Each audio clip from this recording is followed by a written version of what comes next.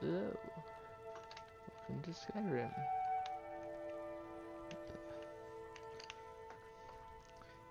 My controller sorted out here. With my mouse plugged in so I could more easily click things like going live. Alright. While I was sitting here, Lydia decided to cook. So, first thing we're going to do is we're going to find the 4 master illusion texts.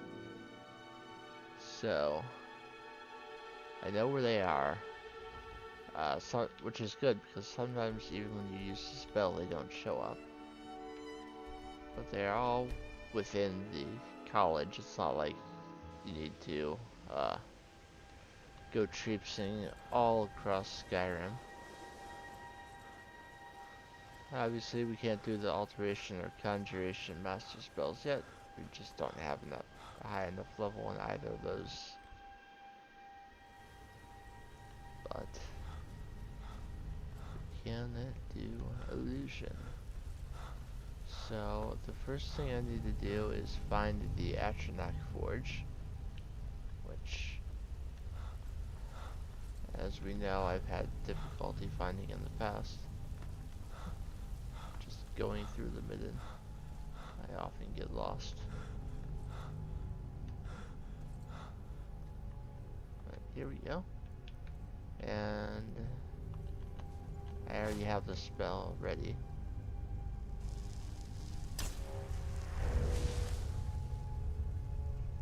And here's a master illusion text. We cannot read that. Pick it up. That's the only one down here. I'll throw up a quest marker to help me find my way out.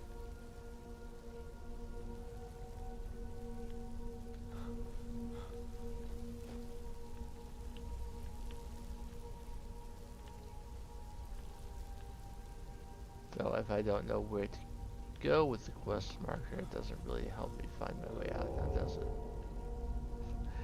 And instead I've ended up in the midden dark, but I'm sure I'll be able to find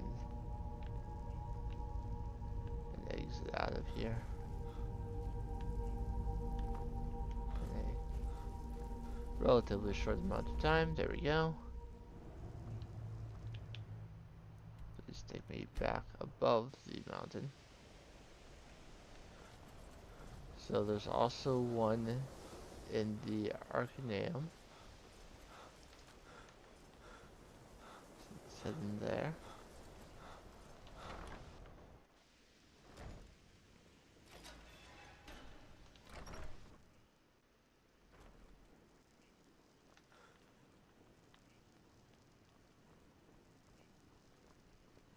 Don't remember exactly where in here it is. Lost. Slipped through our grasp. Oh, well, we might have learned.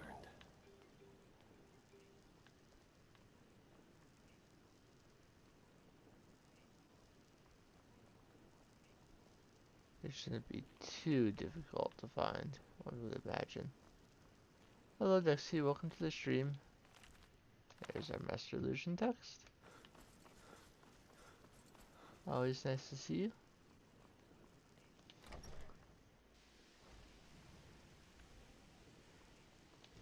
So at this point we will head out towards, there's one each in the other halls,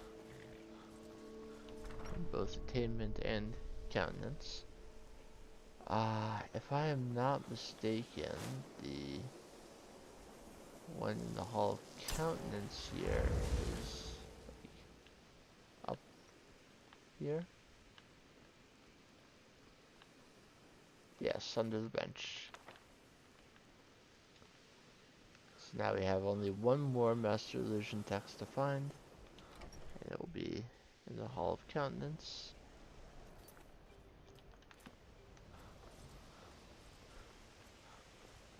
Doesn't matter how many you found, or whether you have the spell currently active, you will not be able to get a quest marker for any of them.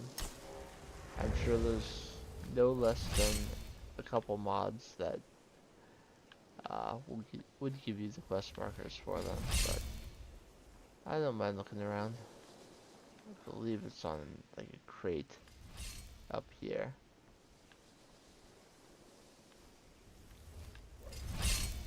There it is.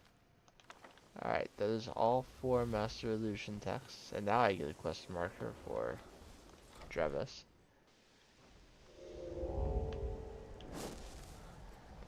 You get to keep the Vision of the 10th Eye spell, but outside of this quest, there's no reason to ever use it. It doesn't provide you any benefit beyond seeing the illusion texts.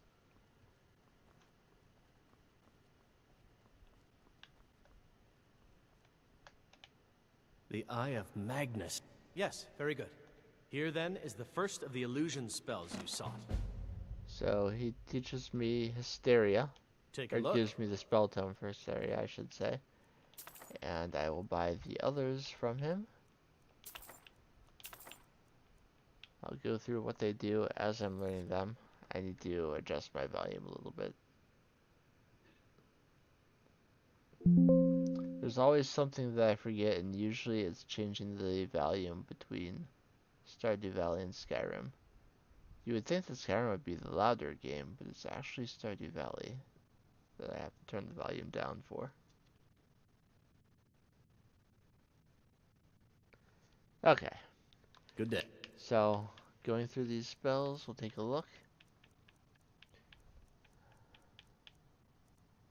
Call to Arms. Targets have improved combat skills, health, and stamina for 10 minutes. You cast that on allies. Harmony. Creatures and people up to level 25 nearby won't fight for 60 seconds. It's a higher level calm spell. Hysteria. Creatures and people up to level 25 flee from combat for 60 seconds. It's a higher level fear spell. Mayhem.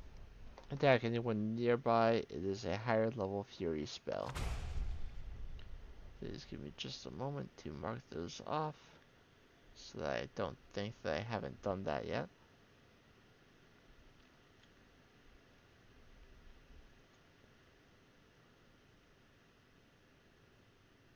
Call to Arms.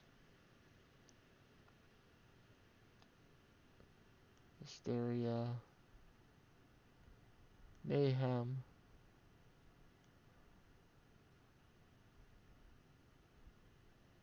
Harmony. And I got Vision of the 10th Eye at the end of last time and did not do anything with it. I can now actually delete that entire table. So we have all of the Destruction, Illusion, and Restoration spells in the game. It's just the Master level Conjuration and Expert and Master. Some Expert and Master alteration spells. I wonder what we... I Spells and accidentally bought incantations Wall for of those with the Frost when I talent to already cast knew them. it, so I'll sell that to him. I want to put those away, actually.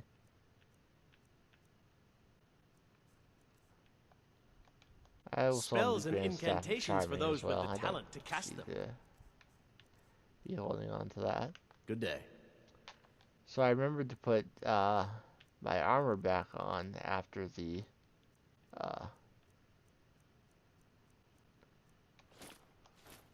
Restoration ritual spell, but didn't put my jewelry back on. Greetings, Archmage. Oh, he actually referred to me as Archmage. I mean, I left him in Felglow Keep, and he somehow managed to escape the Caller's grasp anyway. He shouldn't be here. Which is why I assume I haven't been able to have any dialogue with him in the past, but...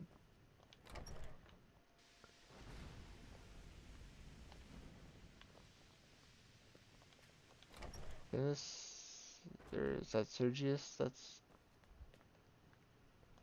Whoever it was, they're not standing there anymore. Ideally, I'd like to find Finiska's store one more time before I leave and see if he'll finally give me that darn skeleton marksman. And if he won't, then it's time for console commands.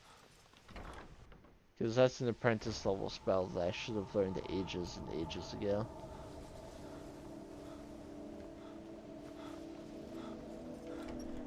And I want skeletons that are going to shoot arrows at my foes.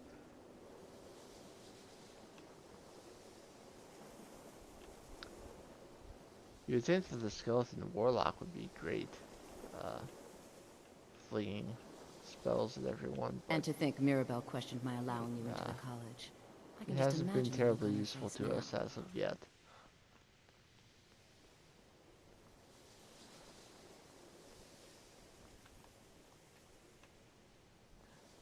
Oh, poor Arniel. Trapped in some unknown realm.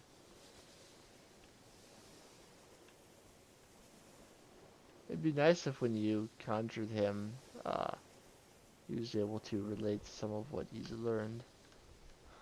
But he's just a normal conjuration that doesn't have anything to say. The Eye of Magnus, here but lost. Pretty sure this is Slipped Finis's through our room. grasp. And it doesn't appear to be in here right We now. might have learned.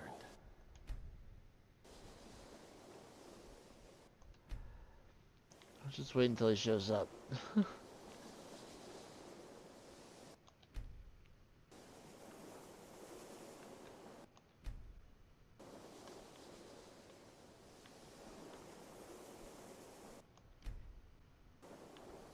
You'd think in the evening he'd be here.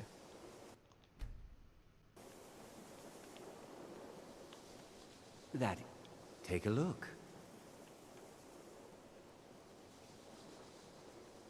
Skeleton Marksman. Alright. Finally got that spell. Oh. Arrows weaken foes for 60 seconds. I accidentally read the Mystery of Talara Volume 2 last time.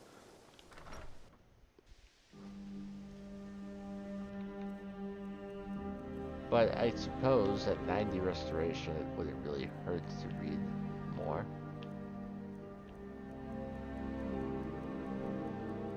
Just waiting on the heavy armor and block that I also have skill books for right now. So I have a little bit more in my inventory than I thought I did. I've got Dukan, I've got an extra copy of a skill book, I've got some Thalmor things I looted. And see Mystery of Talara Volume 2 is right there. Don't need the extra copy.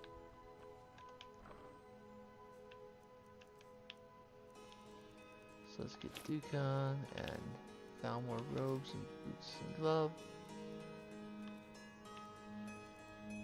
I still can't get Kabazan's Fang out of my inventory, which kind of makes me want to power level Alteration until I can do that quest, but I won't do that on screen at least. So if I have scrolls, I put them down here, and while they're not really scrolls, the flame cloth spiders and the jumping flame spiders are in the scroll section, because they're one-time use things like scrolls are.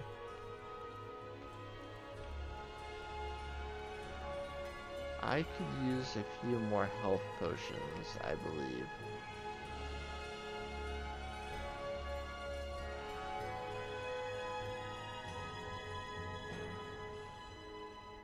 I'm gonna take those tomatoes and put them in my house. Just so that there's nothing in here that I would actually be interested in. Put the book in there too. That actually weighs something, unlike the arrows. Mystery of Talara Volume 2. Free tomatoes. I don't mind taking tomatoes from a barrel. It's not like I can grow them myself. But usually if I need tomatoes, I get them from Carlotta.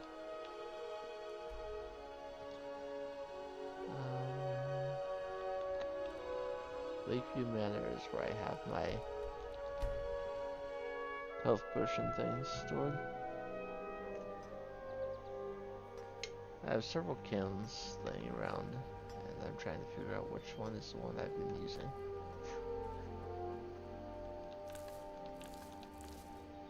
I'll be able to make 12 more health potions with these ingredients.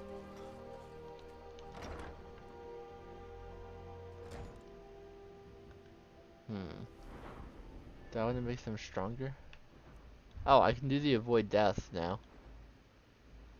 Once a day heals 250 points automatically if you fall below 10% health. It's only once a day, but it's still so very useful. I'll put the last perk there. And I'll get the benefactor perk. This will make my health potions a lot more effective. Now, the fortify health effect is up to 59 points. The restore health effect is up to 93 points. I'd still rather just potions that heal my health instead of fortified as well, but those ingredients are harder to find and less effective.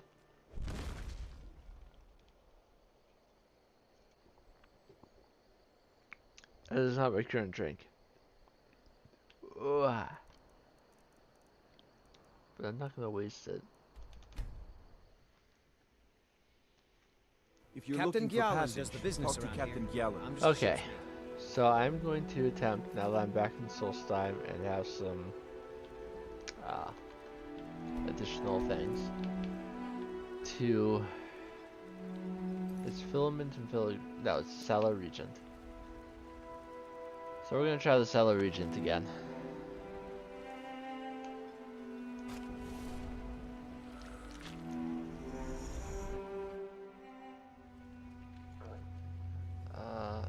Give me just another one quick second here. I had the window capture selected in OBS, so I was seeing the border behind me. Cast the candlelight. Let's not lose unnecessary health.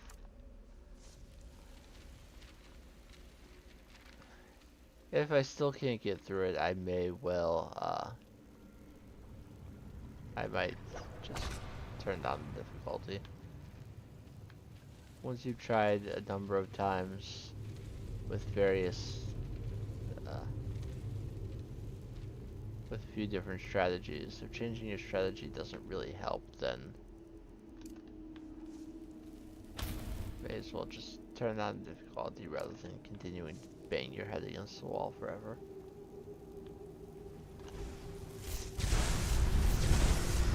On the one hand, I do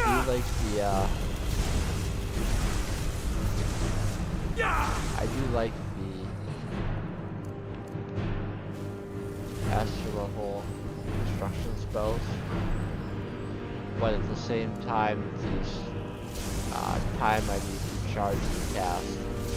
In that time, these probably kill me.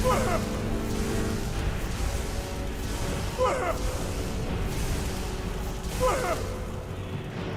can even get them. I can get one of them taken out. You know what? Let's close the distance. I am low on health, this is why I made more health potions though.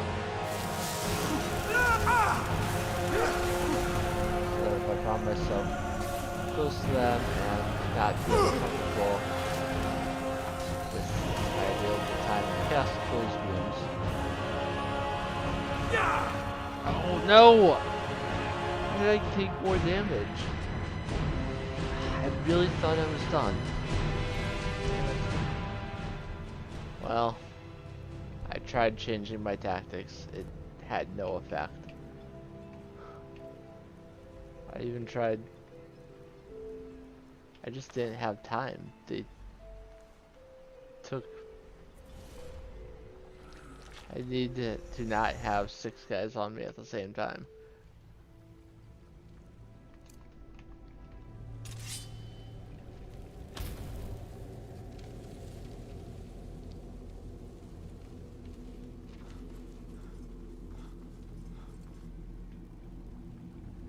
essentially being Tremora, they are immune to so many things. I suppose it wouldn't hurt to use an alteration spell. I have Iron Flesh. I can try casting that and see if it has any effect on the damage they do to me. I mean, it'll be less damage anyway because I turned on the difficulty, but...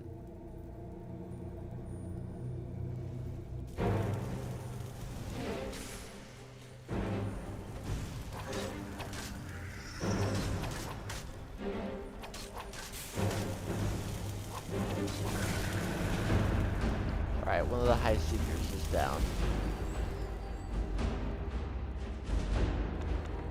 That alone should have a big impact on what's happening here. Turning down the difficulty shouldn't reduce the total number of enemies I'm fighting, but apparently it did.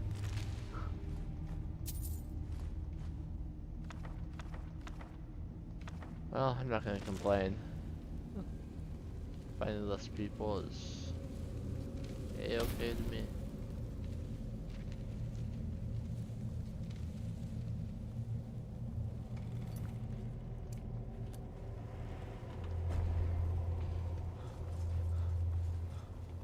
Rush across there. Scroll of Dead Thrall. Dead Thrall is a Dead Thrall is a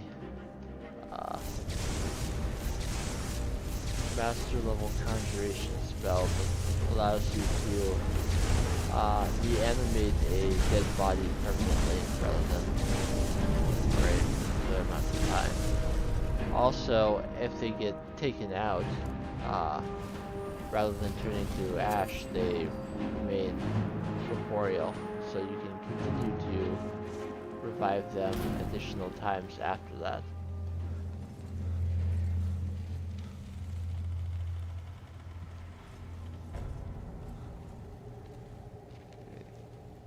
Stay as a regular body for as many times as you want to revive them.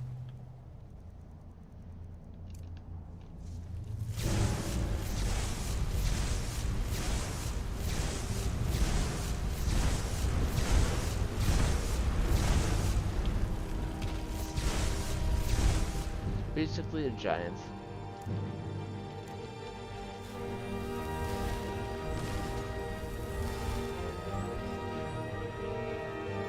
Just as much damage as a giant would do to me. The attacks are similar too, and similarly I'm going to be staggered.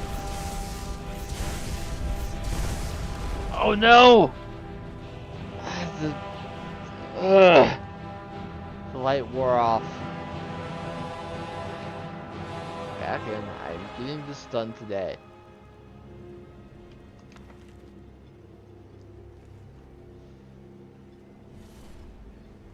But obviously my spells are not doing enough damage. So I'm doing candlelight in my sword.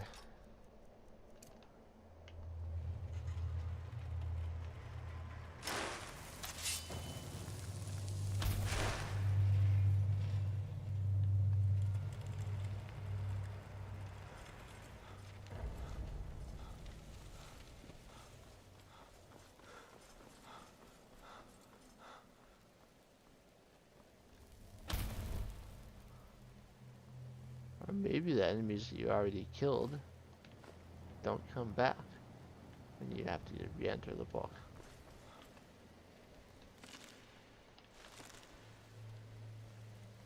If that's the case, this isn't nearly as bad as I thought.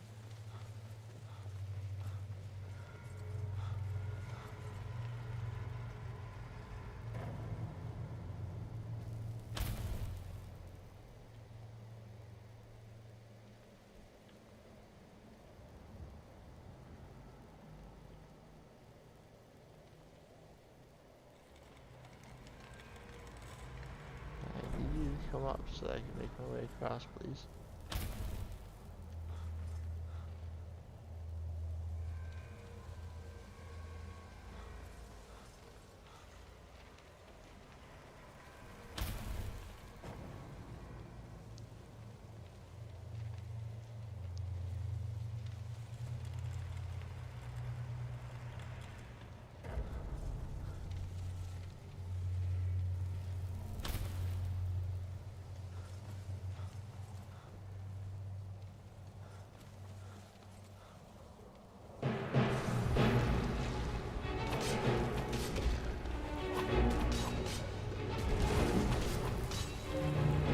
my heavy armor at 90?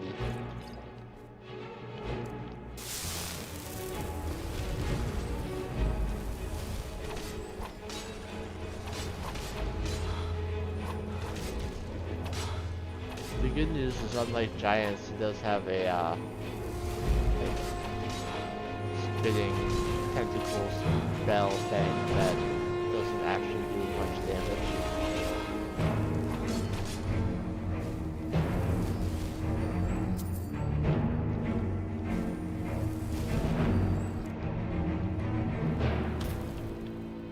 I didn't even bother to check my soul gems, but I'm just happy to manage to successfully kill him.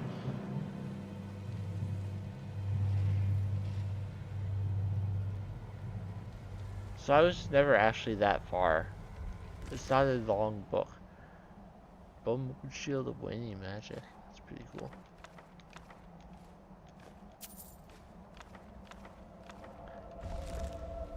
When I'm done with all these black books, I'm gonna have so much to sort through. Spell Tome for Flame Thrall. That's another master level spell. So it's master level conjuration. It allows me to summon a flame atronach permanently. So, while typically you need the appropriate level and the ritual spell to get master level magic, this is Apocrypha. It's not beholden to all the rules. Okay, so with the Sallow Regent, we can get Seeker of Might, Seeker of Sorcery, or Seeker of Shadows. Combat skills are all 10% more effective. All spells cost 10% less magicka. Stealth skills are all 10% more effective, unlike the power that I got before. The Secret of Arcana and the other secrets. They're not powers that last for a certain amount of time. They are permanent effects until you choose to get rid of them. I'm going to take the 10% less magicka because, well, my destruction is costing nothing. The conjuration is still, you know,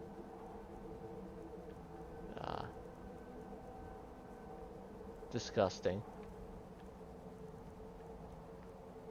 And, you know, any more times I can close wounds is worth it.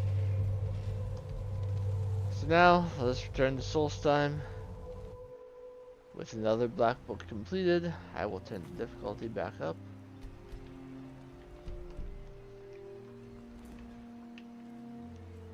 And that is 6 black books, right? 1, 2, 3, 4, 5, 6.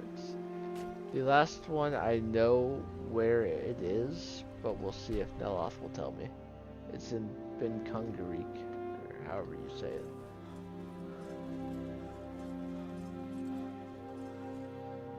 Azura's wisdom. Half the people on Solstheim, most of the numbers in the game, are voiced by Keith Sarabika, who I know best for Angel.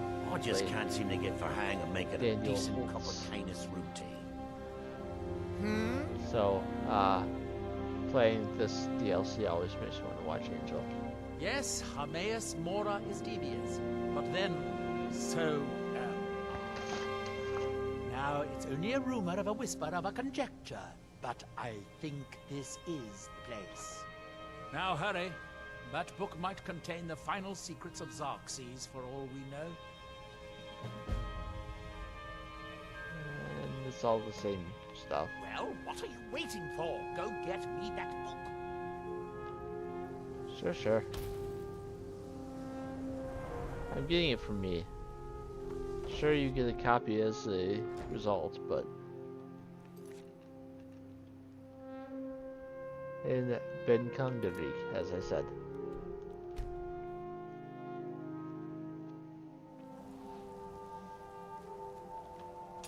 There will be plenty of Rieklings in here.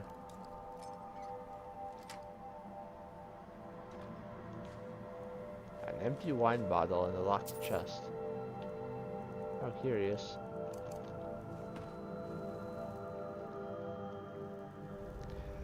I did look up additional ways to find Shadowmere, since that's my favorite way to level up Conjuration, but I wanted to get into actually doing things rather than fiddling around with too much craziness. I'm not scared of Rieklings. Sure, they can swarm you, but they don't do a whole lot of damage. They are certainly small enough to be staggered by all of my magic.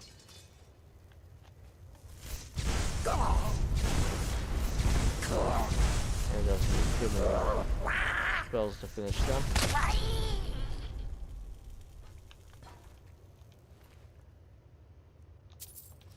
And there's like a 90% chance that by the time I'm done here, additional Rieklings will show up, but ones that are on my side.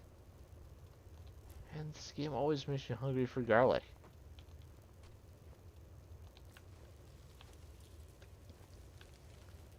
I haven't decided what I'm having for dinner yet tonight, but it's probably going to involve garlic.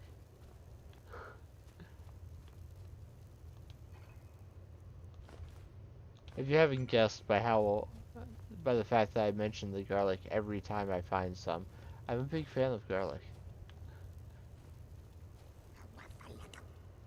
Many things I cook involve garlic in some way. This person here.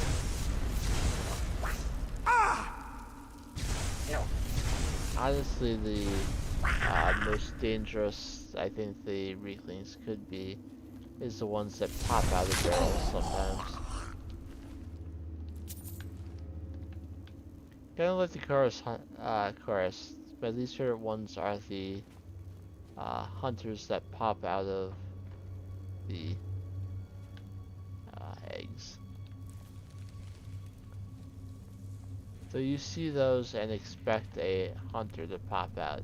You never really know what barrels Rieklings may or may not pop out of.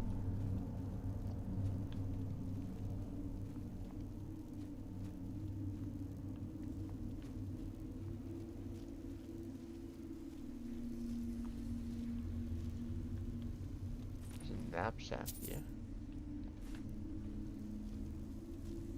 Possibly having belonged to a fisherman.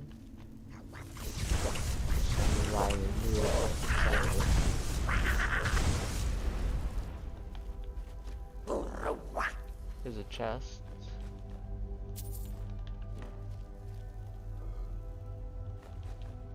I should probably figure out what type of souls these Rieklings give. So here's a Riekling scout.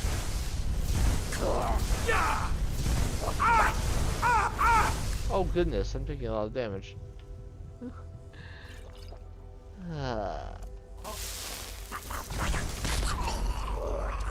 Alright, the scouts at least give lesser souls.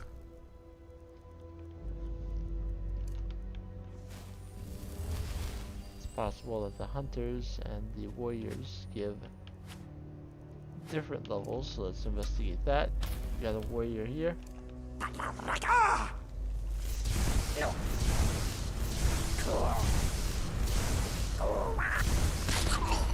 The warriors are common souls, and that's usually what I'm trying to fill the most, so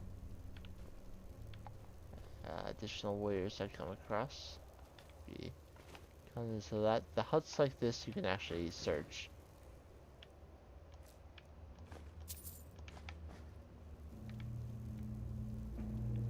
It's just these wide open ones that you cannot.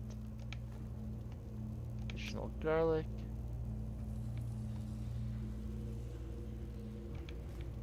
And one flawless sapphires.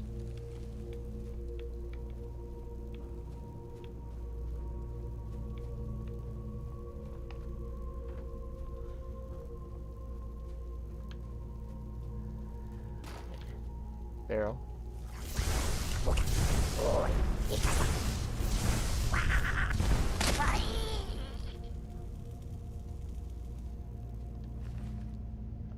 Alright.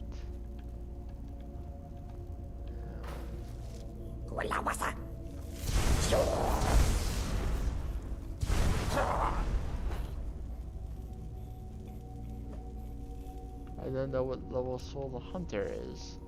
Let's find out. When my triggers start to respond again.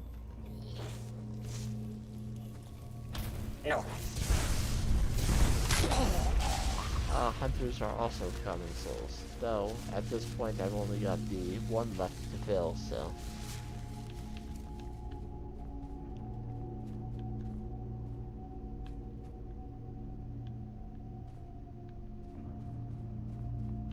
There's a tripwire here.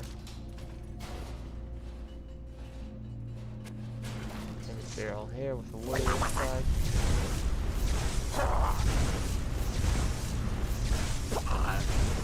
Soul trap it, so I don't have to worry about even common souls anymore.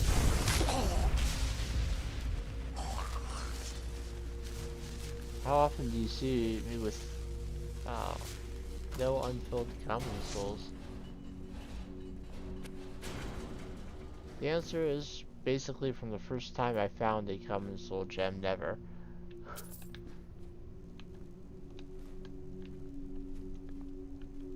This is not the only reclaim place where you can find a statue of Debella.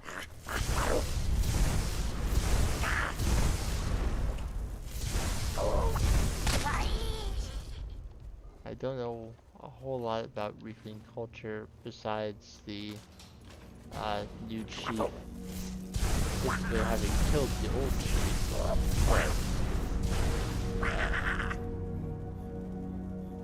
Seems that they may have some level of reverence for Debella.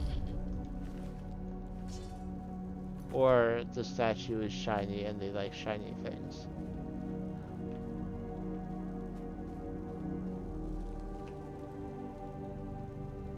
That's also a possibility. There's a chef's tunic there if I needed one. You don't really ever need a chef's tunic. I chose to use one when I was impersonating the gourmet, but all you need is a hat. And you get one inside the kitchen, so.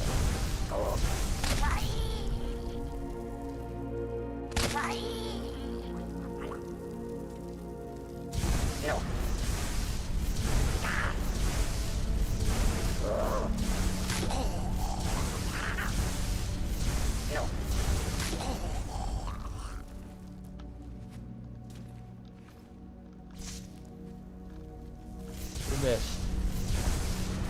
This one is just named Reclaim. It might have been a petty soul.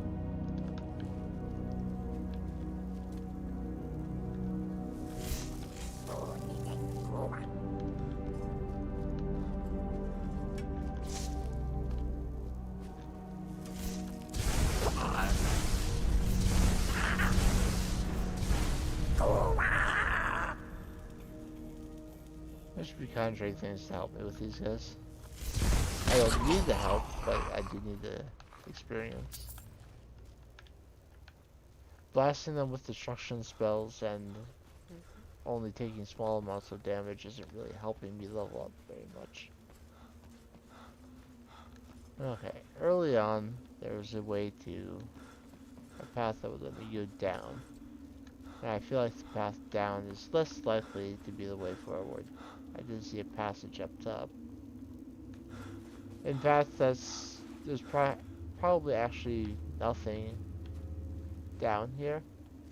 It's probably more just a way to get back up if you happen to fall down. Though it looks like the devs and I agree on this point. I would definitely put a chest back here. Sometimes I go to a location like that and I'm like, surely there's a chest down here somewhere, and there's just not. And I get a little bit disappointed. this time, it was worth it.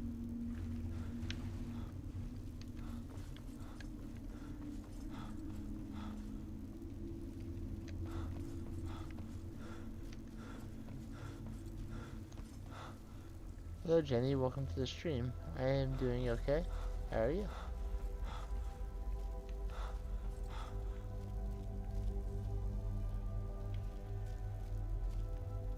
The passage forward is back here.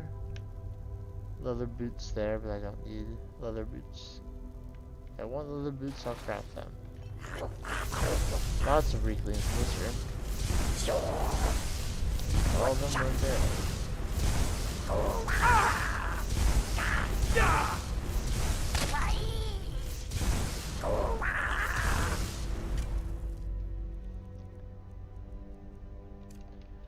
Let's let the skeleton have some fun. While I heal my wounds, I'll let the skeleton and the warlock handle the you.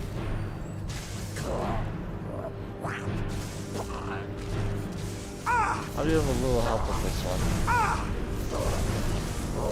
The stream is going okay. 43 minutes, 43 and a half minutes in.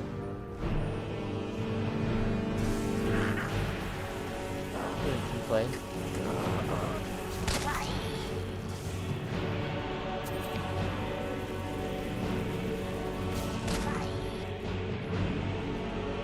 Alright, took him some time, but Warlock finished then.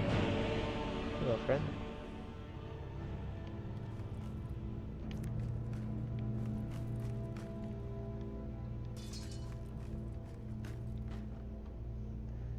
I also play, I play Stardew Valley as well. Actually, what I'm going to do is I'm going to do favorite and equip a bound sword. So that as I conjure a weapon to use, I'm getting conjuration experience that way as well.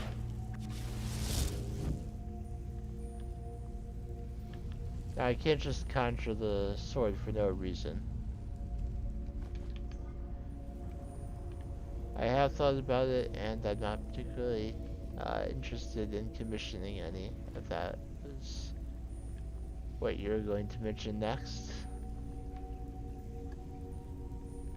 So there are some books on this shelf here, but I've been looking forward to this place.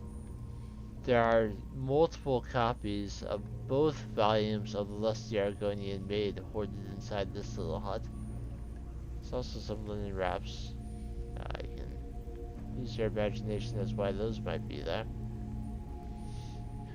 Plenty of copies of the Lusty Argonian Maid if you don't have any, but I had both volumes and I've already read them at the end of a couple streams ago, so don't need any of those copies, but they're there if you want them. You can see through to the other side of this door. It is locked. Expert level lock.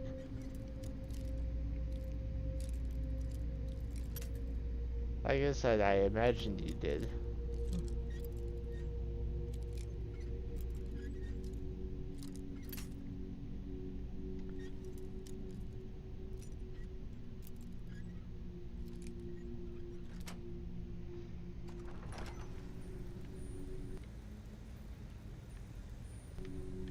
Game froze for a moment there. That's scary.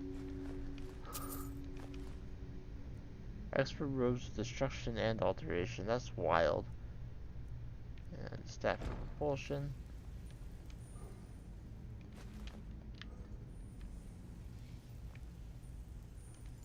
There's a key there. I could have used telekinesis, I suppose, to pull certain things through that door.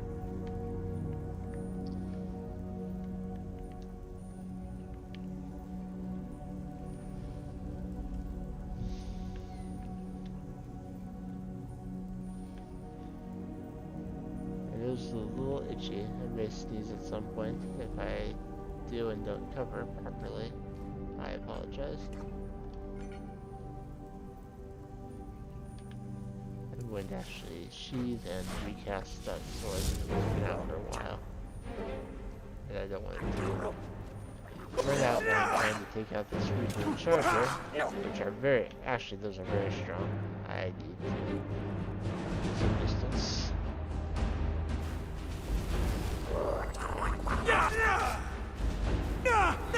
Oh! I was trying to cast, it just didn't work.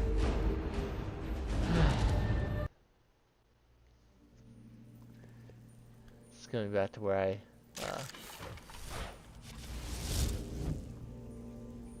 went through the door, which thankfully is not too far back.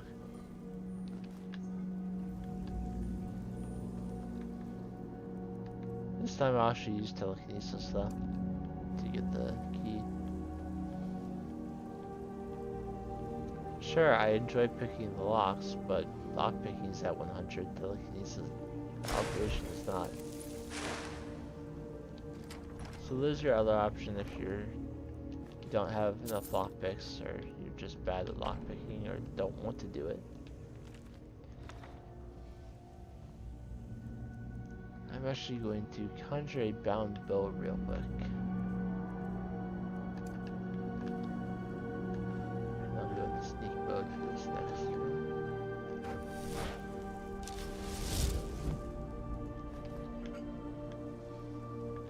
Not going to block you if you give a link to show your work, but I can't promise that I'm going to look at it, or certainly not that I'll actually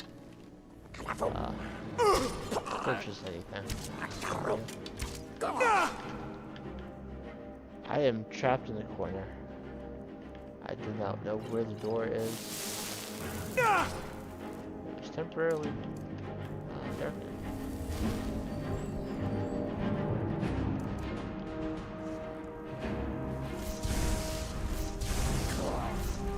Alright, I got around casting now, so I can lose.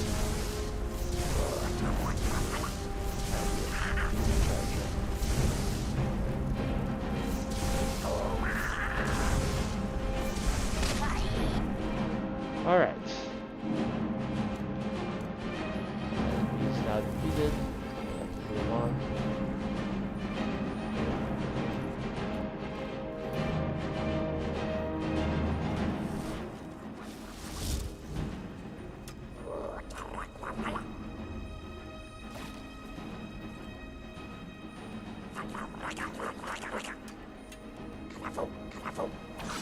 Hopefully the bounce sword will be enough to address them.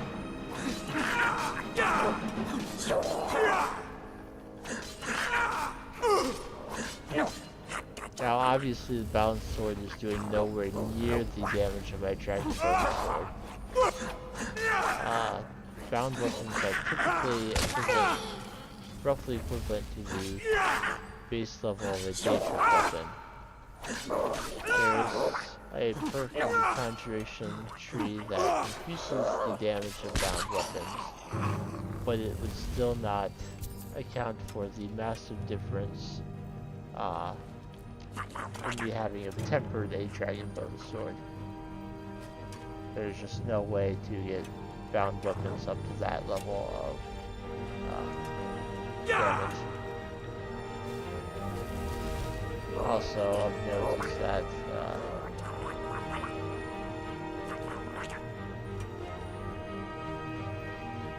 conjuration level does not have anything to do with how much damage the bound weapons will do.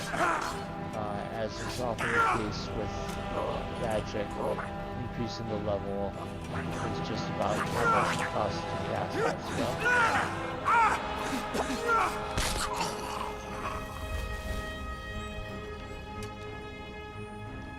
I use bound weapons a lot on pure mage characters, so that I don't have to carry around a weapon and use that carry weight. One of my favorite parts about using pure mages is how much carry weight I have available.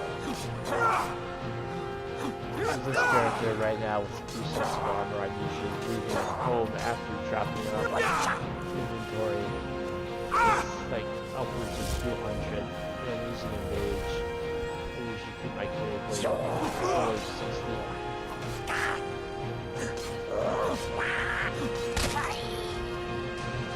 Okay. There's only a couple left in here. This one I already heard them go a little bit.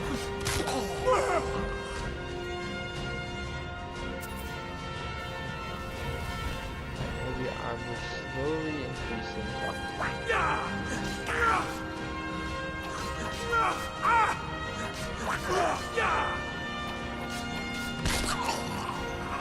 If you'll indulge me for a moment, I would like to check how many of the skill books I have in my inventory right now are for heavy armor.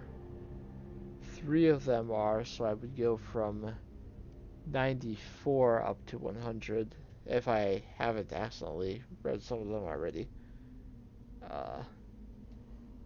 And I just reached 91, so I want 3 more levels before I use them.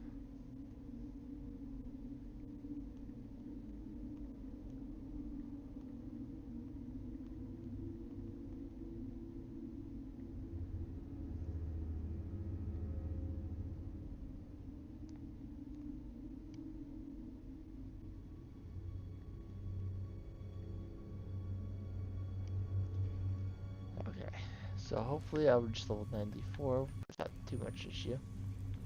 I'm very much looking forward to getting extra armor out of my inventory. I'll take the silver ingot. Did I check this hut already? Now that there are gems in here.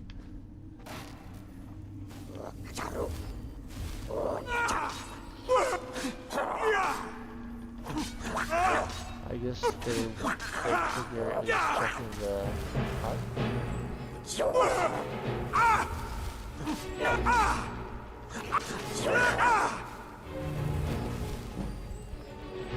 I'm just gonna hop down here a little bit. Give myself some time to get my health all the way back up before I re-engage.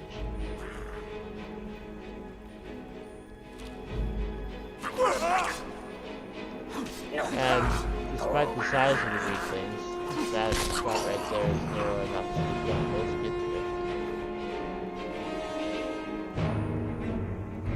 So anytime I can fight, no, one at a time.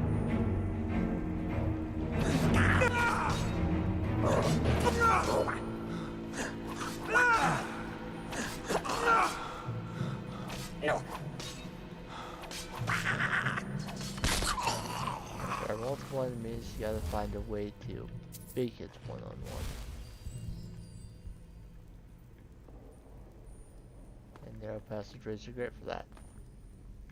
Well, I'm assuming that there's a puzzle here that I need to solve, and that just opening the handle right now would not be a good way to do it. I'm going to guess that the pillars, the symbols above them, are what I need to match. And this one is...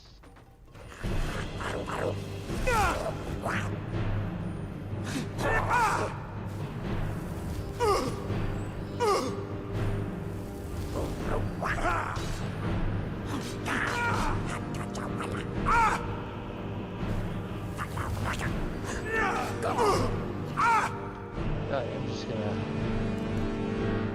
imagine this magnet.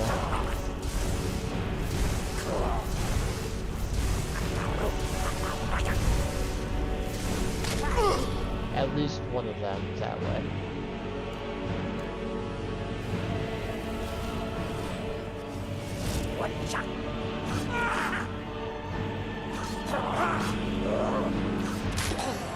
Okay. More taken care of. So there's not something up there above this one.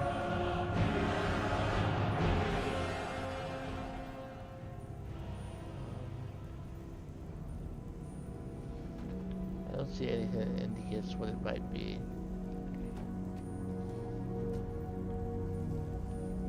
Well, it wasn't Eagle, but I don't appear to have been punished for it.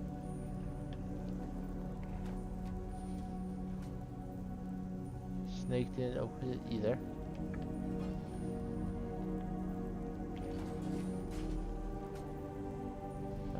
There's a ward wall in here.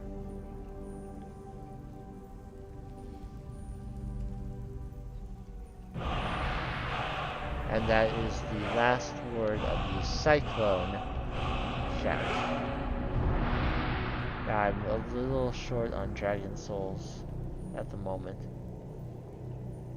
And just killing a bunch of dragons would not help me, because Merrick would steal a quarter of the souls anyway.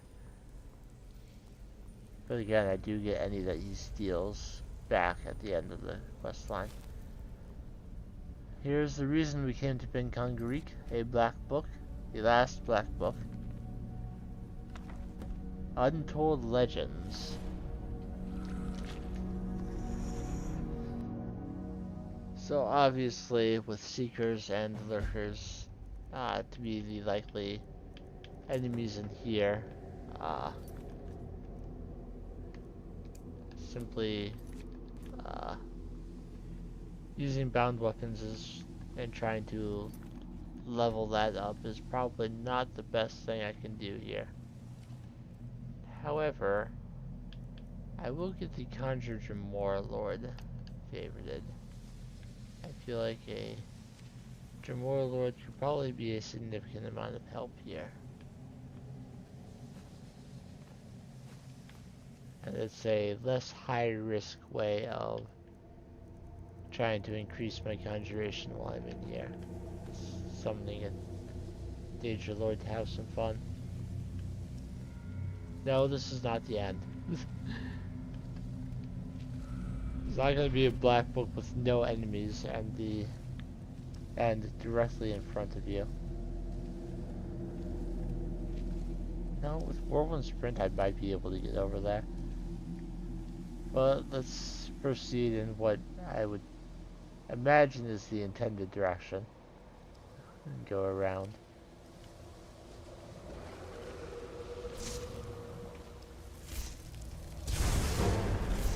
You're a regular lurker, so I think I can probably handle you. But it's not a question of if I can win, it's a question of am I going to get any experience in the process.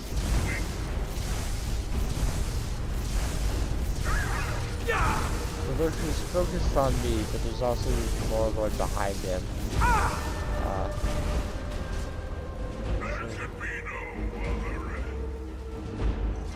That's my favorite thing to hear the Jamor Lord say. There could be no other end. I have enough magic to cast Close Wounds, it's just not working right now. So there are 2 ways to go here. 2 additional passageways. This is chapter 3. I'll drop a quick save and see what's over here. Well, there's a Seeker right in front of my face as soon as I come in.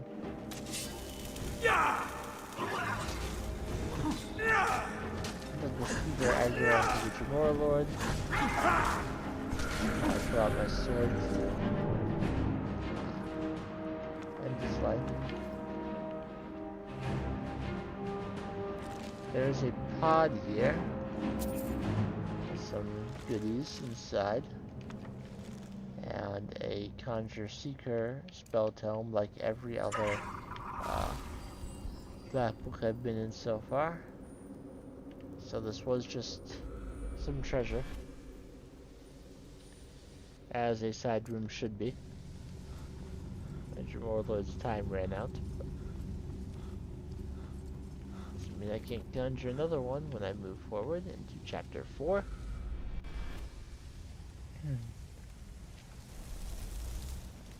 I'll just go ahead and conjure him now, so by the time I find an enemy, some of my magic will come back.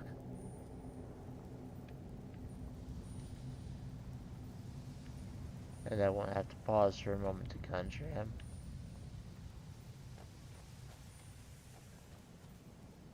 This room looks pretty empty though. I assume as I start actually doing things, some enemies will show up.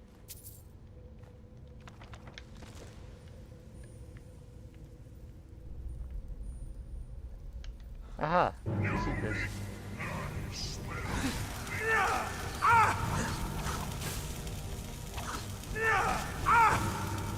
I'm happy the Jamora Lord smells weakness, because this many secrets kind of scare me.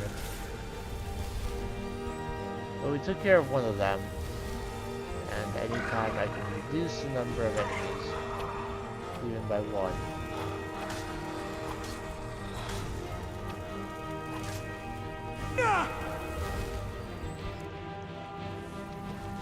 I don't have enough to do summon him yet.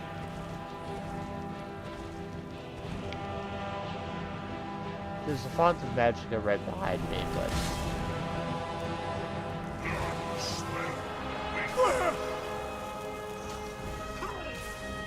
go off, Jamora Lord.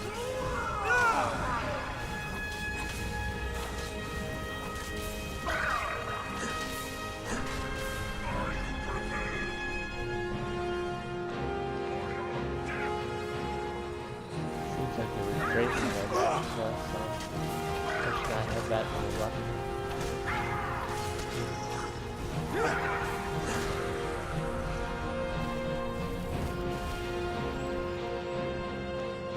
Alright. Enemies are gone. And all that's in here is a font of magicka. There's this guy here, and it's not going to open what's right in front of me. It will open on the other side. Something, probably.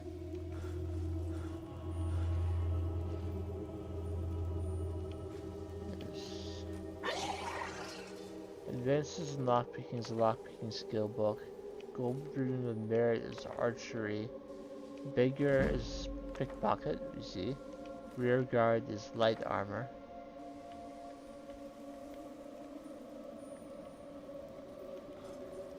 Pickpocketing skill is so low I didn't even think about my skill level for that.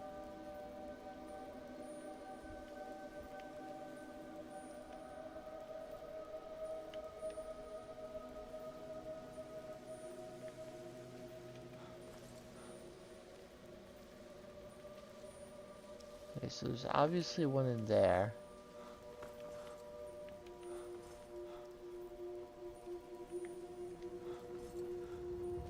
I don't have a way to access it, do I? No. And there was one over here that I activated. And there's obviously one in the middle, which probably opens the way forward over there. Oh, I just didn't activate this one.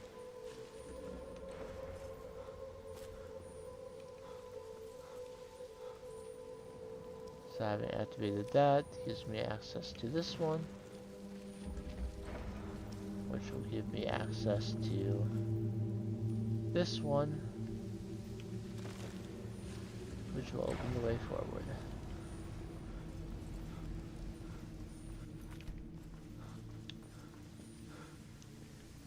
Give me access to this pod, or vessel.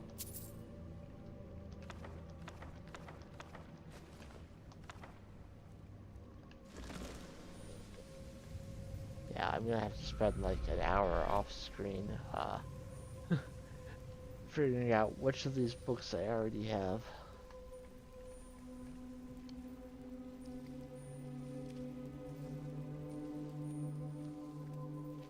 So this looks to be the last section.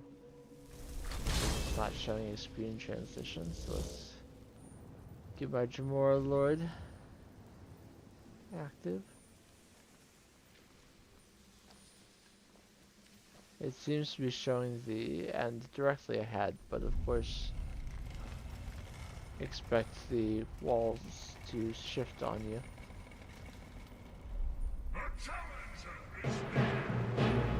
I wonder, did my Jamora Lord actually come with me?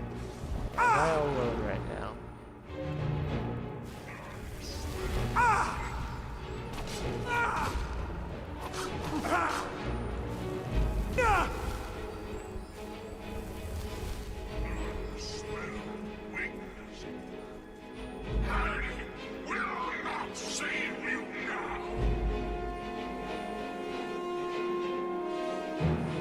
the obvious solution is to reconjure tomorrow Lord when I'm near the marker.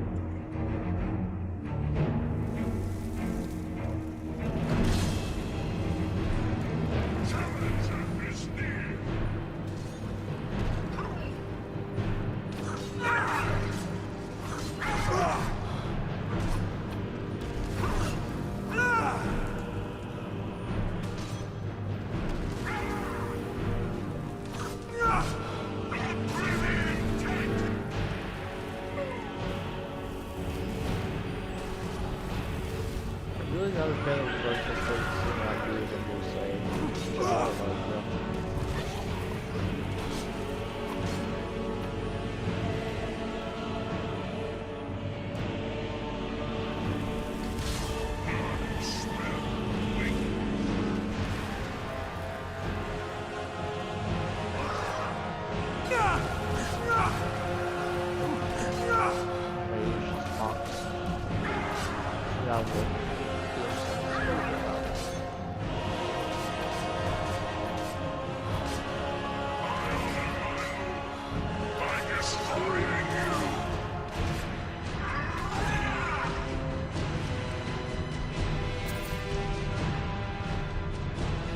Roger, warlords.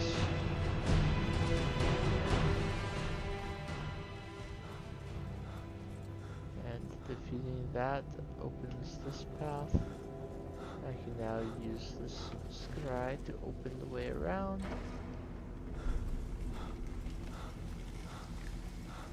And the hallway will go back to its original position. And actually give me access to the end.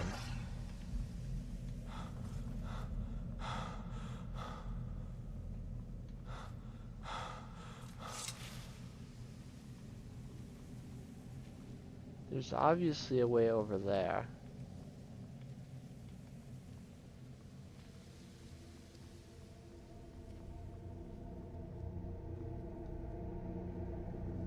I assume the hallway can twist again, but hey, we're at the end.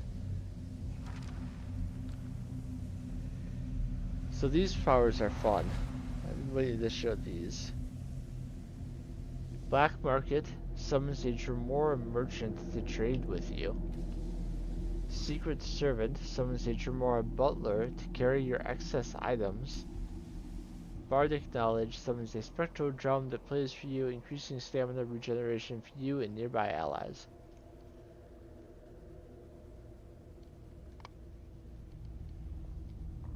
Truly Horde.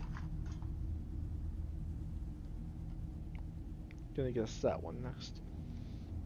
So I'm not gonna take the Bardic Knowledge.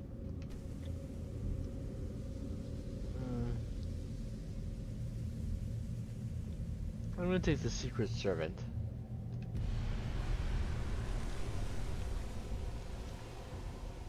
Obviously, a Dremora merchant is fun, but I feel like having a butler suits me.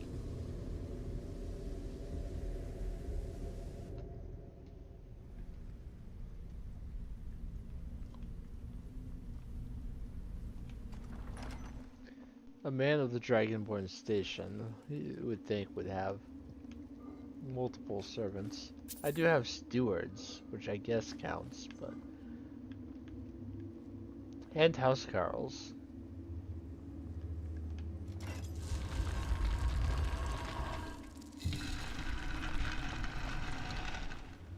Alright, so we have actually cleared one of the reclaimed dungeons now. Which is cool.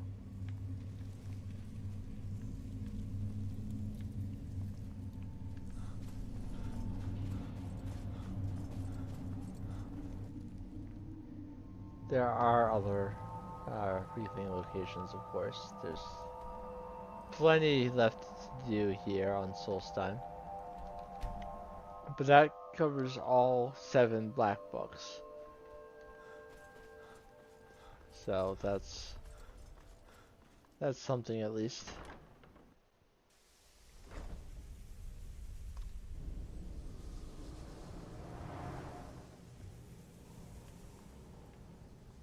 So Let's find the Neloth and let him make his copy.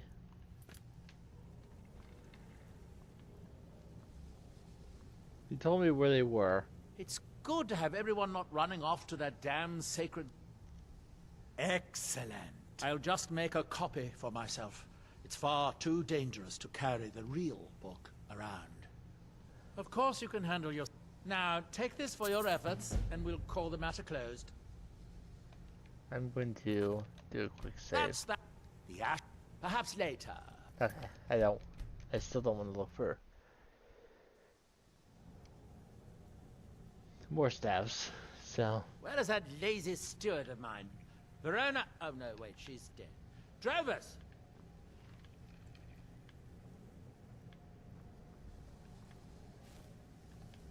Good day, friend. Keeping well?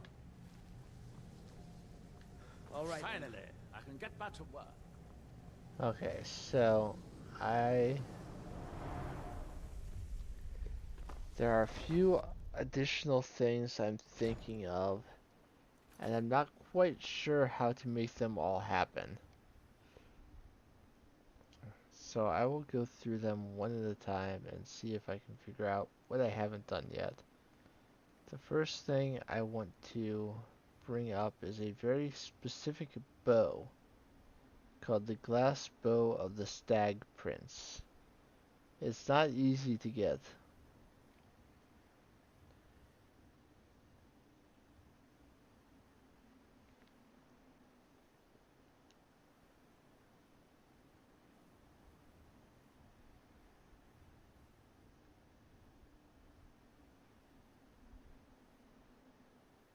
Let's see.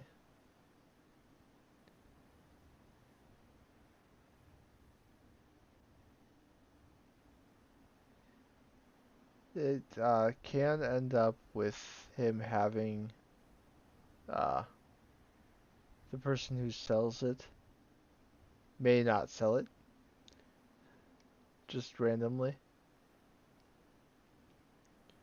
The person who has it can appear there between 12 a.m. and 4 a.m. But if you arrive at the place before midnight and wait for him, he will not show up. So the place he goes is the Ramshackle Trading Post, which I know I have found. I just need to figure out where exactly it is on this map.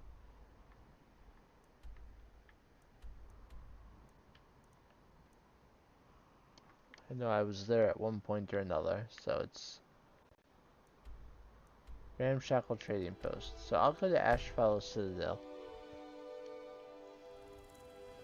And I will face towards it. And I will wait for 12 hours, which will make it 11:30 p.m. Actually, I have plenty of time to get there before 4 a.m., so I'll wait the additional hour to actually make it past midnight. And now I will head over there. And hopefully he's there. He doesn't always show up even though he's supposed to. He doesn't always sell the bow even though he's supposed to.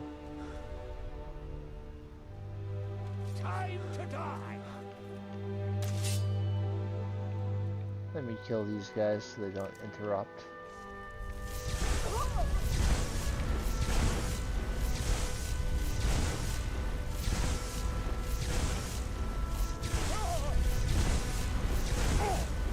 Double viewers is not a problem since I can keep at least one of them staggered at all times. Oh, hello.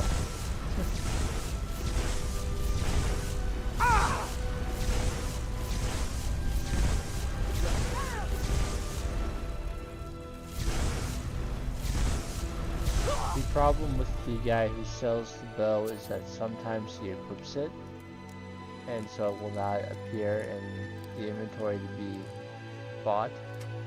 Also, to pickpocket it off of him, you would need the misdirection perk to pickpocket equipped items from someone. So if that happens, you have to find some way to get him to unequip the bow, and then either take it or buy it. So I came over here and he is not here. Which is just one of the possible issues. Let me use detect light to see if there's anyone nearby. It does not appear so. So, one way or another, something I did, or just a typical bug of the game, did not allow him to show up. There is a East Empire Company pendant here though, so I will at least take that while I'm here. And I'll probably come back periodically to see if I can get him to appear. But unfortunately it is not this time. I'll wait an hour while I'm here just to see. It's not supposed to allow him to appear, but this guy is so buggy that who knows, maybe. So I'll move on to the next possible thing.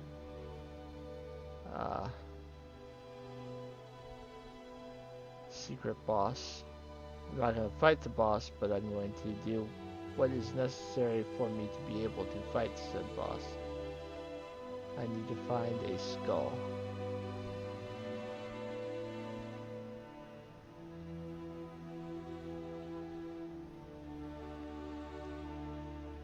So I need to go first to Glacial Cave, which is another reclaim place.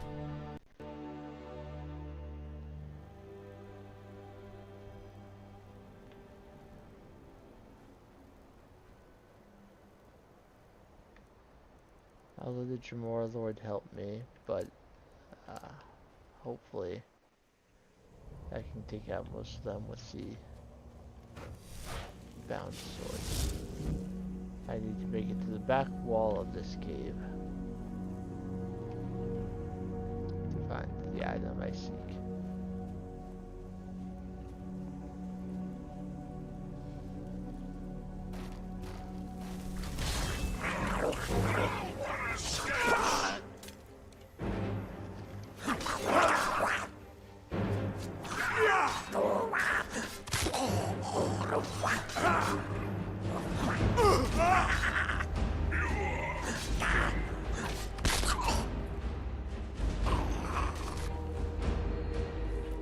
He was carrying a knife, not the one who equipped his weapon. We got a Malachite Orbane, why not?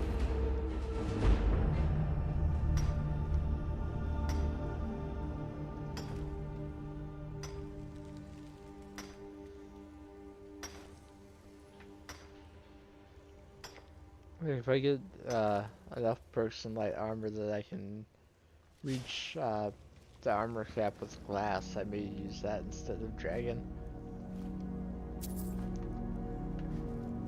I really like how glass looks.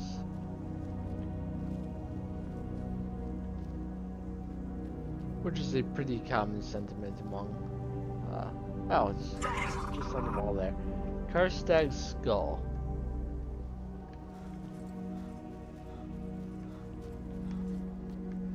If you played Morrowind, you may know something about Karstag already. He did appear in that game. But beyond that,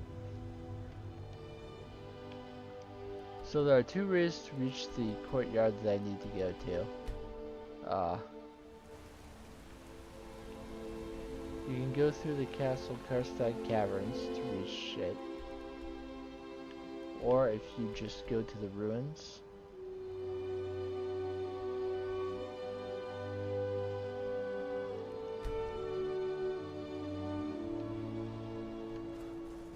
You can just pick the lock and reach the courtyard that way. It is a master level lock, so obviously you need at least some level of skill to do so. Or just to absolutely bonkers amount of lockpicks or the So there is a mounted weakling in here. Unsurprisingly. Actually, there's several weaklings in here. As long as I keep the mounted one staggered. Ah, nope. I was hoping if I kept the mounted one staggered for long enough, I'd be okay. Dude, charge at me immediately? That's not cool.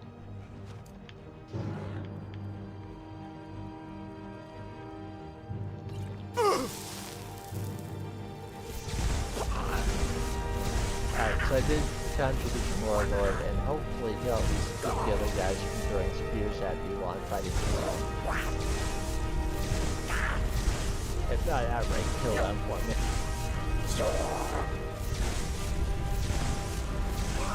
I think he killed them. The avoid death perk did just activate. Now I have the key, so even if this place relocks in the future. To fight these super special secret boss, you place Karstag's skull here on the throne. But I do not want to fight him right now. I am not ready for that at this moment.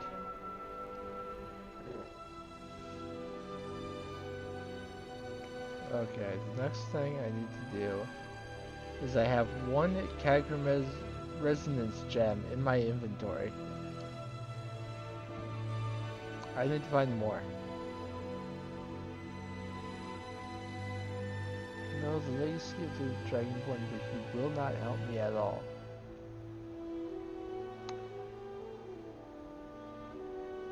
There's one in the Chardak, and I didn't get it while I was there. And the Chardak Aqueduct. Because I only have the one, right? And that was the one that was sold by Riva Sarvani at the Silt Strider. If I'm not horribly mistaken. There are two inside of Kagrimez, and you only need 4 to get everything. To complete the area. Yes, sir. Take a look. Let me make sure that he doesn't have this one. So yes. If he doesn't have it, that means I did already Safe buy it. travels. Which means there's one somewhere in the Chardak that I did not get. It's found on the table in the upper room of the Chardak Aqueduct. Now that I've already done this area with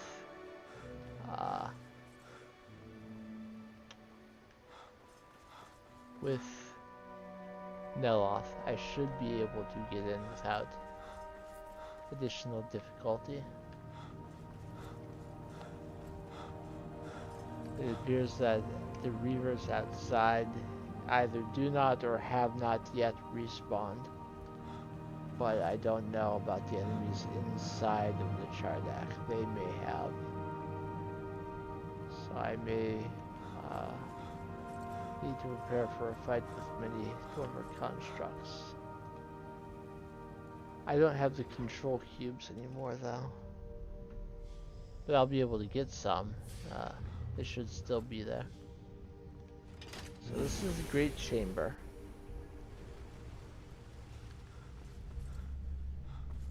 Should be able to pick some up from where we left them. So the first we got from over here is the workshop. So the aqueduct is likely the lower area, which means I need to take one of these cubes. In fact, I'll take all of them. And I need to lower the water back to the lowest level so that I can get into the aqueduct again.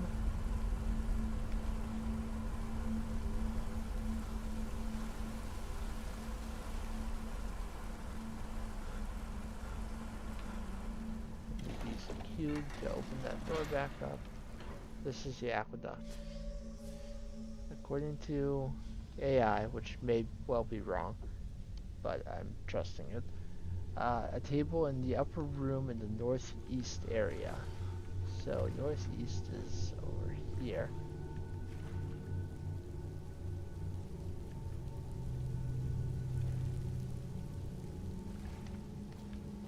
I'll just hop up here.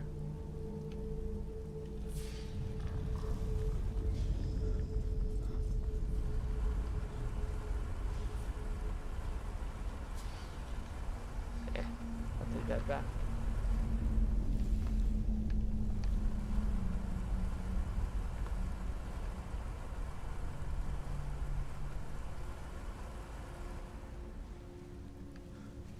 I needed it to be just a little bit higher.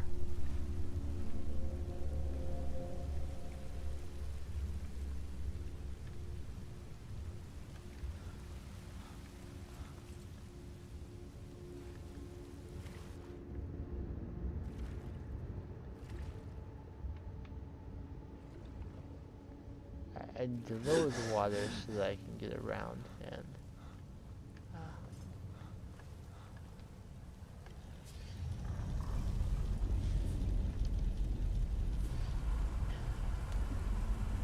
we'll figure this out.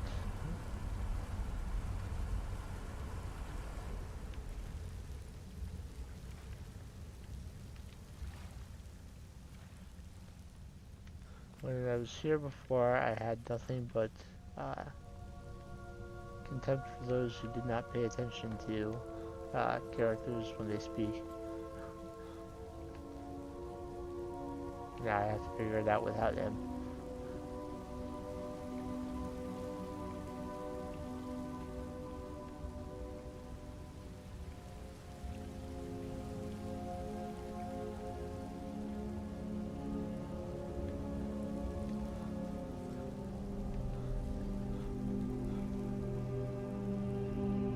That was completely unnecessary.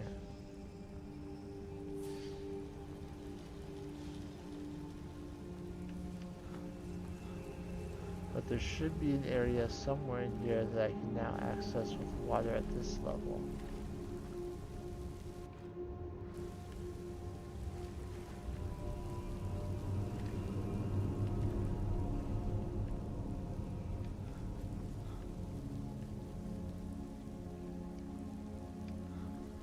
Looking for somewhere to leave another cube.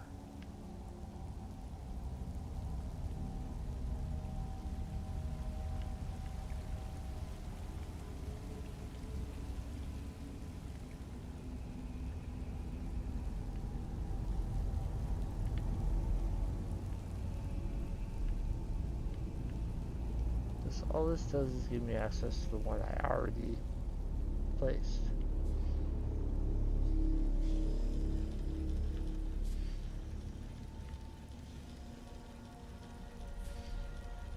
I think the issue is that I have the cube that was in the other spot, and now I can't, get through because it's not there.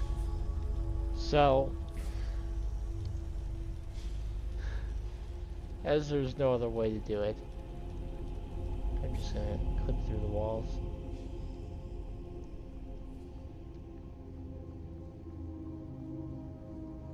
It's probably right here on this very table.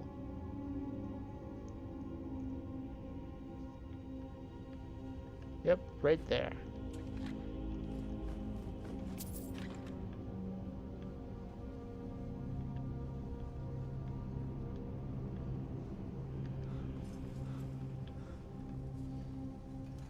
So, hopefully, if you're playing along and wondering how to find the gems, you haven't actually completed the Tridac yet. It looks like that is something you would need to do your first time here. And use a Ballista Master to train you for my mistake.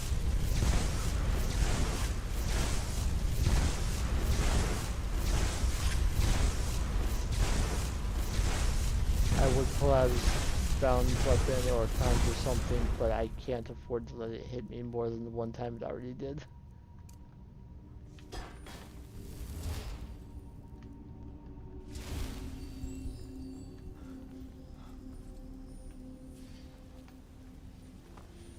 So now I will take this cube back and just exit the area. We will leave the Chardak and I will go to a place where I actually need to go.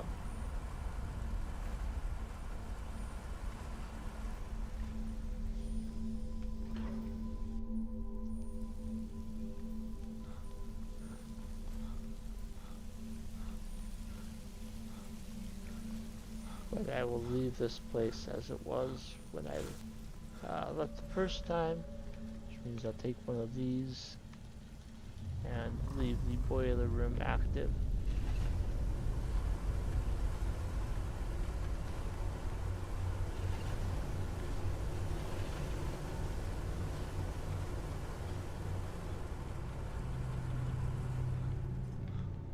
Alright, so we now have 2 Kagrumez Resonance Gems. To get one of the remaining 3, the one that's not inside Kagrumez itself, we need to go to the Dwarven Ruin of Falbathars, which is also here on Solstheim. So, Falbathars is here. There is also a unique item in this dungeon, so it's a good place to come. My carry weight right now says 380, but that's because I'm not wearing the backpack.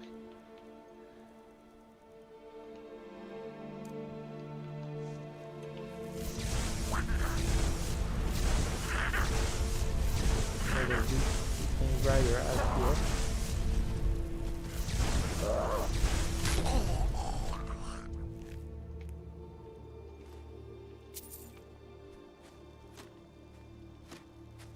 And just some other people that have little residents outside. We can take care of them without too much trouble.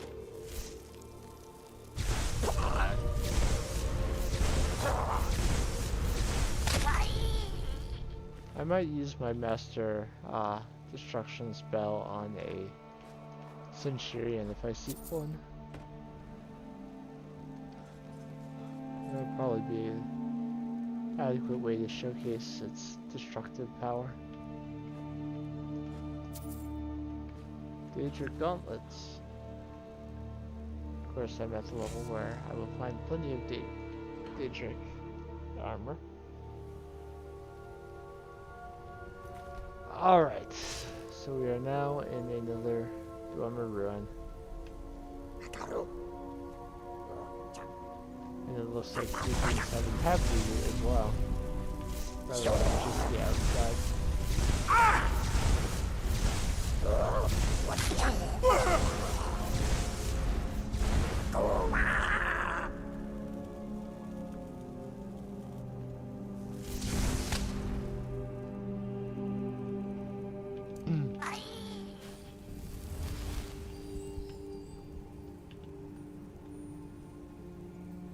5 far stars.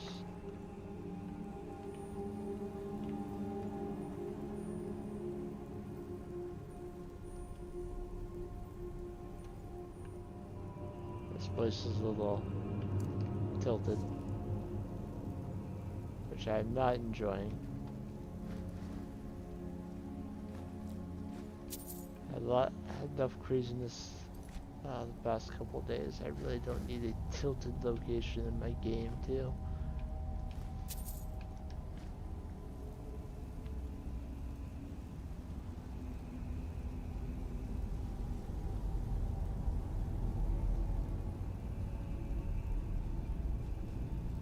Alright, these weaklings are already dead, which means I'm probably going to start finding Dwemer constructs soon.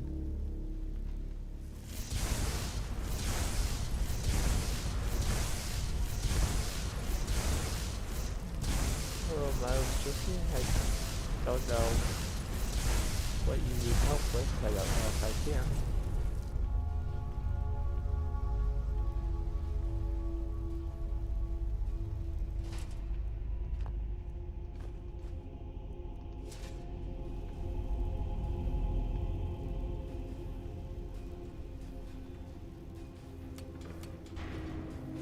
that button opens and closes this door. It was already open. There are a number of buttons on this console.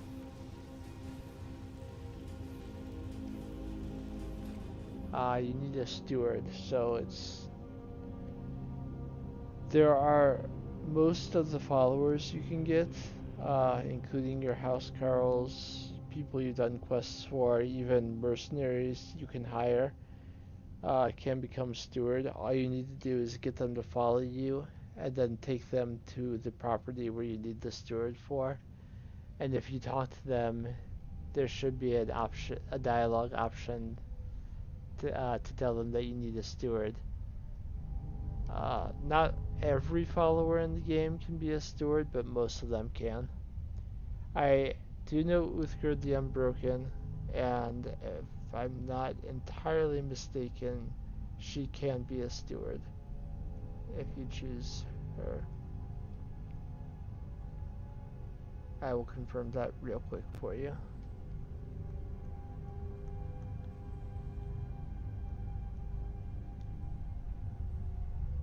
Okay, so according to this, Uthgerd the Unbroken should be able to do that. Have you had a previous steward for that location in the past?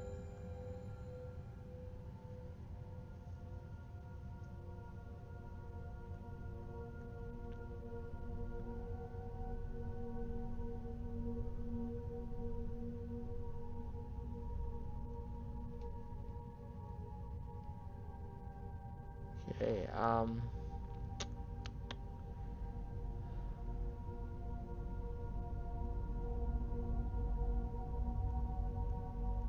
well, I found one place that says that she can be a steward, but another that does not say it.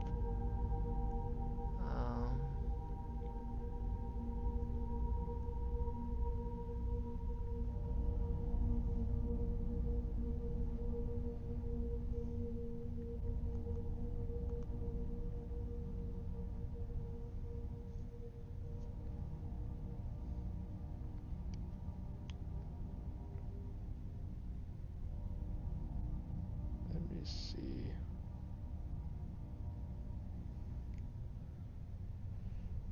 So, according to every list I can find, Uthgerd the Unbroken should be able to be a steward.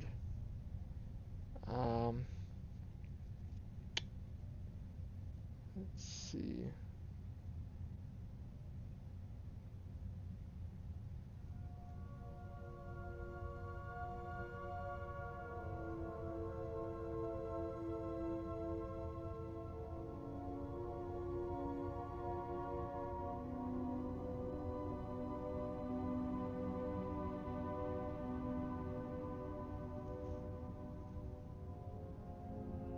I'm trying to see if there are any particular bugs with her.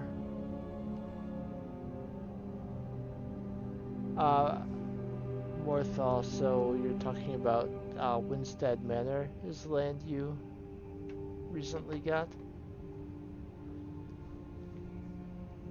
If that's the case, there shouldn't be any reason that she can't. There shouldn't be any reason you can't see the dialogue option there.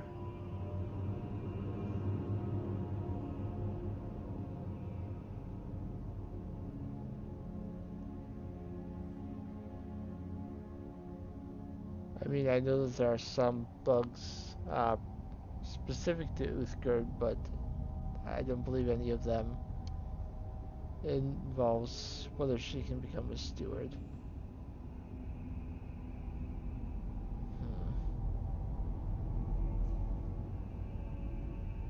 So she's your current follower. You are at Winstead Manor, and when you talk to her, there is no option to ask her to become a steward. Am I understanding that correctly?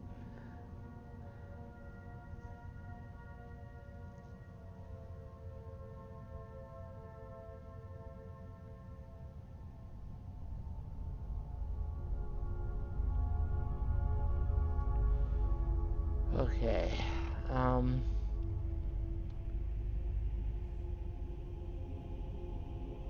Can I ask what platform you're playing Skyrim on?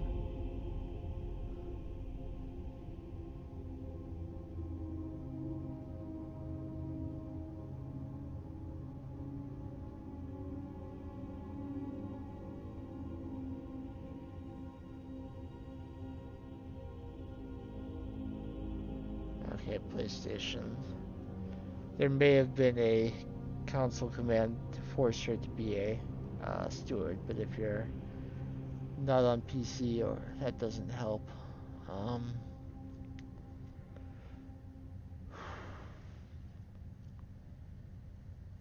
Unfortunately, that may be a bug, uh, and I'm not really sure how you would fix it. It sounds like you're doing everything right.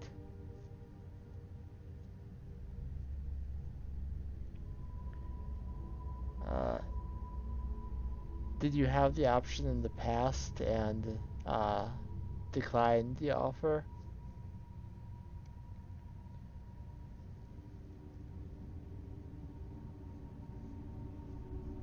Because typically a follower, okay, because a follower will typically only ask once, and if you say no, then they won't offer it again. But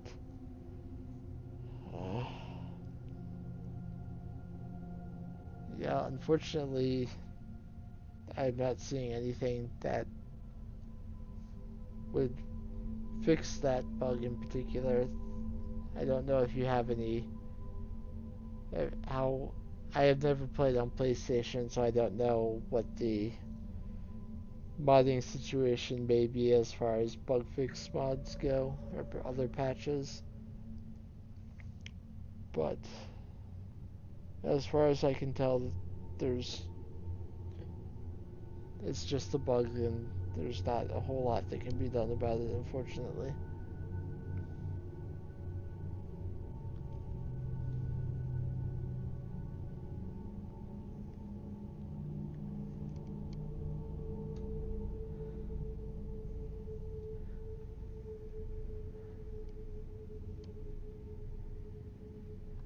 I mean, you can try taking someone else there and see if they can become your steward, and keep Uthgard as a follower if you just enjoy having her around.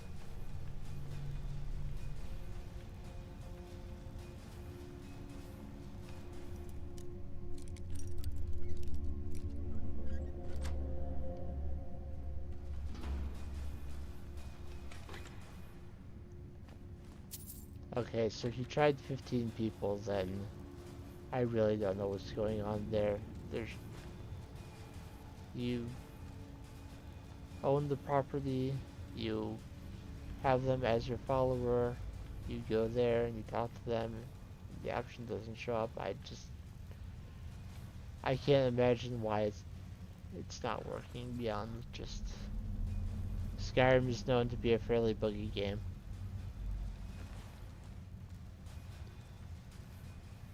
Speaking of things I do not know, I assume one of these opens that door and the rest do not.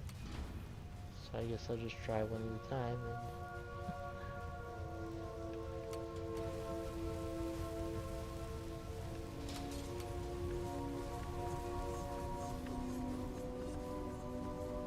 I don't know about making a new character. I don't know how much you've done besides that.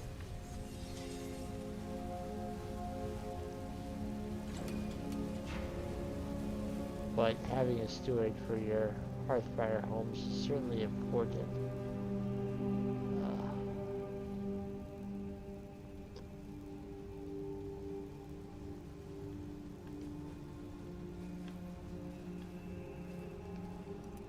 Do you have a recent save from before you tried making anyone a steward? Or like just before you got the house?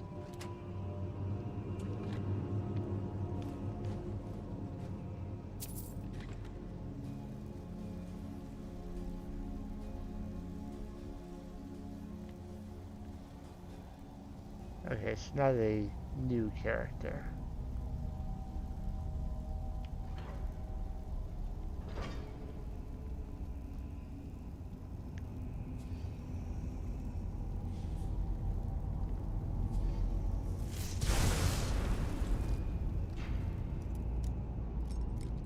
seen these kinetic resonators before while working on getting the Ethereum shards.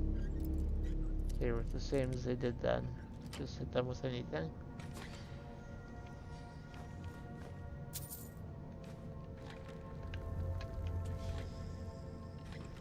And you have at least built the basic small house there, right? It's not just the land.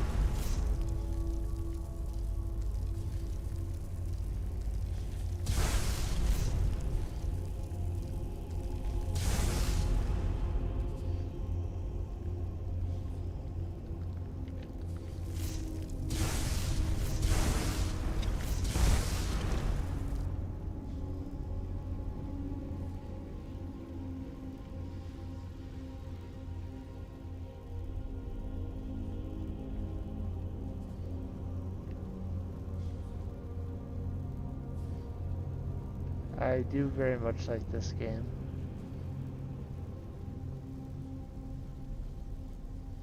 It's not my favorite game of all time, but I enjoy it a lot.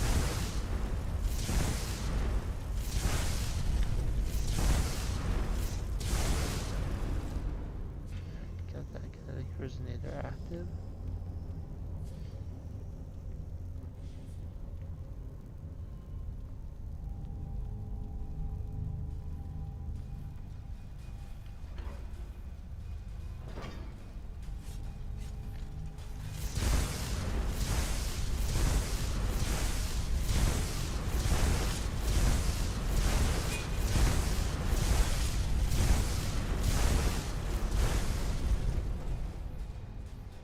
Okay. Awesome. I'm glad it was able to work out.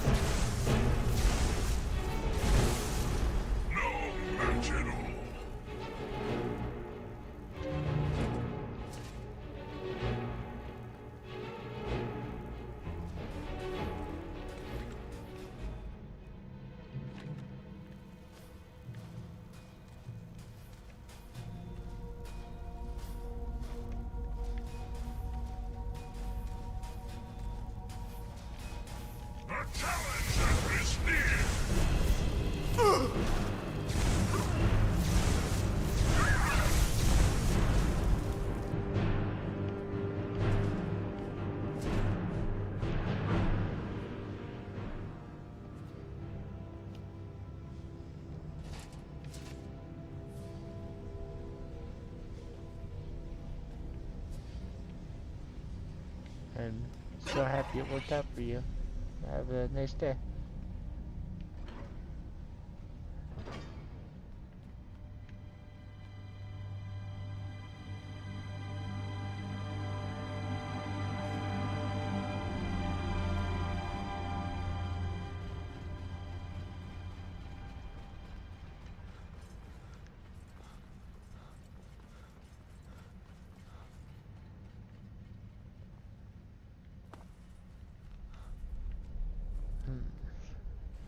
Don't know if there's anything down here, but I'll give it a quick look. Again, that may have just been a staircase to allow me to get back up if I'm traversing the room and accidentally fall into the water, but I'll look around. Maybe there's a chest somewhere down here.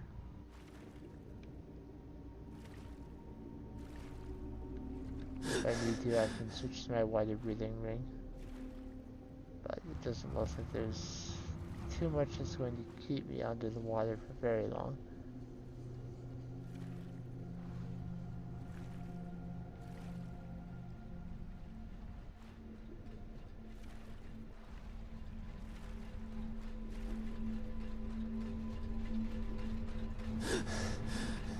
Yeah, looks like just need to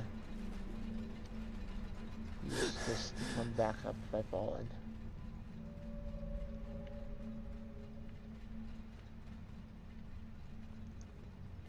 This isn't even the right spot.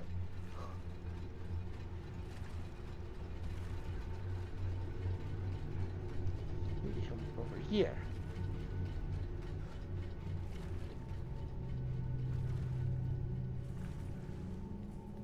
So there will probably be some platforming that I need to do here.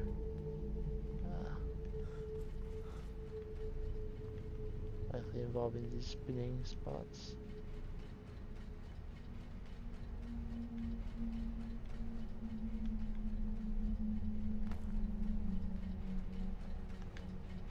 Or maybe I actually need to use the spot over here to get on one of them.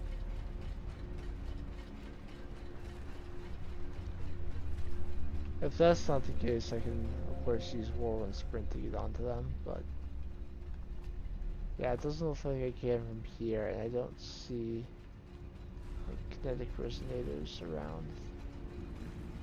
Oh, the solution is obvious.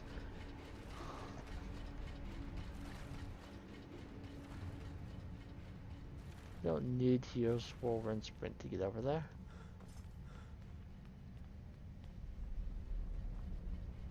Because this is not where I hop onto them from. I do it from over here.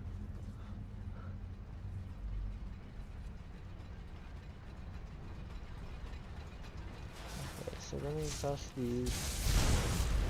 Some constructs can pop out. Of course. You can't make it too easy on you.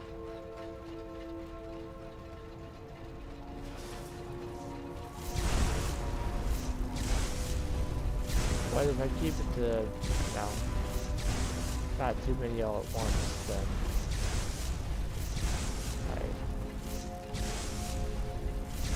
I will have no problem.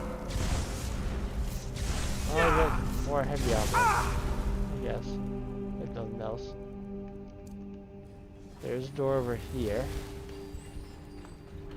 Oh, it opens Felpdar's corridor, which may or may not be the final area of this dungeon.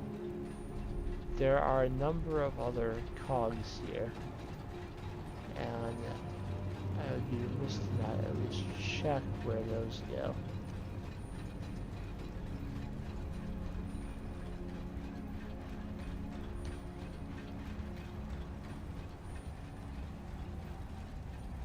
Looks like it's not so easy to get onto those, so I will use whirlwind sprint.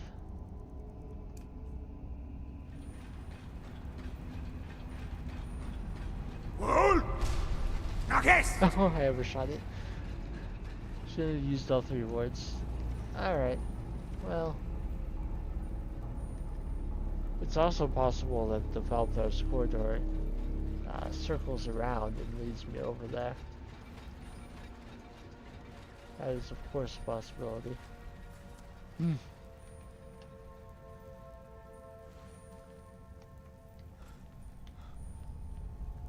How foolish of me.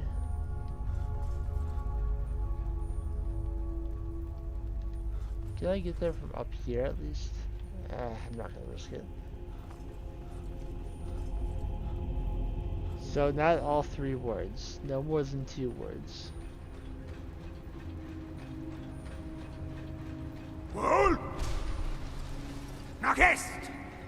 I didn't hold it that long. Okay, I'll just tap it and hope that 1 word gets me across.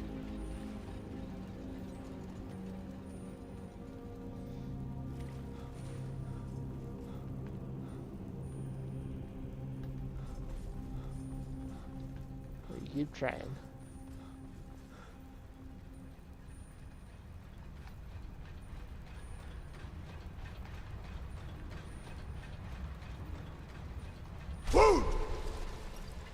I'm on there. Come on, get on, get up, get up, get up. No! I was on it. I was on the very edge. It wasn't quite enough.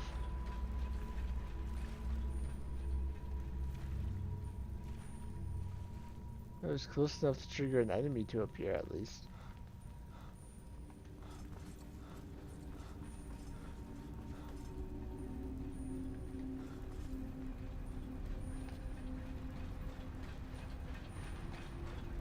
How about this? All 3 words but aim at the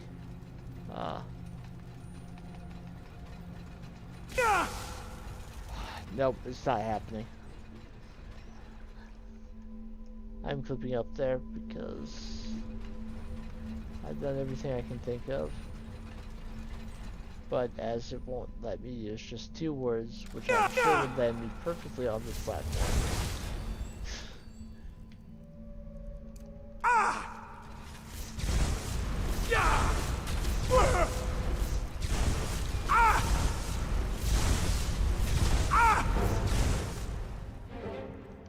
What is doing so much damage to me?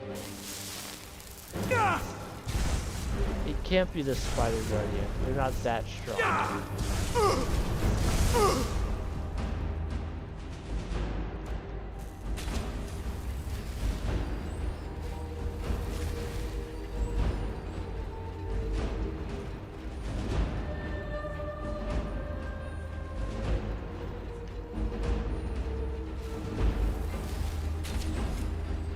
There's a ballista up above that's shooting me. Several actually. And it looks like there is no reason for me to go over there in the first place. There's nothing over there.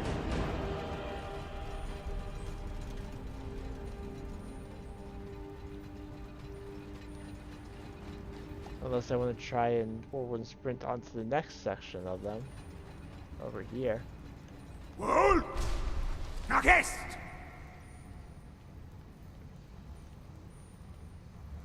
But this is just one spot. Yeah, there's nothing. All of that was just a trick to waste your time. Yours and mine wasted.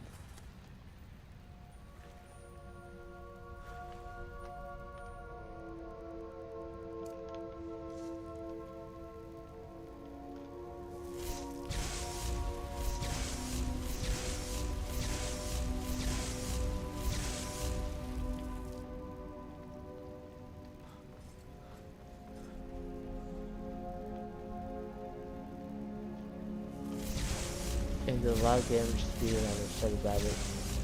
So, just punish it.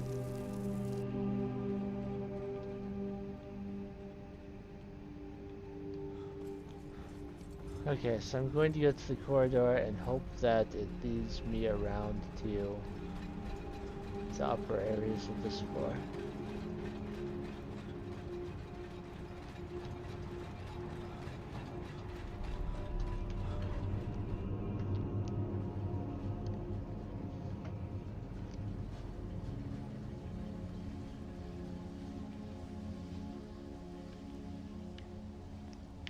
There's an adept gate here.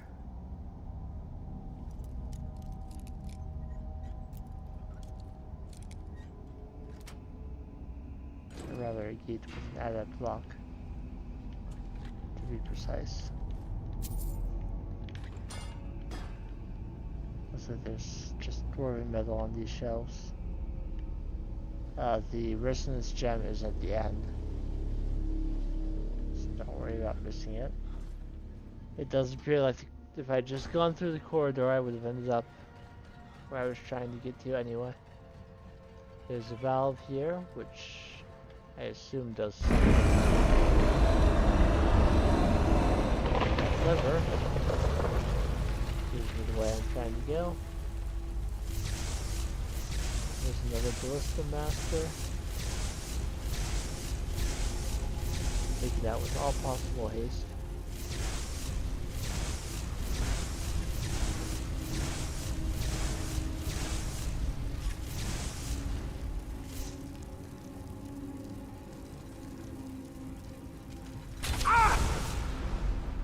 He got me once, but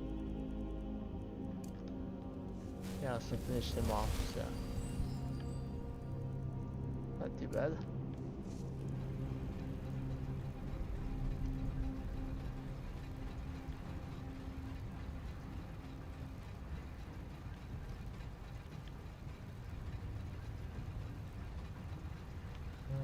to find a way to turn this.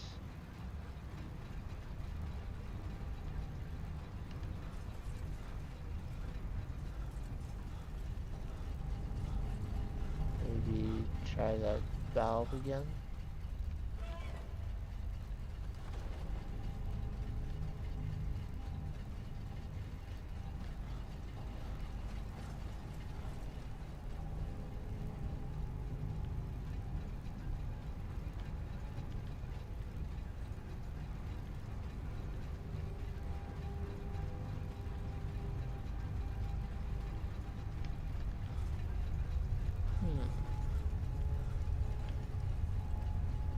There's an enemy somewhere in here still.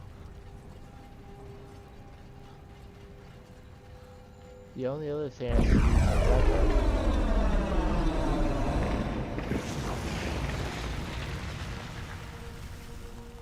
But if I rotate that,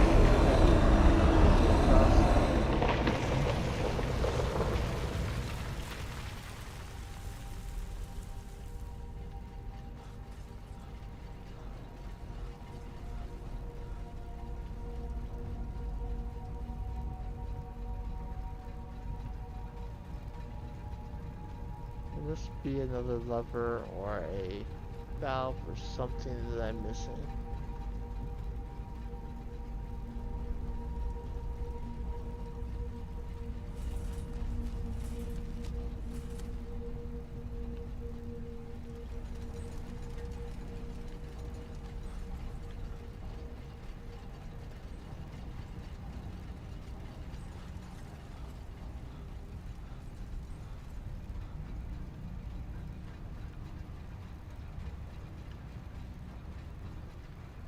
I mean, could I get over there? Probably, but if I can't rotate it, then the other side is still a problem.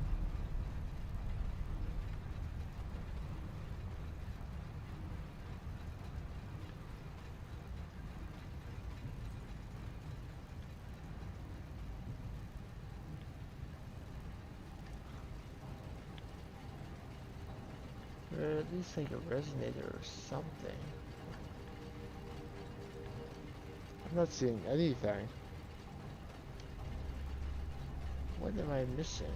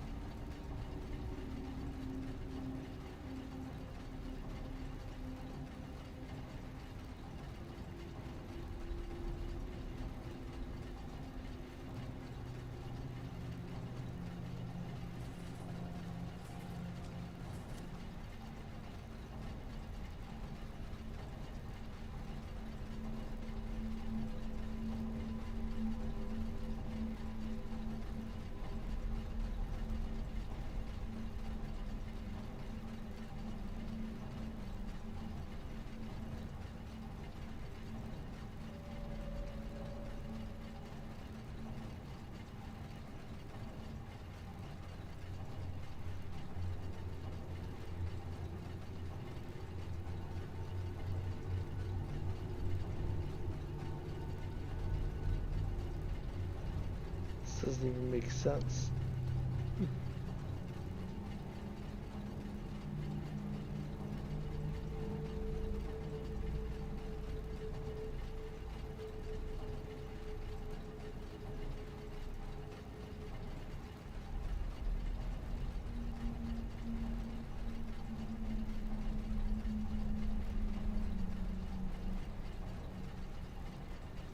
So it's actually very difficult to figure out anything about this dungeon because at some of the anniversary content added additional things to uh,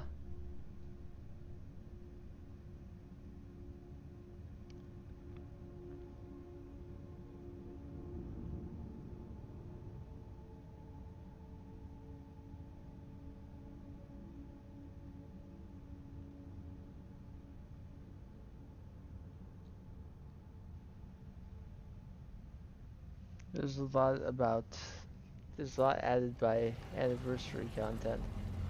But since I don't have that particular creation installed right now, all the information that is contained within that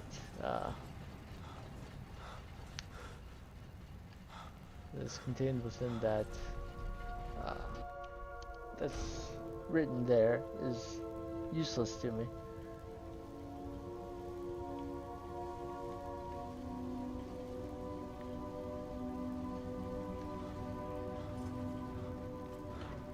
So I guess I'll come back down here and see if anything has changed after having spun those valves.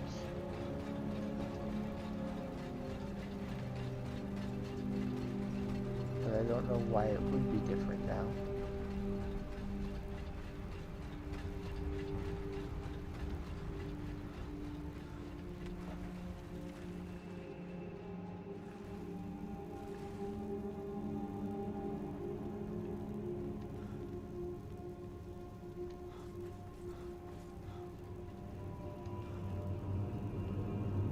Still can't get over there.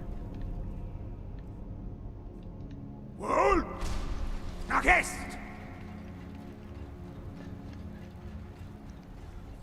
So I'll just roll and sprint around and see where I can get.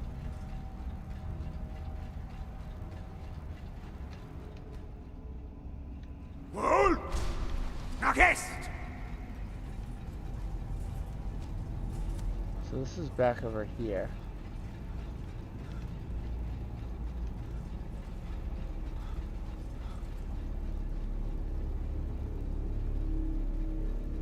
And that way is back towards the beginning of the room.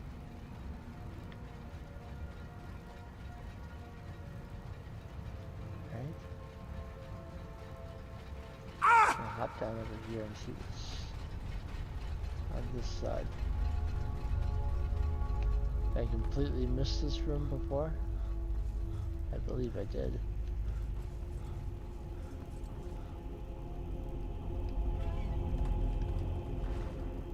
So now I can come from down there directly up here without crossing any spinners. Here's the boilery. So I was just completely missing another room.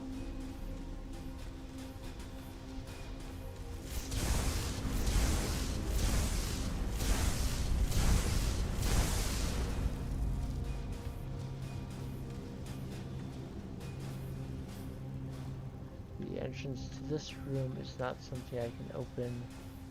I can unlock.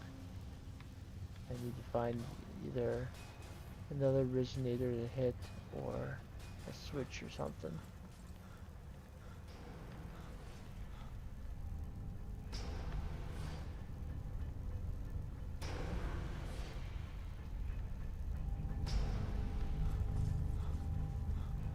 There's a dwarven bow and arrows there, which makes me think that I'll definitely need to be hitting some resonators after making sure that I have something that can do so.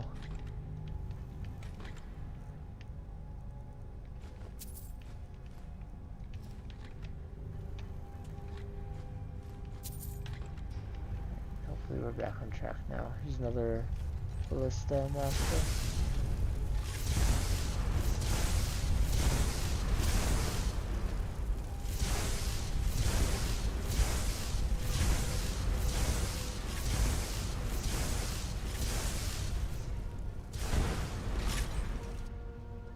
I don't think it's dead yet.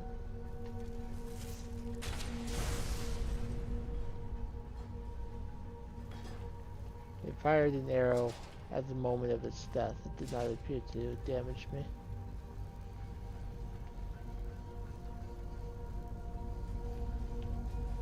That also appears to be locked.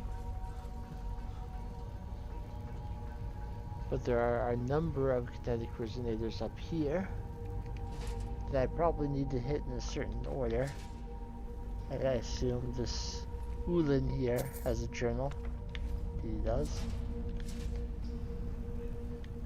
There's Stalrim arrows here as well. And also a hunting bow of ice.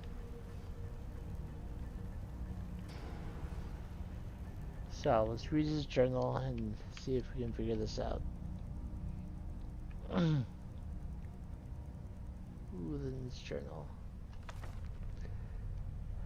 I just stayed back on the gears to hold off those middle monsters, but she hasn't shown up, so I'm going to press on and hope for the best. Unfortunately, my progress has been blocked by a gate that I can't pry open. Following the pipes, it appears that the gate is controlled by the large boiler in the center of the room. I'm going to try shooting the resonators with an arrow to see if that opens the gate. So there's a diagram here. My first attempt didn't work very well. Each of the resonators appeared to root steam when I shot them, and things on the boiler started to go blue, which seemed like a good sign. Unfortunately, once I shot a few of the resonators, the lights started turning orange, all the steam vented from the boiler, and several dwarven constructs came out and attacked me. Still, the visage of Muzund must be here, so I'm going to try again. I'm sure there has to be a trick to it. Perhaps I can fill the central boiler with just the right amount of pressure. I seem to recall that 3 parts lit up when I hit the resonator on the left. I'm going to try from the right this time and keep track as I go. So, wrote 18 on that one. I don't know what that means. So hit the one on the right.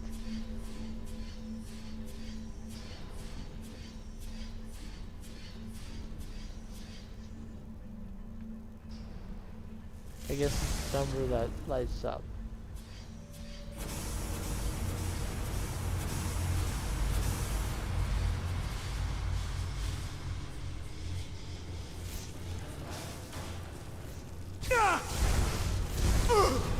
I assume that there's a limited number of constructs that will show up, but yeah, by a good number here.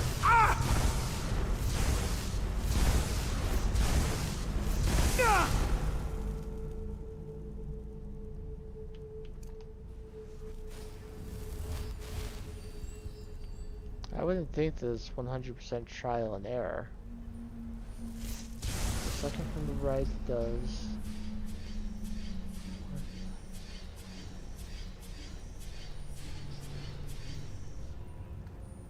13 it looks like, for the things there. This one then.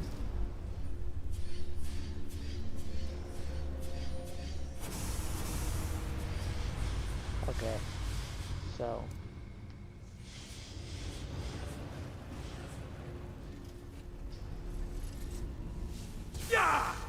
Another construct in the fight.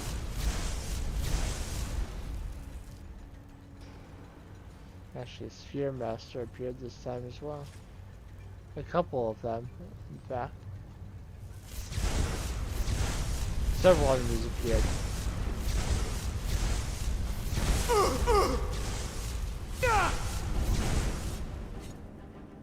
And I'm actually in dire straits. It's really hard.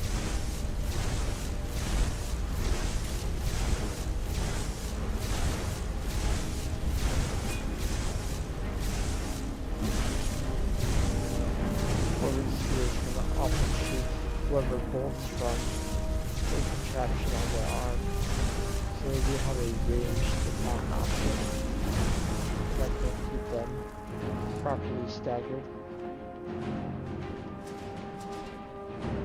Neither of them had the full complement of heat, so you know that I know they were shooting at. Let's see how many this does.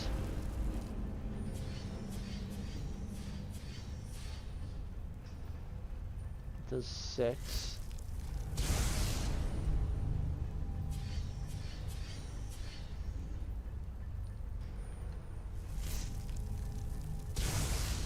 I think this one now might be right.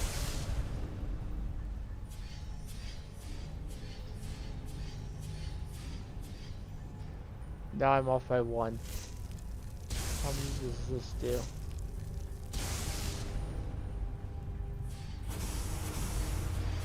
It only does 3.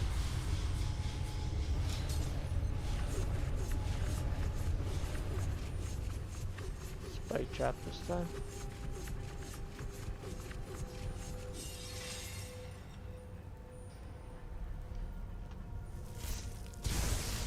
If I do that one,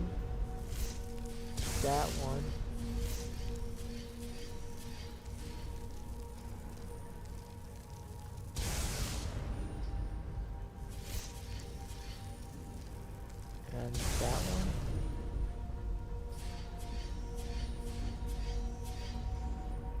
Now.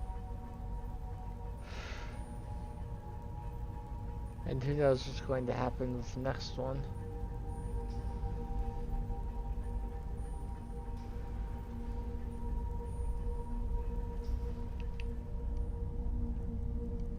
Look at the journal again. Based on his diagram, we know the first one is not 4. And we know that the last one is 18.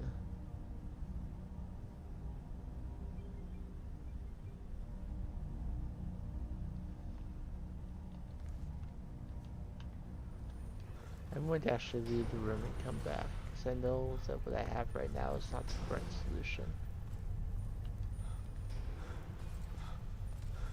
None of them are as little as 2, so I know that Resonator 6 does not need to be hit.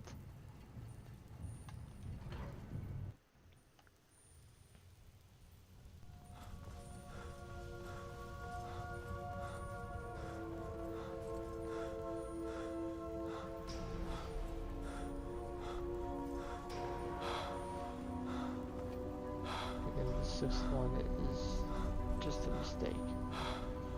Let's try hitting the 5th one. We gotta recount those. Make sure that I'm doing it right. Oh, it didn't reset. Leaving the room did not reset it, and I did not check.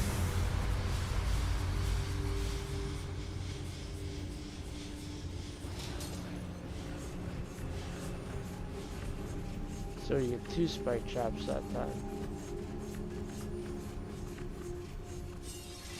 Or 2 spinning blade traps, rather. Okay. When they hit number 5.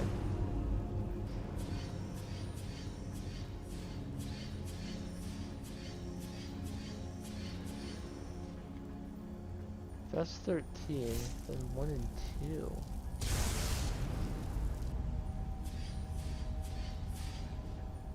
And then 1 was not 4, but 3.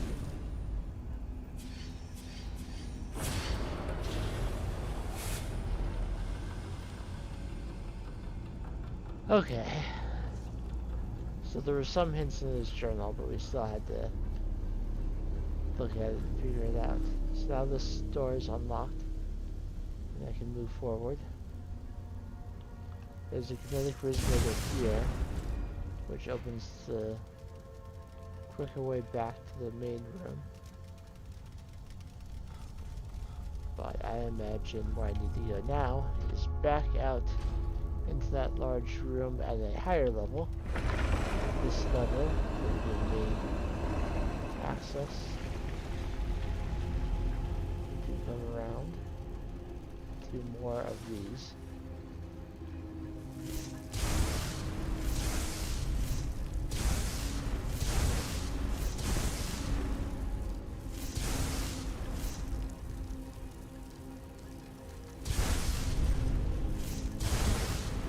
Seems like the spider dragon is trying to stop.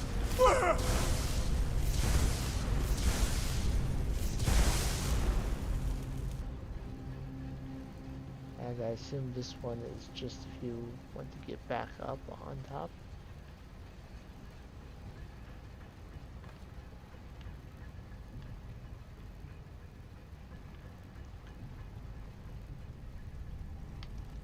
Alright, we knew that there was going to lose up here.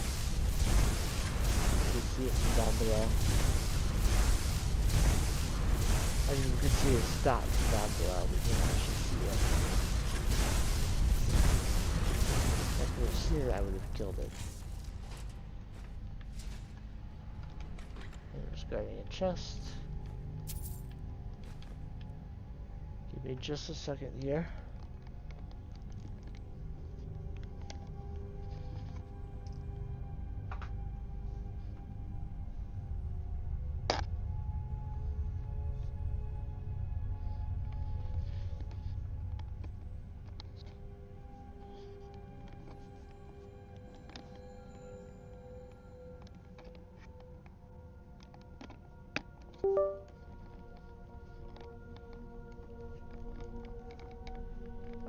looked at them before the beeps become too frequent.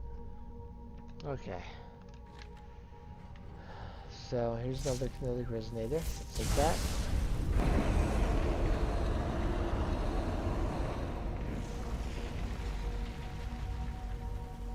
That brings those around. Which is not really what I wanted, is it?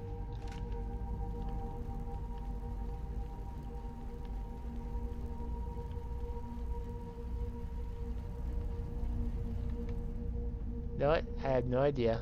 So I'm just gonna pull it across again.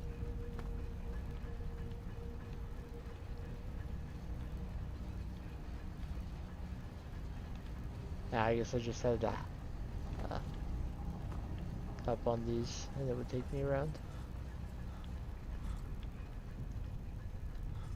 Anyway, we are moving forward. Hello Benjamin, welcome to the stream.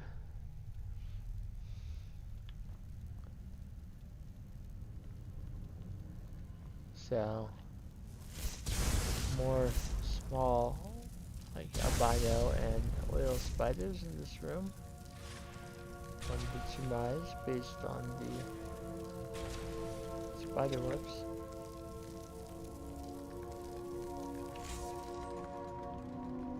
Maybe even some bigger spiders, but I do not know.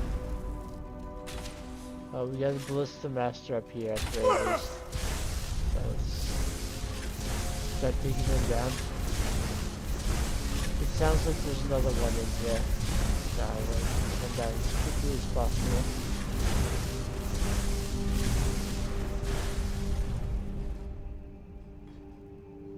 Looks like there may be some oil under some of this, but I only see this. There's another one over here. There are dynamo actuators there. I need Centurion dynamo cores. Well, hopefully there's some in here.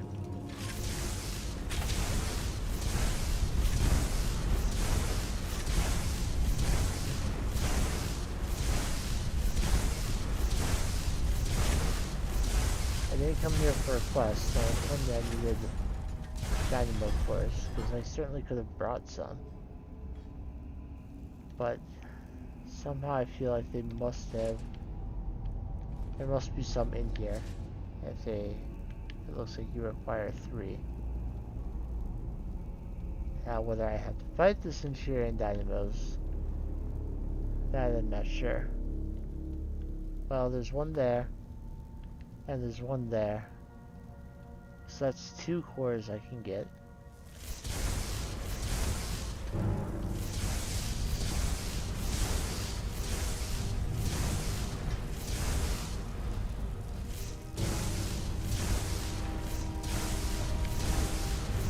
I'm not being effective at staggering him, but I'm hoping that the repeated shots of shock magic will prevent him from steaming me.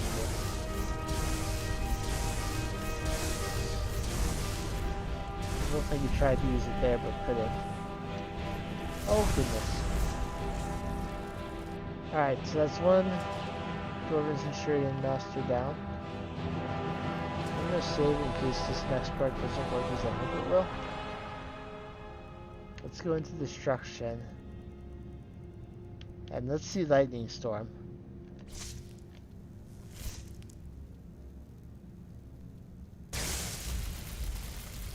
It's a constant stream of powerful shock magic. He is trying to steam, but he cannot. Unfortunately, damage output was not what I was hoping.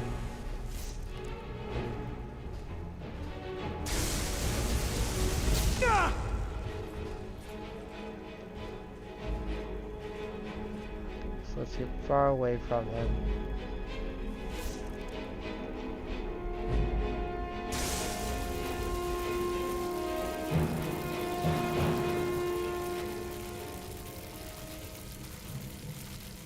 Now, if you don't have your destruction cost,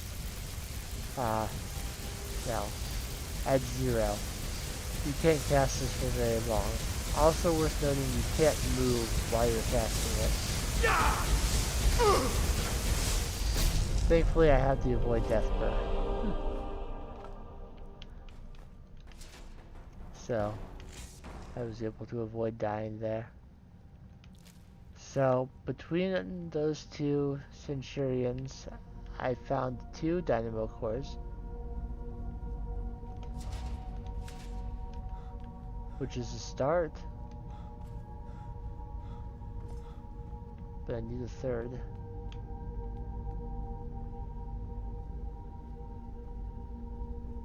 I don't see another Centurion in here.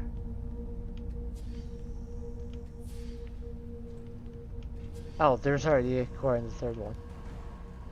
Silly me.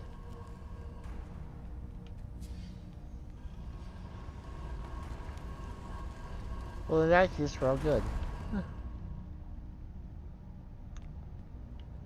Okay, so this is the end of the dungeon. We have on here the Visage of Muzund, a unique dwarven helmet. Increases your stamina by 60 points and allows the wearer to release the Breath of Nuchuak, a powerful steam attack. I believe that's a power. Yes. Draws opponent's stamina to release a scorching blast of steam that deals 15 points of damage per second. So now I can breathe steam like a Dwarven Centurion. Assuming that the Visage of Bazund is equipped. That is. There's also the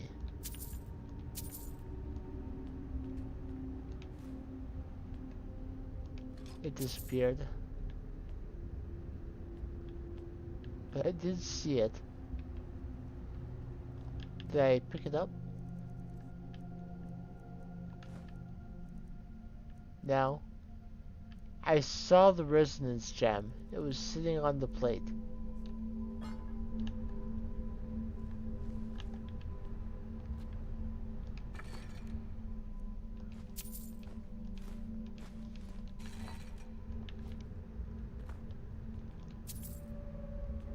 Piles of gold all over the place. There it is. Okay, thank goodness. So the Visage of Muzund was the main treasure here, but I came here mostly for the Kagura's Resonance Gem. Having done all of that, we are able to open this, which will lead me back up into Solstheim. As with many Dwemer ruins, there is a lever when you come back up that allows you to leave. I don't see a whole lot around here. The abandoned lodge is right nearby. Frostmourne Crag behind me. The entrance to Falthar is way over there. I'm going to change the time to 11 p.m.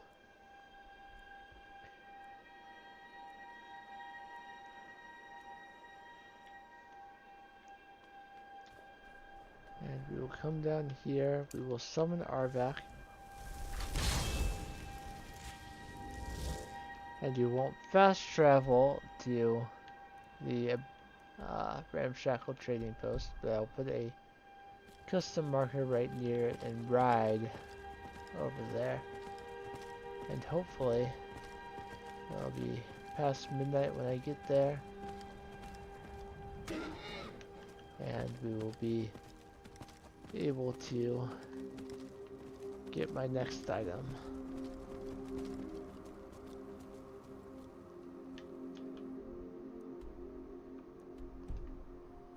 The ride towards Brodeer Grove. Brodeer Grove is somewhat notable. The person that I rescued from Ildis Rockville, Ildaris, Gnila's former apprentice. Uh, she will sometimes, when trying to escape uh, the tower, will come here, or at least come by here on her way to freedom, and will be killed by the Reavers here. Do your work. Now I had to go back into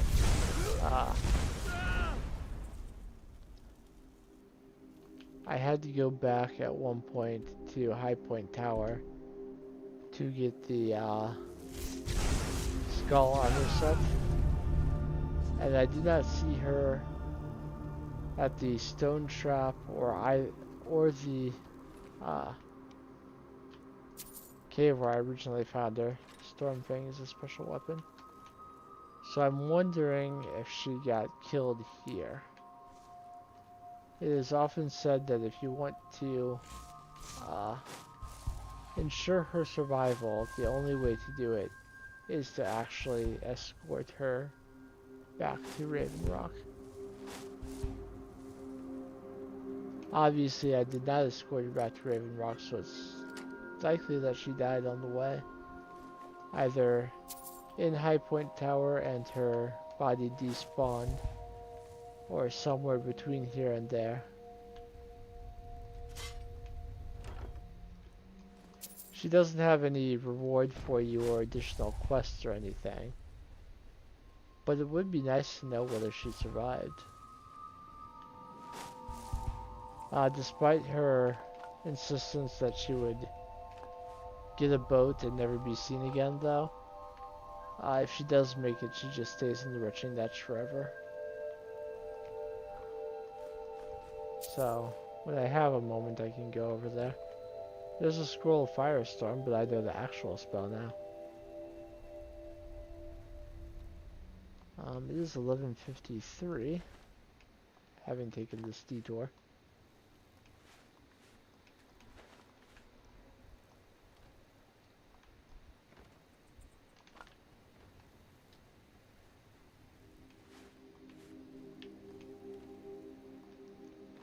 I will now continue on foot towards the ramshackle trading post. Actually, I'll wait until it's already midnight, in case I was just too close for him to spawn in last time.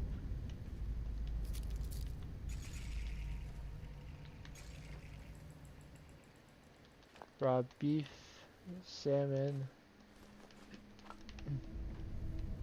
These bandits know what they're doing. They made sure to keep some salt in with the beef and salmon. Draws out the moisture and keeps it fresh longer. Of course, in real life we have refrigeration, but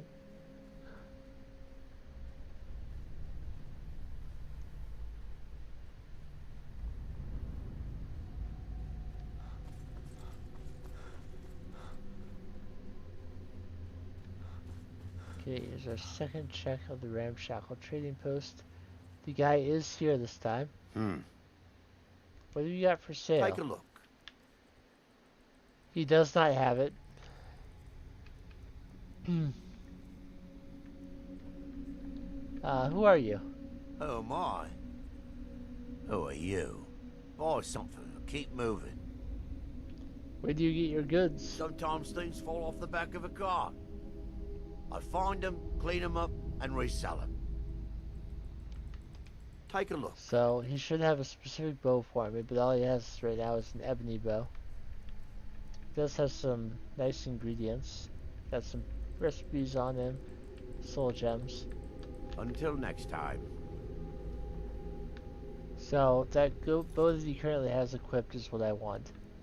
Now, as I do not have the misdirection perk, nor the pickpocketing skill to get it, I cannot remove it from him. So we have to look into some alternative methods to try and get this bow off of him. So let me pull back up my page on the bow. It doesn't remember because I accidentally opened it and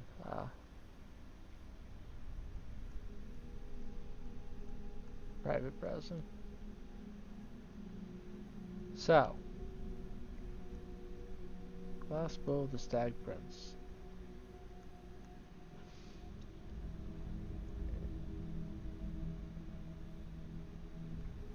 If you have the misdirection, you cannot kill him because he's essential, so killing him will not help.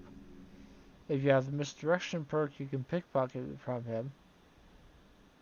You can reverse pickpocket a weapon onto him and see if he equips that Keep instead. your hand yourself. So what I will do is I have this ebony battle I axe. guess that I can don't look need. the other way this time. And what might you need? Take a look. I failed it. The ebony battle axe is pretty valuable, so it may take a few tries. Oh, I have a 0% chance. I still have potions.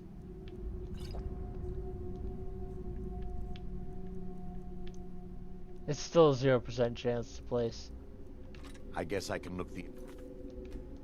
Okay, if I can't pickpocket him,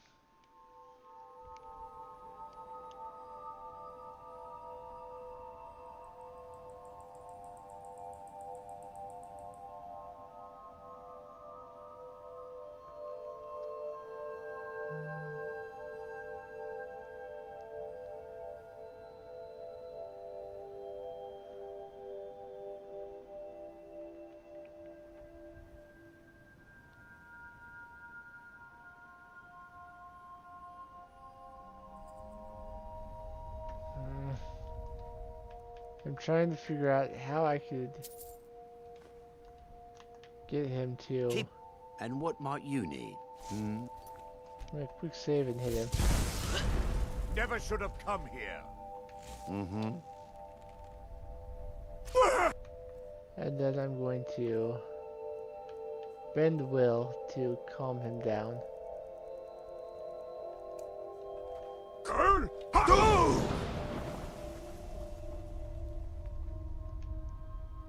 Take a look. He kept that bow equipped. Mm-hmm. Needs... Take a look.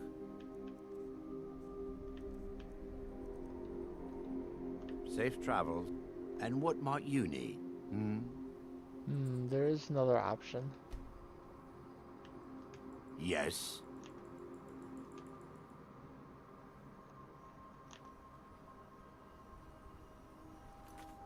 I can't reverse pickpocket onto him, but I think, I wonder if he's vulnerable to paralyze.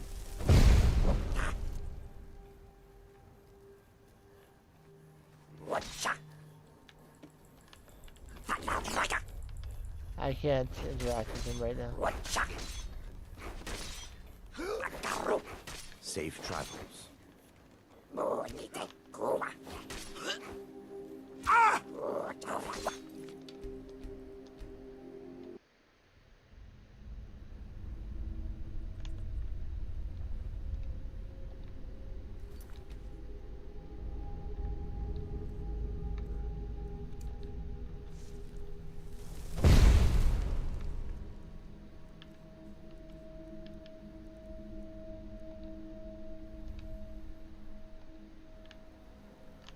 Don't even think about it. I missed.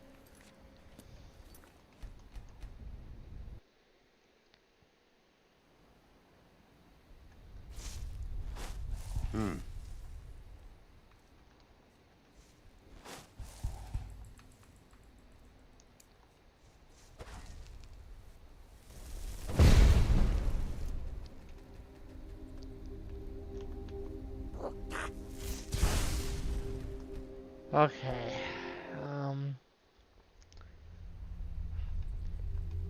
Even with the potion, my pickpocket skill is not high enough. I suppose I could put some perks in and see if that does enough.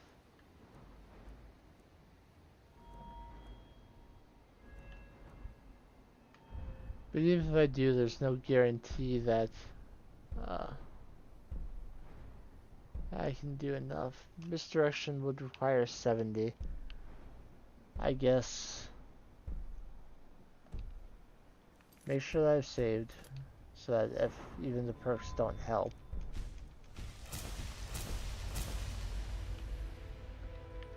It's still a 0% chance to steal the bow from him.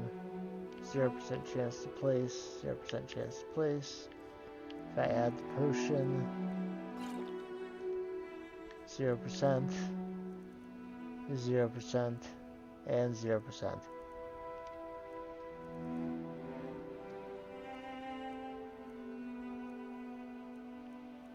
What about my dagger? Don't even. Yes. And then engage him in combat and see if he equips the dagger instead. Yes. And now bend his will. If travel. I'm staying out of this.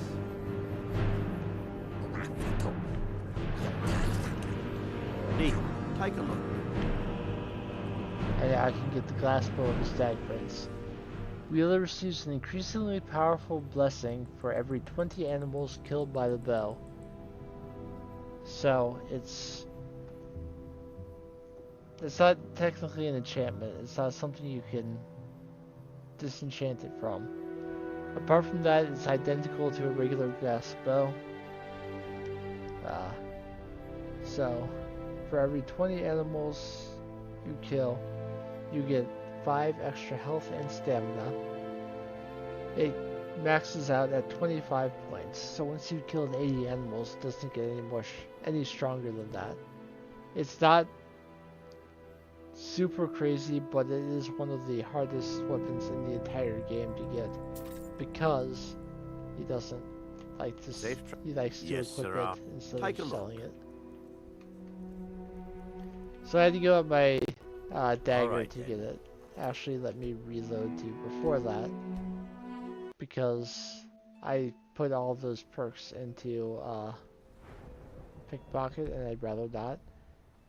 But I think I can get the dagger onto him without doing that, with just the potion. No, I cannot. I saw you do that. So if I want to get the bow, I have to do at least one perk point into pickpocket.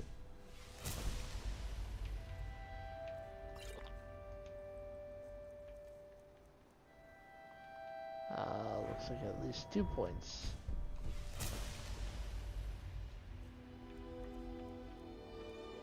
Yes, 2 points is what's necessary. Yes. Never should have.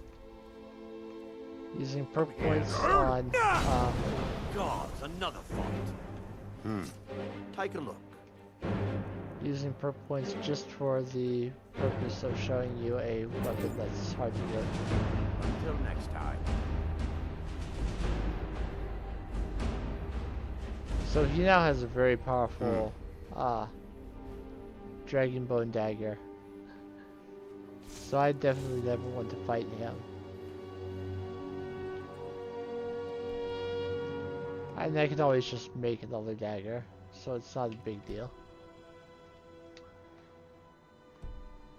Okay, I'm gonna head back to the mainland for a moment to put some things away, but we have 3 Kagura's Resonance Gems now. So I'm going to take those into Kagura's. There are 2 more inside. I will need to find one of them.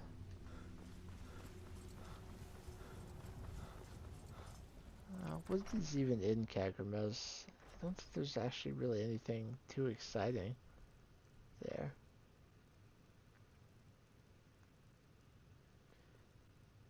Try typing the names of Dormer Ruins into Google and see what it tries to autocorrect them to. It's a fun game.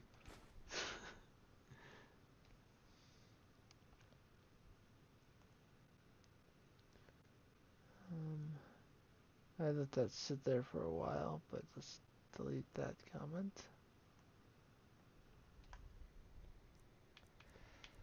Okay, so I've got all these gems. More gems than I'm ever going to use.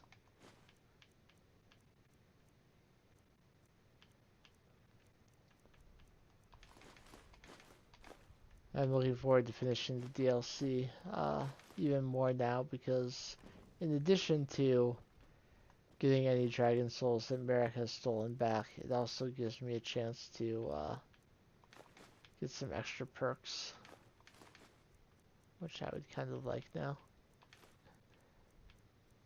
After needing to spend some to get that bow. Which I'm about to just put in a chest and never look at again.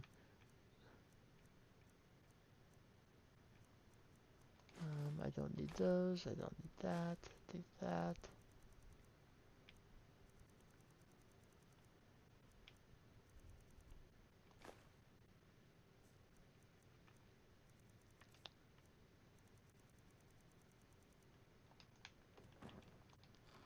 I do have some filled soul gems.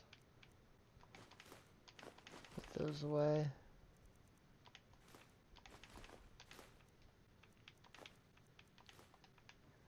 Got a bunch of ingredients, mostly salt, but salt still counts.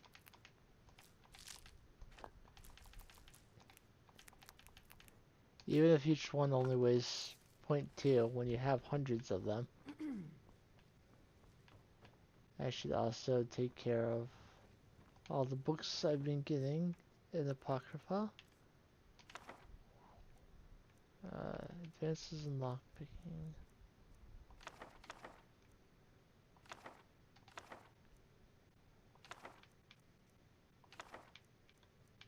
Dragon language, Myth No More is probably one that I want to read.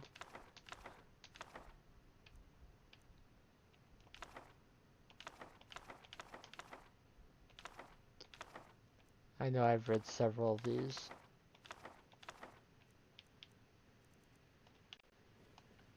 Let's put the journal over here so I don't try to read it again. And even though I don't know that I had advances in lockpicking, I know I didn't have Baker. I may have had the Gold Ribbon of Merit, I may have had the Rear Guard.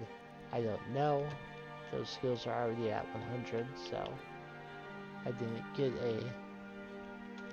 anything for reading those. I have here Visage of Azund, which is a heavy helmet, which is weighing me down. I also have the Glass Bow of the Stag Prince, which is an extra bow. Stormfang is weighing me down. I want to sell the Ebony Battle Axe. I should not have it. Some extra amulets. No, I accidentally put away the Amulet of Articulation, but it's okay. Don't really need to persuade anyone anymore. I do have a Scroll of Dead Thrall, but it shouldn't be too long before I get that. I took the raw beef, because I like beef. Maybe I can find something tonight that will involve beef and garlic. Wouldn't that be special? Honor to you, my Thane. Not raw beef, though. Obviously the beef would be cooked.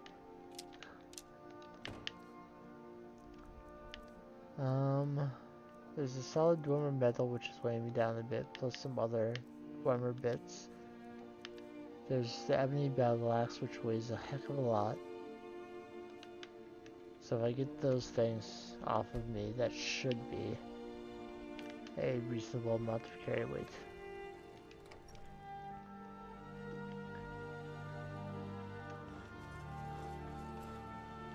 You're someone.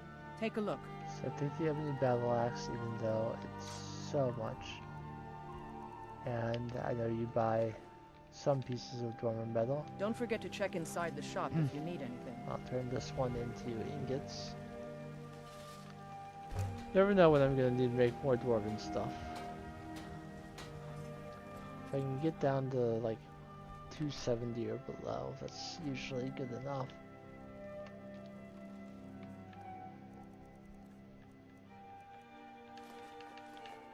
There's a dormer plate too, though. I suppose I could sell that. Getting down to 221 or lower is real nice, though.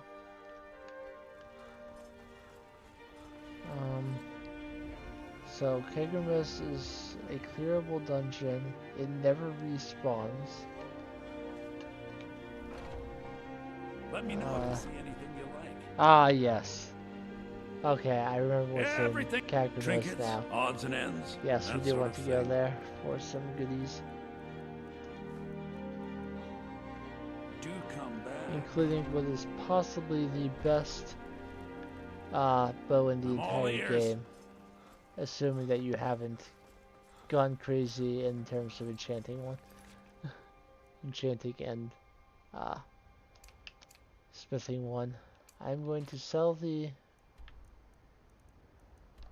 I'm going to do one other thing before we go. If I still have the page open somewhere. When the Empire surrendered to the Aldmeri Dominion, they shamed us all. I'm telling you, I heard it. Howling. Those werewolf tales are true. If I still have the page for Shadowmere open in one of my tabs.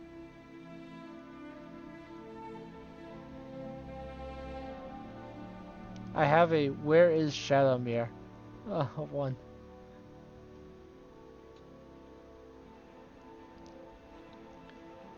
Okay, so I will follow the steps it gives me to try and locate Shadowmere.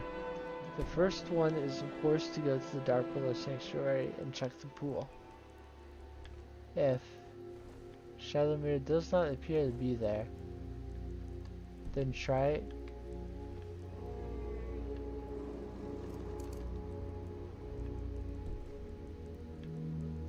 Can I actually even go in here? Sure, I can. I'll wait 3 hours in here and see if the dragon leaves.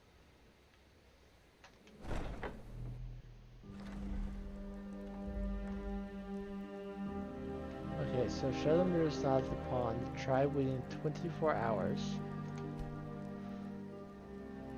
So let's fast travel to Fall Creek Sanctuary and wait 24 hours. Check the water in nearby trees.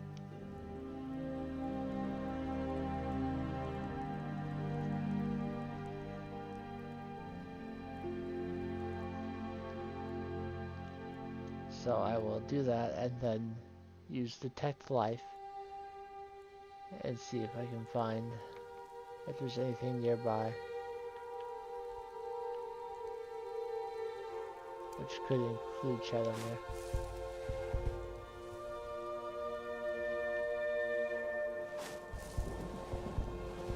There she is.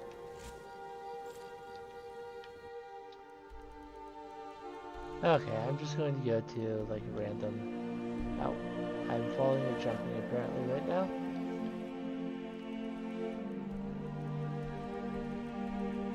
I usually do this in one stead manner because there's no one around and it's not likely to be attacked. So I will show you how I level Conjuration, but I'll do it when I'm done.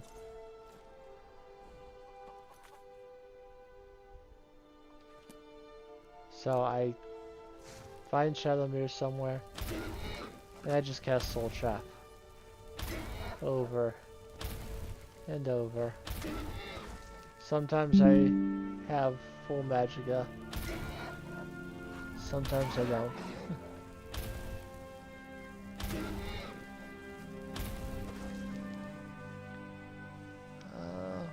Something happened?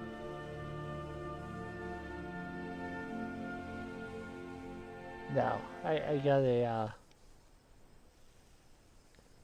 Twitch notification. I was concerned that something broke, but now it's someone else who went live.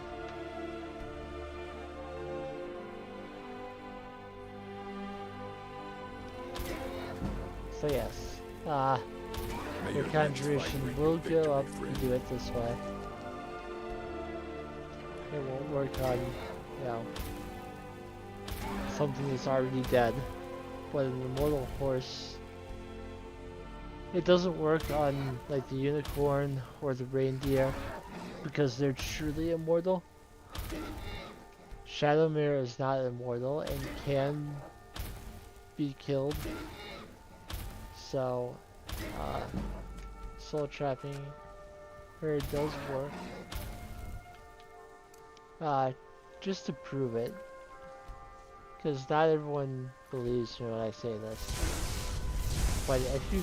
Oops, I'm hitting my other horse. You see that Shadowmere's health goes up really fast?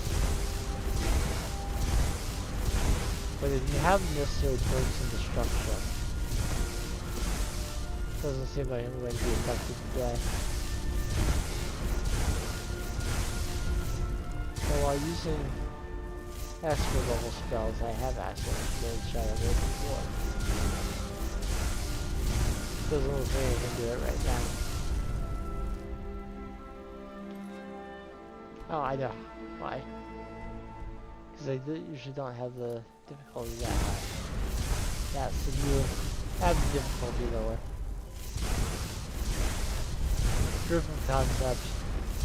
You can kill Shadowmere into the Grand Soul if you've been soul trapping.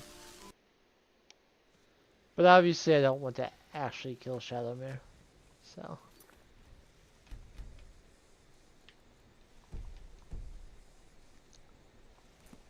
Okay, now that I found Shadowmere, I'm ready to go back to Solstheim. Shadowmere should be considered my active horse now. So when I fast travel around on Skyrim, it should appear. Still a dead miner on the ship. So I'm going to sell the East Empire pendants that I have to Festus Allure. I'm also going to go into the Retching Netch to see if that girl escaped. It's busy and... Absolutely. Here's your payment. Like I said, she won't give you any reward for having escaped. She won't, she doesn't have an additional quest for you. I'll give you this warning only once. Stay out of my way, and we'll do just fine. It's just interesting to know if she made it out.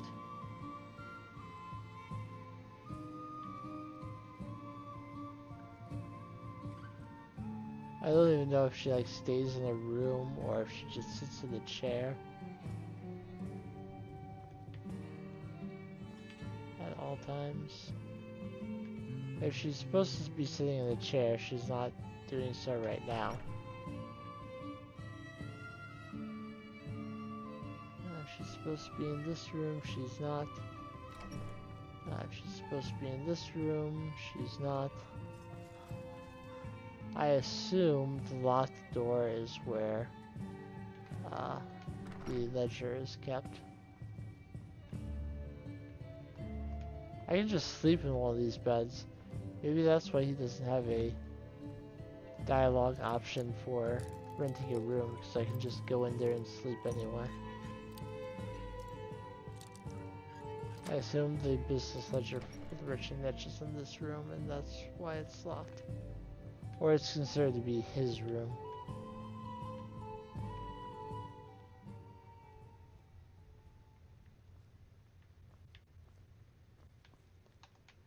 Okay, if she escaped, she probably didn't escape, because I cannot find her.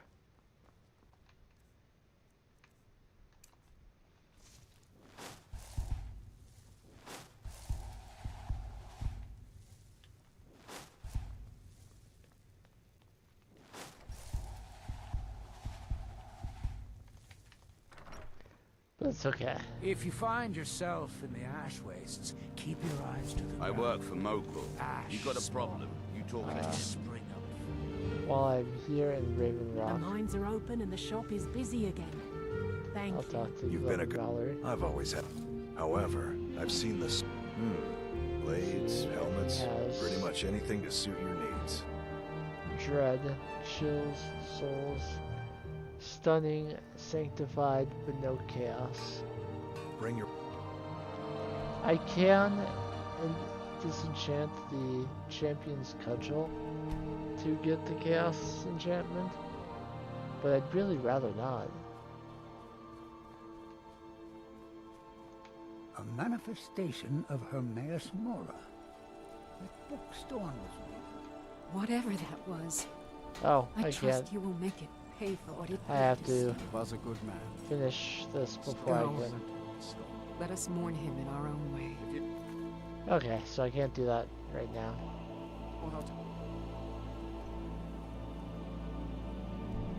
I also can't buy stuff from Baldur, so I can't see if he has the enchantment either. Okay, let's find Kagramez.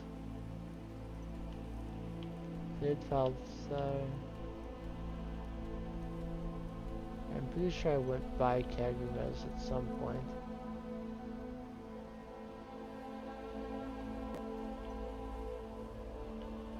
Here.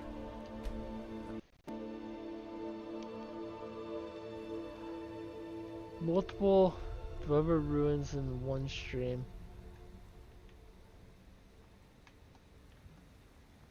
Of course, I totally blew past my usual break time in the last one. And since I'll probably be going for only another hour or so.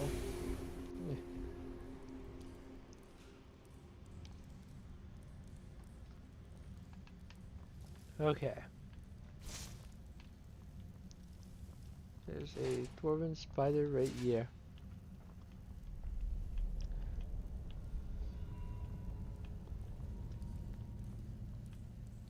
Already handled.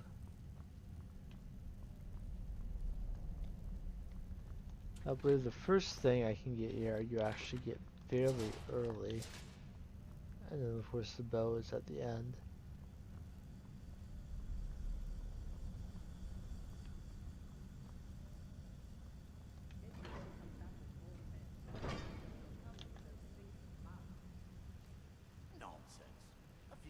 Spiders will pop out, we kill them, and the treasure of Kagramez will be ours. If you say so, that old crackpot made the trial sound a lot harder than that. Now I just have to figure out how to get this thing started.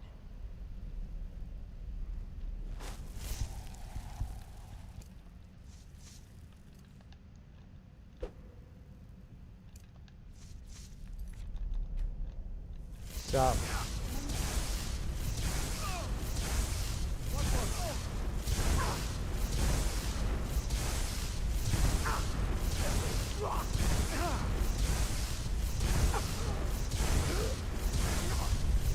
Where I am yet.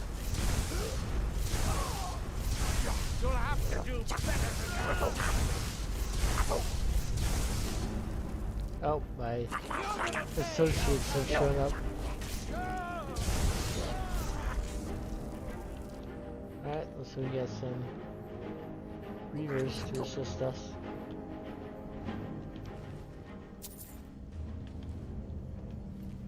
So this guy had 2 more Kagramez resonance gems on him. Which I didn't think he was supposed to. I thought they were supposed to be later in the dungeon, but maybe that was patched in some way, because, you know, things happen.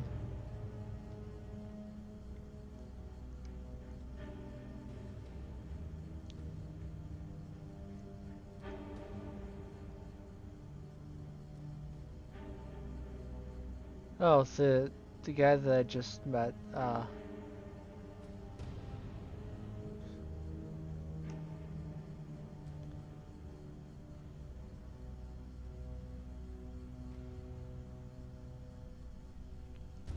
okay, so only 3 gems are needed to only 4 gems are needed to explore the entire ruin. I now have 5. There was something outside that I missed.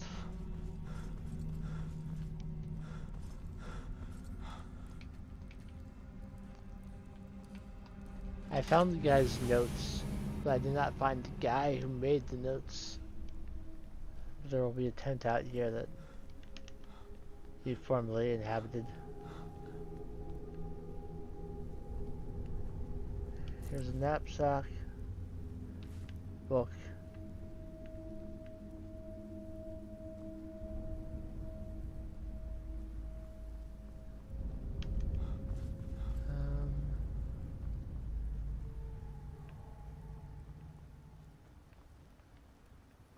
I wasn't too interested because for whatever reason his body has not appeared to have spawned in, but the guy whose research notes I just found is dead.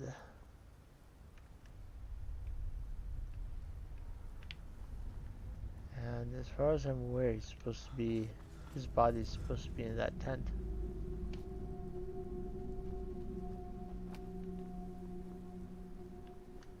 But it does not appear to be there. And it's not like he has additional notes on him.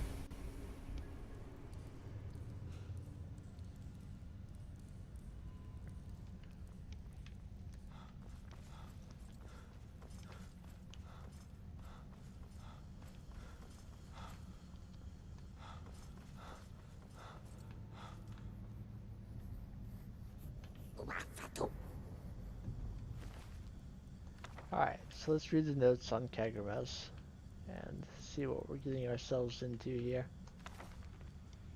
I am close to solving the mystery of these ruins. I have found references in ancient Dormer texts that call Kagramez the site of a set of trials, a training ground of sorts.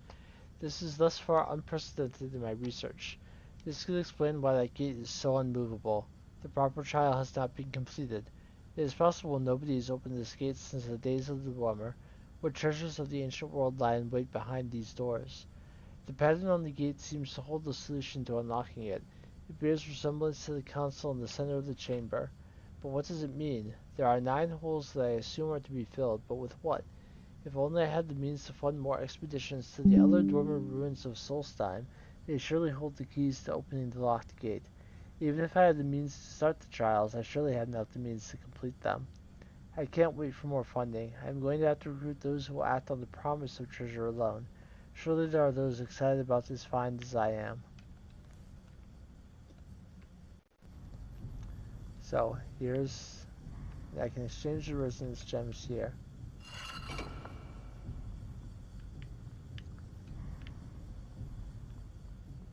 So we can see in here, there's a door. And it has 9 spots on it, and 2 of them appear to be filled. So let's put a gem there, and a gem there. This raises this up. The gems are removed, and the walls close. And we have that constructs. Now, I did not bring anyone with me for this, but the Weaklings did show up anyway.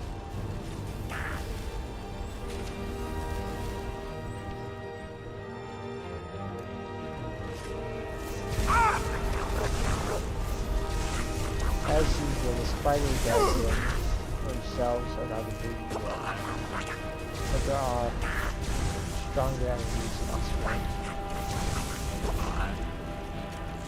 Notably a Ballista Master over here.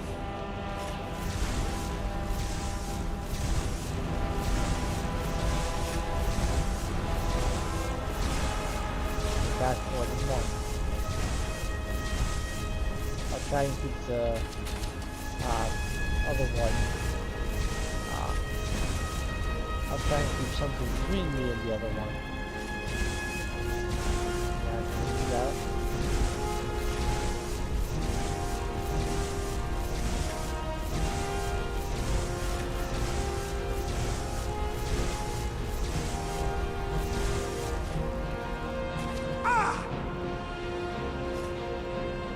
Still another.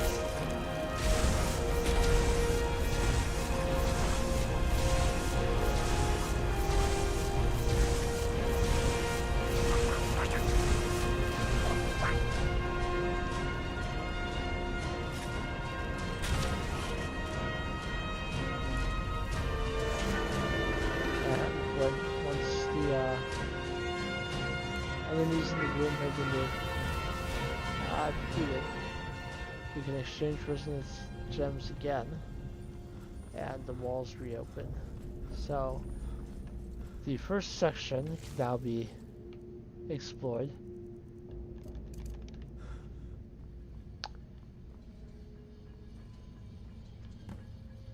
So we need to find resonance gems across Solstein to complete the Gilgamesh trials. But I already have them all. There's a bunch of dwarven metal ingot here and some oil. Take as much or as little as you want. Dwarven helmet there. A chest here.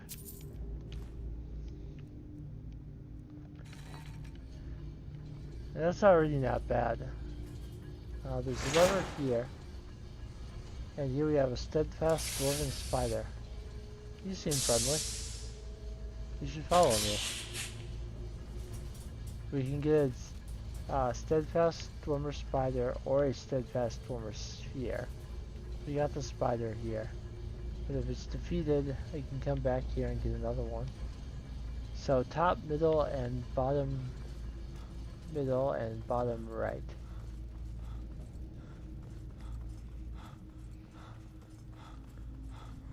So let's let the spider catch up to make sure that it's in the room with me for this.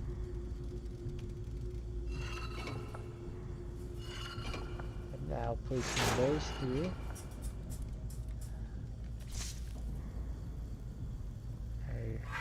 Get the gems back. And the next trial begins.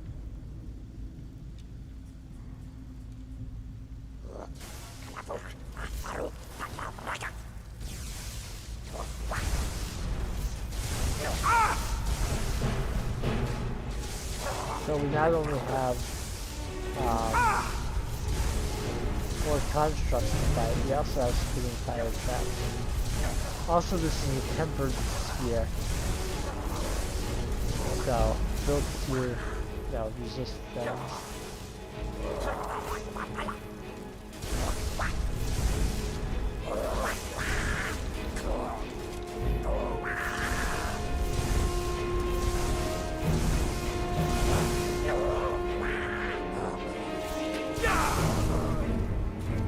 Oops, that was that was mine.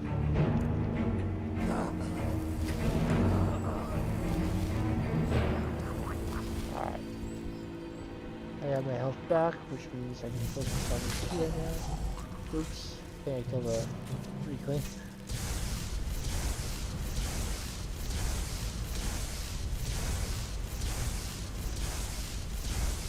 Anyway, this temperature seems to be the last enemy of this trial.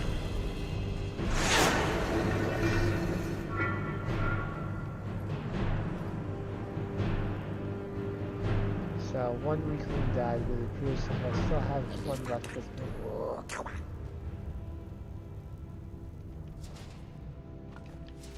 It's completely my fault that one died.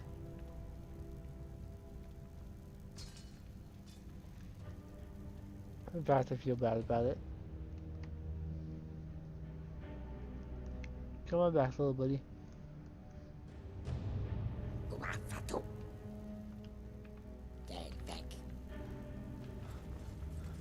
As it was my hit that killed him.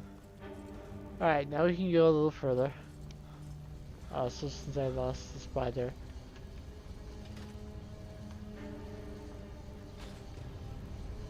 I'm supposed to be able to get another one.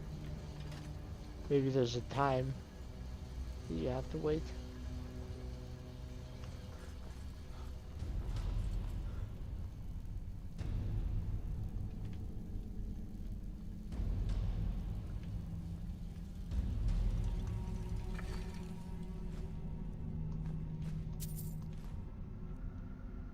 Maybe I'm confusing it with something else. Because now if I open this gate, there's a door or sphere. And the steadfast dwarven sphere also seems friendly. And I can ask it to follow me.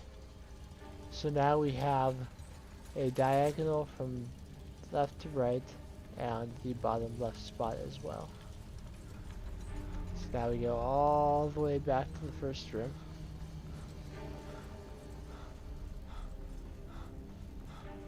Is that lambda that's shaped like that? Looks like a Greek letter in any case. Top left. Nope, not there. Middle, bottom right, bottom left. Evidently we got it right because the gate came up.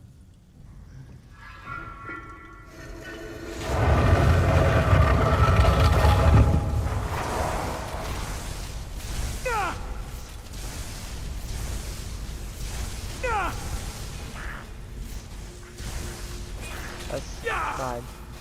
Again.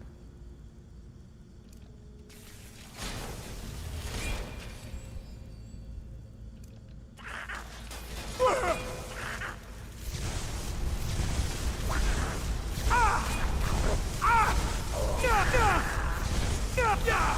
my goodness, I'm not hardly doing any damage to these guys. And they're penetrating my armor at the same time.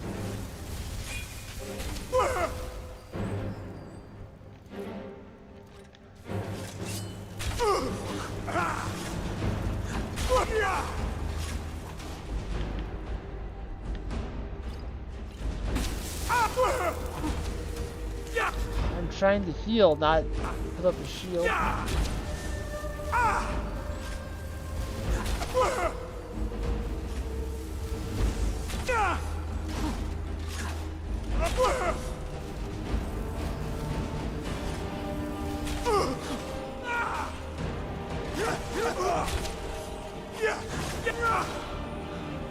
Alright, hopefully there's at least few enough enemies left now.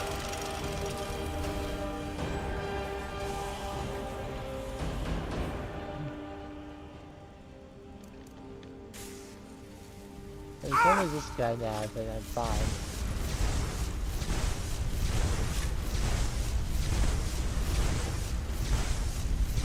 Even if he's not taking damage, I'm still staggering him.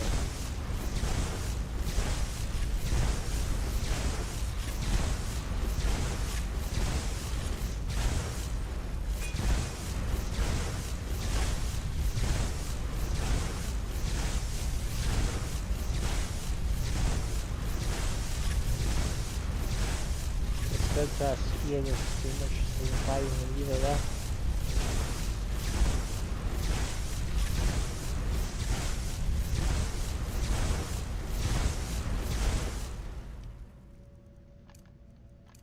Let me pull out the bound sword.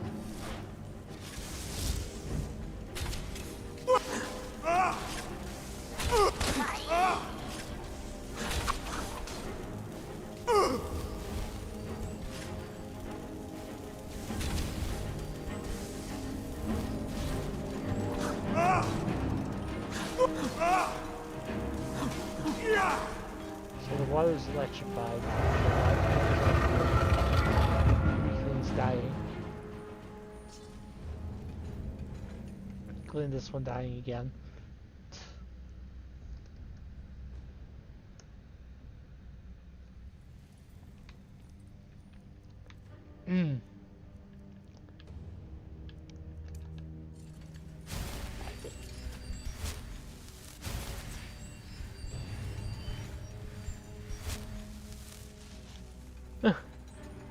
Oh, you don't like the combat?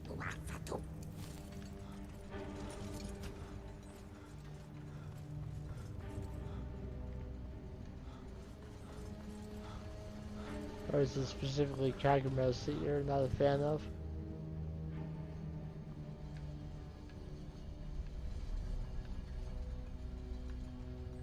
Well, the good news is you only needed 4 gems to explore the entirety. So, I have reached the end of Kagamos. Dwarven Centurion Master here. And along with some dwarven arrows and gold ingots. The dwarven black bow of fate.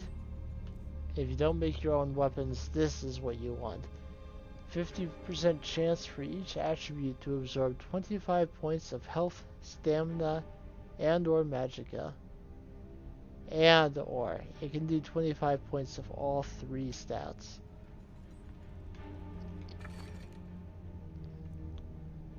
Let's see, we got a Holy Ebony Sword, Orchestra Axe. Is it the Dwemer Constructs? Is it the Reeklings? What are the worst parts of the sounds to you?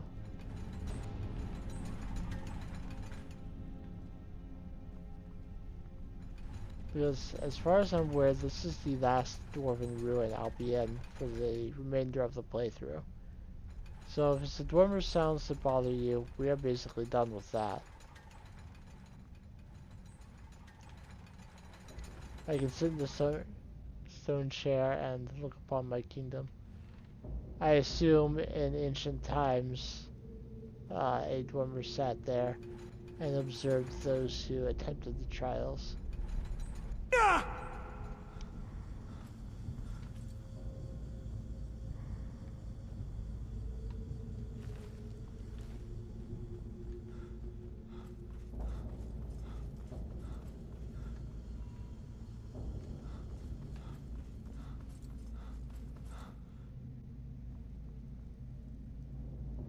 Oh, by endless casting?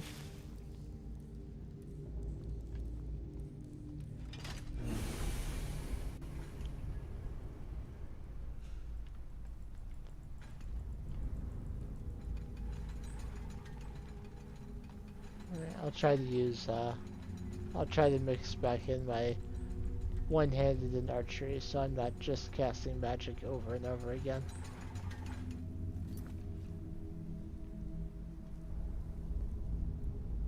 Okay, so at this point, I've done basically everything I set out to do today. I think I will finish the Dragonborn DLC in the next stream. So if you want to see the end of that, YouTube archive or be here on Wednesday to catch it live. If you're looking for passage, talk to Captain Gallen. In the meantime, I still got some time left here today. You see those warriors from Hammerfell? They've got curved swords. And besides finishing the DLC, basically the last thing I have left to do is find shouts. I mean, we're really close to the end of this playthrough, honestly.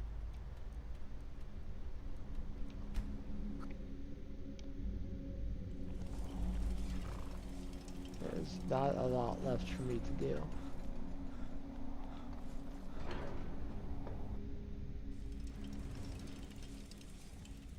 Now, I will make sure that I get up to level 80, of course. I know what comes then. I'll get my conjuration and alteration up to 90 at least, so I can do the so that I can get those master level spells. I'll try and get everything to 100 if I can.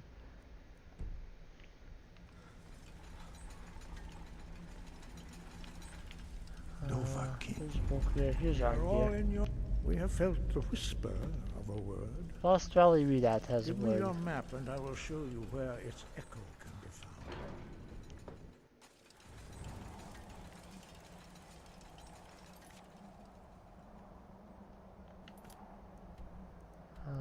Technically I have not been to Lost Valley Readout.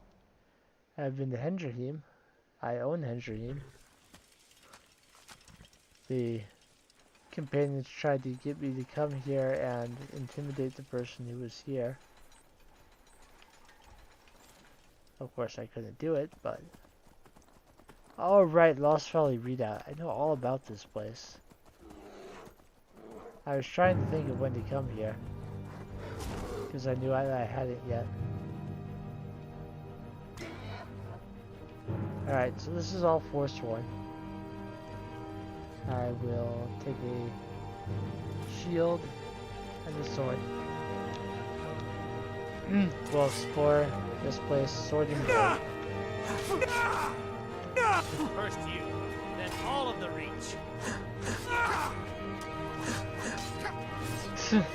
So this is why I've been using magic, so that they can't do that to me.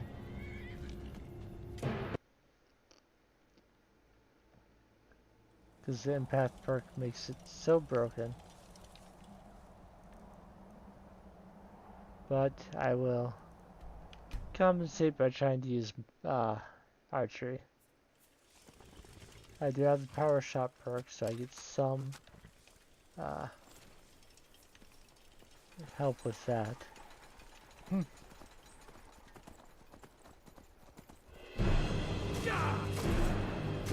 Like this cave bears in my way.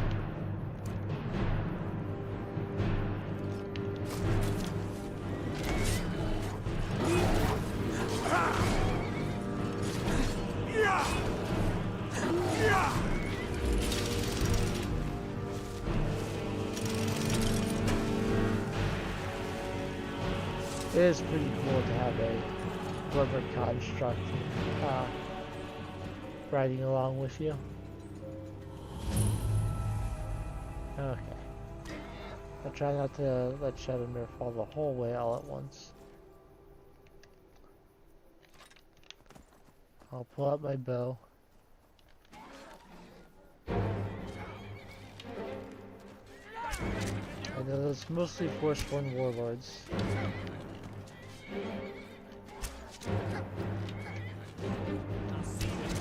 Okay, they're aggroed firmly onto Shadowmere at this point. So if I run out, should be focused on Shadowmere, so I can easily take them out.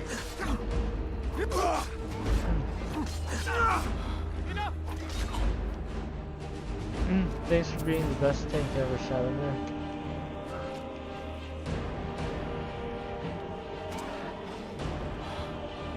There are plenty of other enemies here.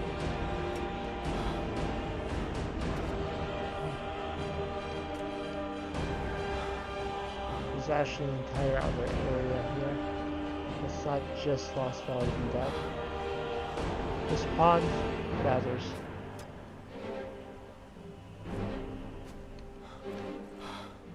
So we have an archer here. There's another warlord. Show me what you got. So his arrows are probably pretty tough. But it's exceptionally rare to find an enemy that's good with arrows and melee. He may not have been that bad to begin with.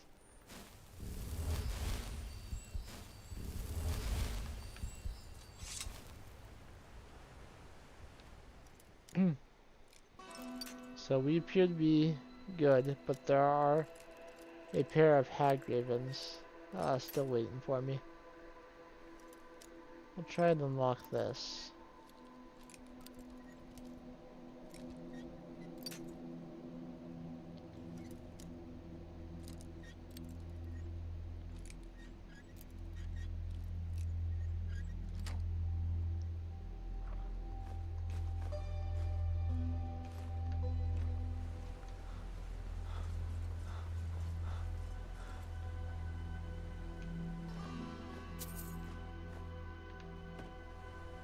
Actually, I may do my bonus on Wednesday. The stream that I promised I would do at some point. And then do the big finish on Friday.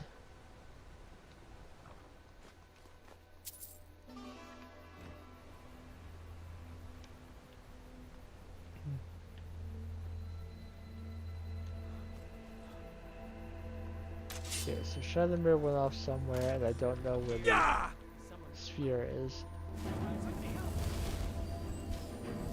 Here's the rest of the camp. Not quite. let's get a Jamora Lord on my side. The challenger is near.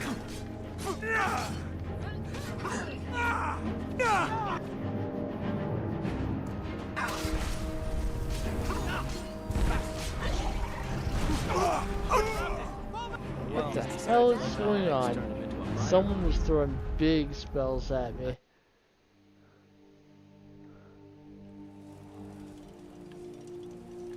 No, there's no way. No way it did not save at some point during all of that.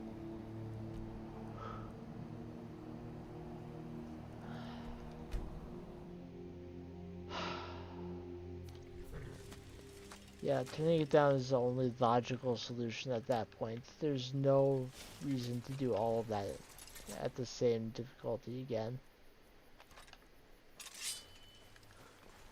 That's where the fun just completely goes out the window. You have to do all that again.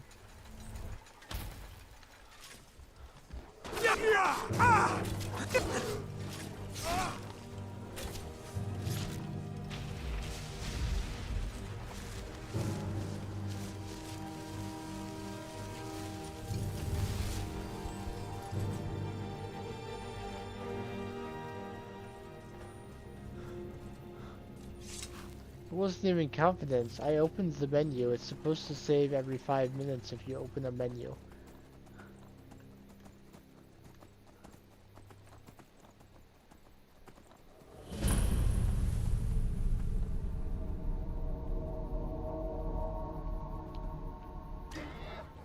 That's why I sometimes think about installing a mod that just saves the game every like 30 seconds. Just so that this never happens.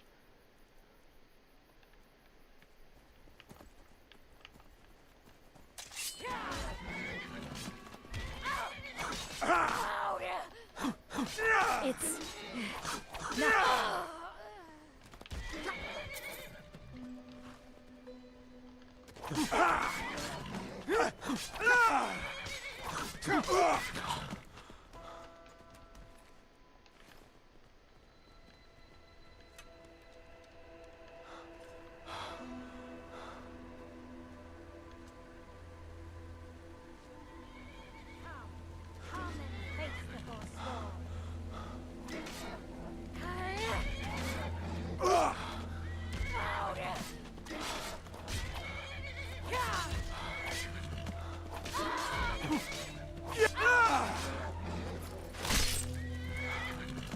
I'm generally wary about installing mods in the midst of a playthrough.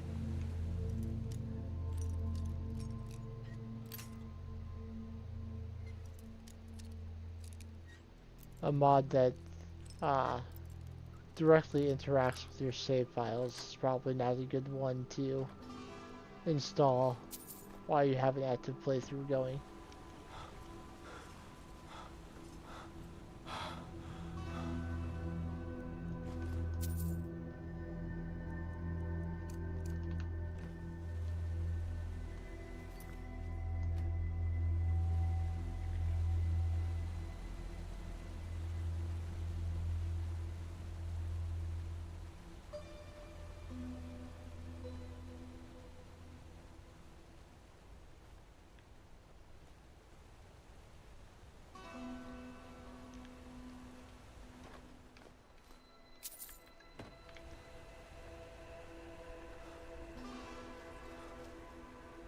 There are a lot of people who flipped out when the Anniversary Edition released. Because they're like, it broke all of my mods. But when you have like 200 mods, then you really shouldn't be surprised when something doesn't work properly.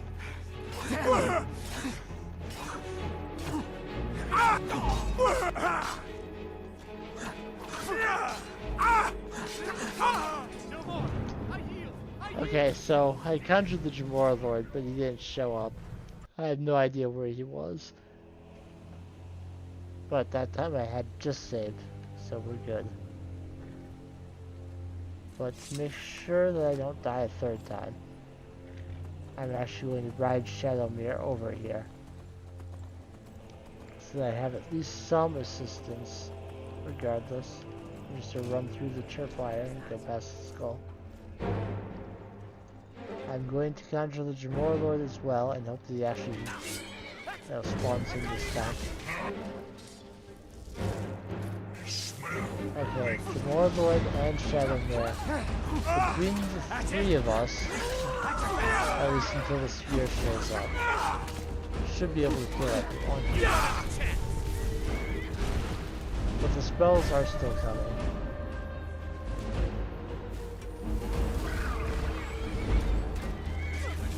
We need to find the enemy that's casting powerful spells and kill them. The Warlord moving ahead.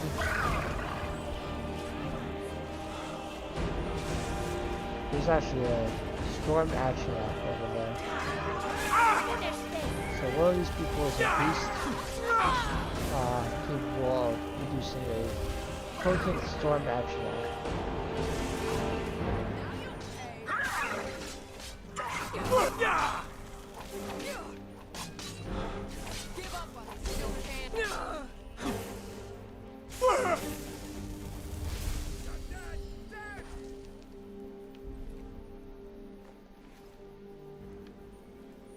What is that on the ground?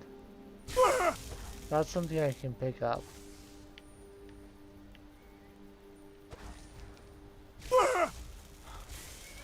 So Shadowmere is fighting the Storm Atronach over there.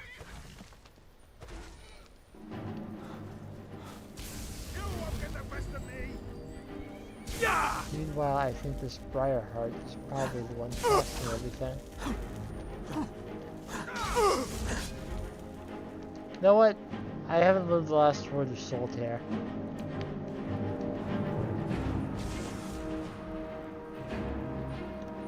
Hey, Durnavir.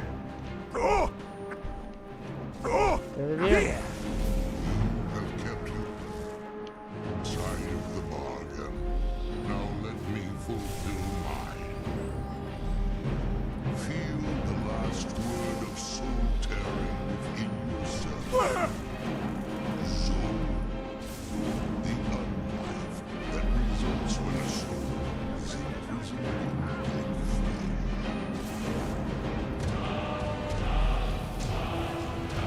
And now we have Durnavir on the fight. Plus, Shadowmere finally finished taking care of the Storm Atronach.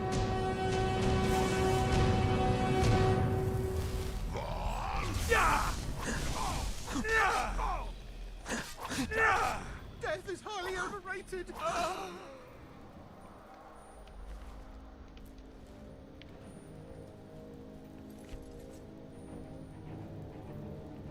Okay, we came here for a word.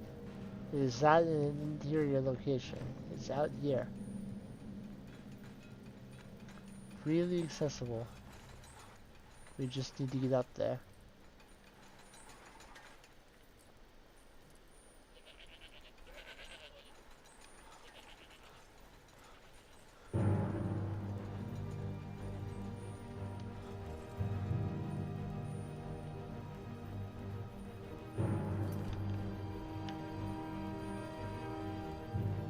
Who will oppose us next?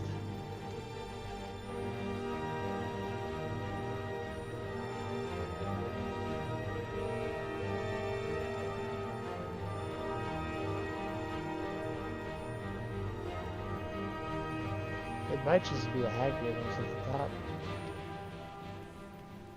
I'm still in combat, so I can't claim the area. So up here, if I turn to the left, is where the word wall is, and two hag ravens attempting to create a new Briarheart. You can actually observe the process that is used to create Briarhearts.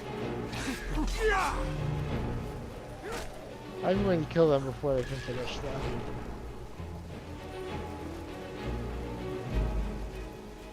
Here's the Briarheart Gaius, a unique weapon that does extra damage to lords.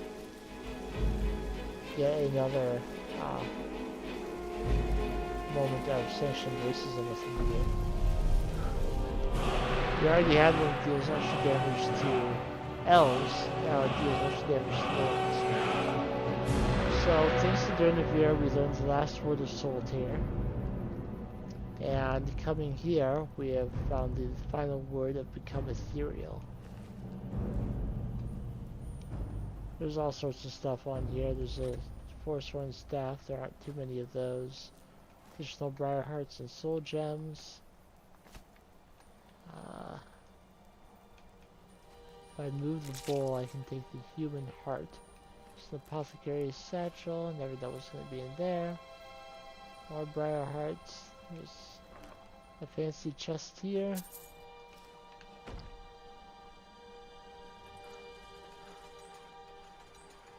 But we're not done here. There's one more thing I can do. And it's a lot of fun. I don't think there's anything over that way. This location is called Bard's Leap Summit.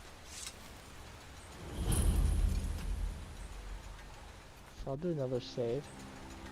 And leap! And I survived. If you do survive... Been a long time since someone took the leap. Longer still, since any survived it. I once performed the entirety of the Poetic Edda from atop Bard's Leap before trying my luck. Well, you can see how that turned out. So you meet Asdal, and he died.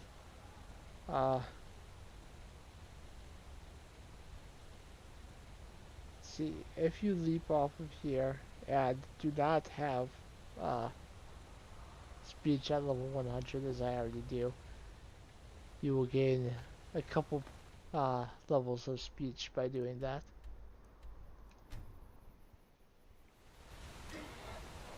But of course, I have already done it, so I already have speech 100, so I don't get anything for doing that. I will discover the areas over here.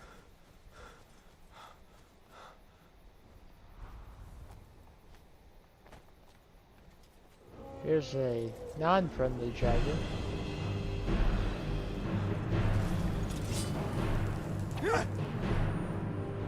Or maybe that was Durnavir. And just needed to land before I participate. This is Brutal Stone Tower. Just have it right here. Yeah. Sometimes you're sent here for Falkir's Shield when you want to become Thane of the Reach. So this is an alteration skill book that I've already read.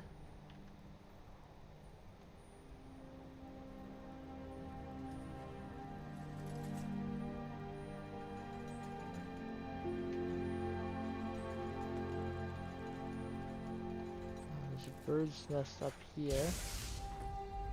There's a soul gem trap over here.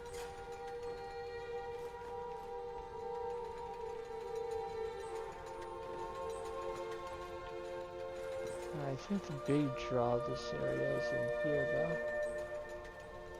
It's only a novice gate. Which doesn't mean that I'm not going to break a lockpick in the process. Burial in there. And a chest down here with an apprentice lock on it.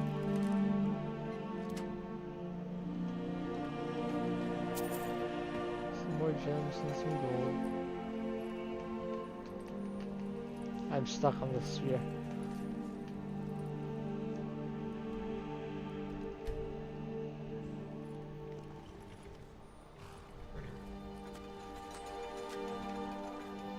This sphere is more trouble than it's worth.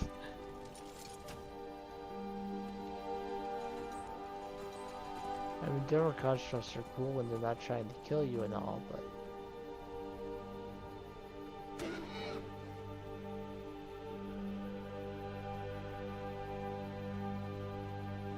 Carefully ride down.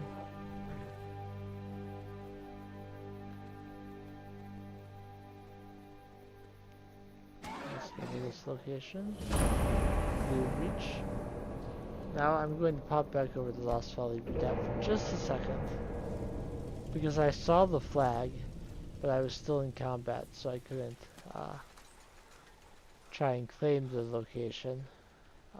That mod's been giving me some trouble for a while now, so I don't know if it will work.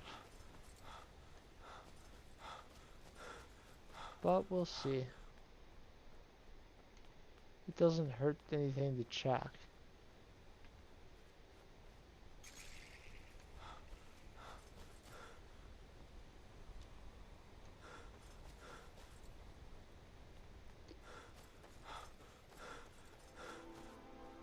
Well, the enemies here are already dead, so I don't have to fight anymore.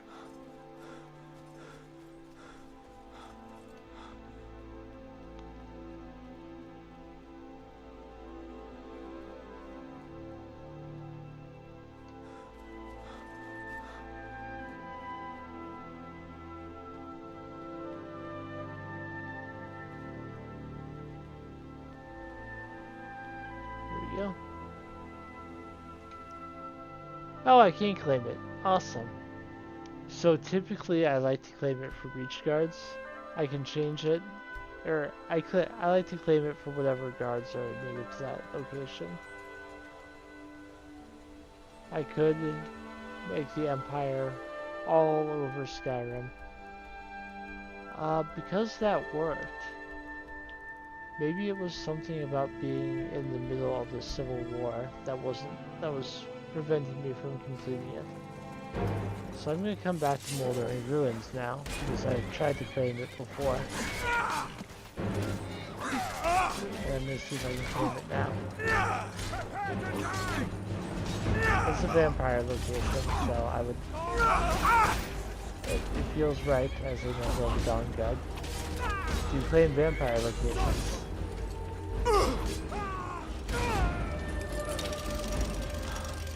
But the enemies here have respawned, which means I may encounter someone I don't want to encounter inside.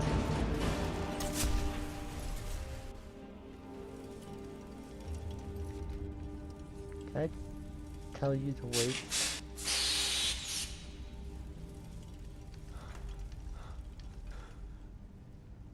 So there's a strong enemy in here.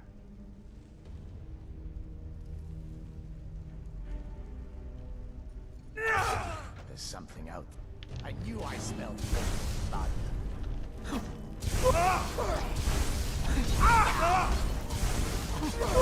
He's gonna kill me if I fight him like this.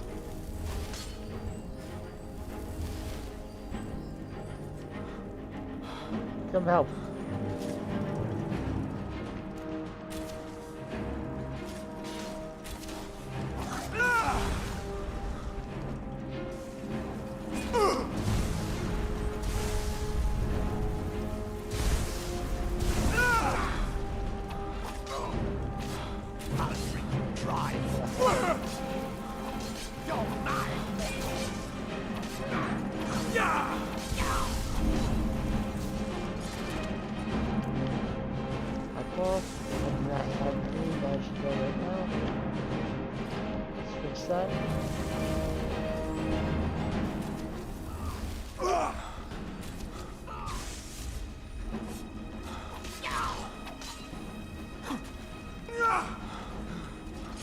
Coward. The spear still found him. Okay. Can I claim Moldering Ruins now? Now. So something about it is still preventing me from claiming certain locations. I just happen to be able to claim Lost Valley Redoubt.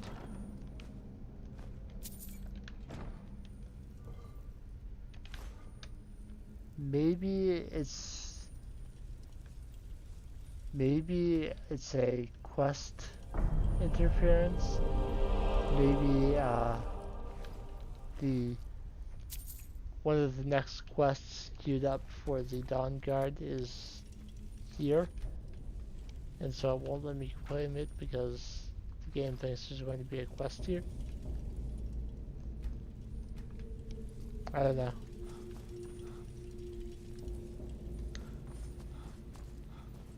I of course tested the mod on a spare save file before I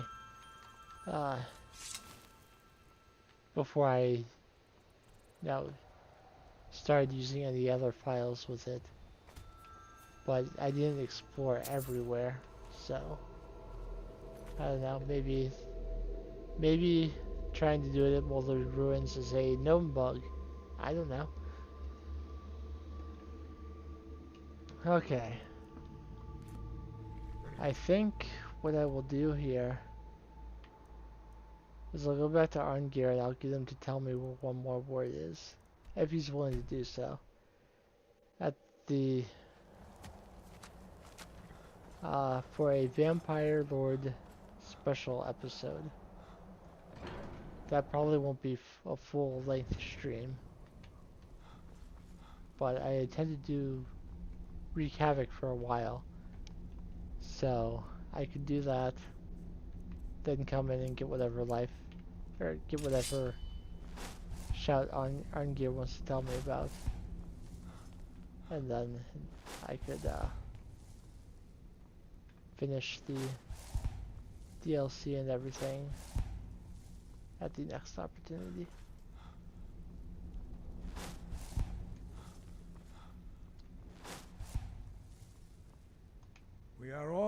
We have felt the whisper of a word. So I will be going to Angerwood it's next time. But we're at 3 hours and 54 minutes. It feels like trying to do any additional quests at this time would take me well over where I want to be. So I will head back to Whiterun, unload my gear, pick a couple books, and end off the stream here. It's also 6 p.m. and I need to start thinking about dinner.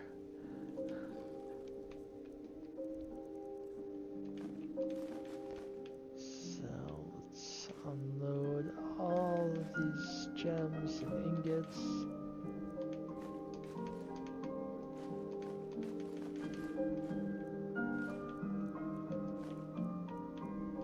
Certainly got no shortage of them. I'm gonna pop outside for a moment and turn that large decorated Dwemer strut into ingot.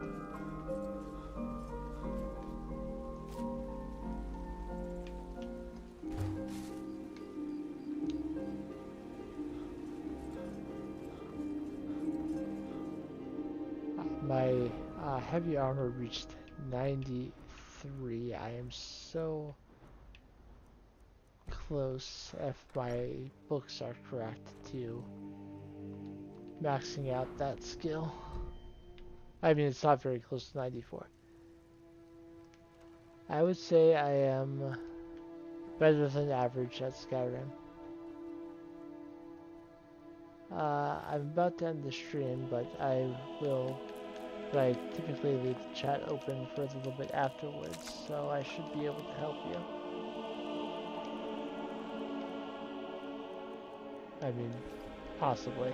No guarantees, of course.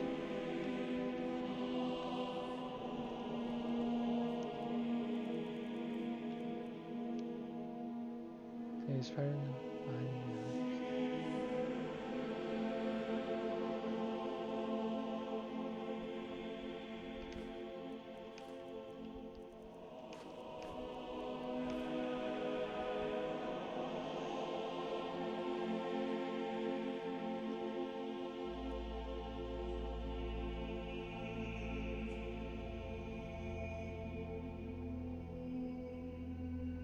I mean, I'd be interested in hearing more, but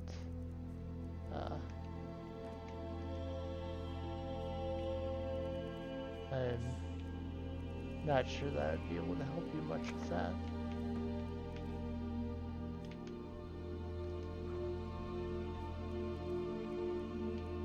So the Briarheart Gaius cannot be disenchanted. It's not even supposed to be in the game anymore.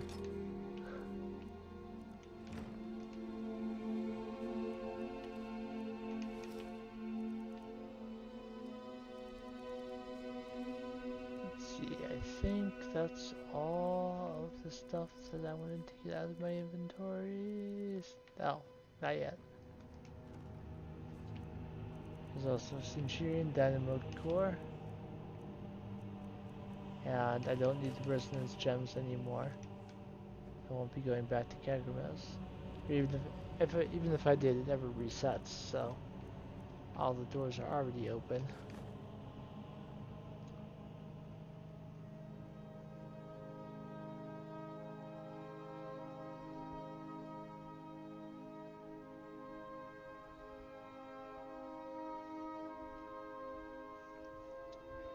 So the capital dot of loneliness would not be solitude. Gusts would not mean not Windhelm, I would imagine.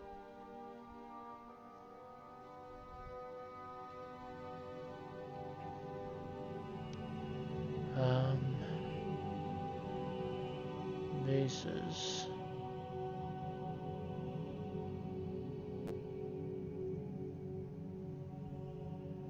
I'm wondering if it's only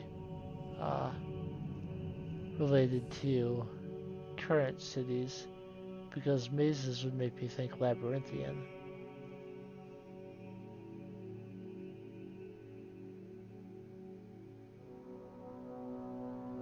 And Atmore would have made me think of Sarthal, because that's where the Atmoran, where the first Atmoran settlement in Skyrim was.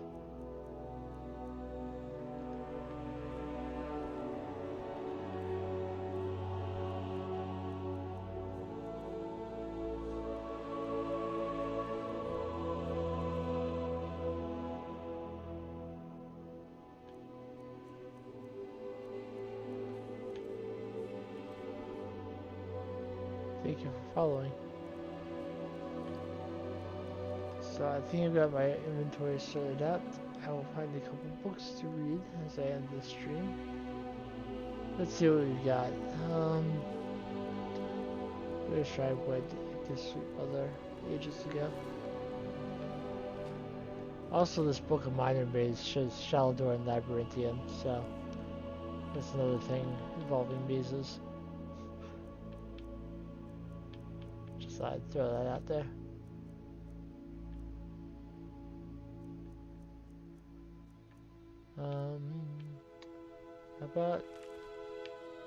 How long is this Chronicles of True left? Not too long, so I'll read that one. And how about, I wanted to read the Dragon Language Myth No More.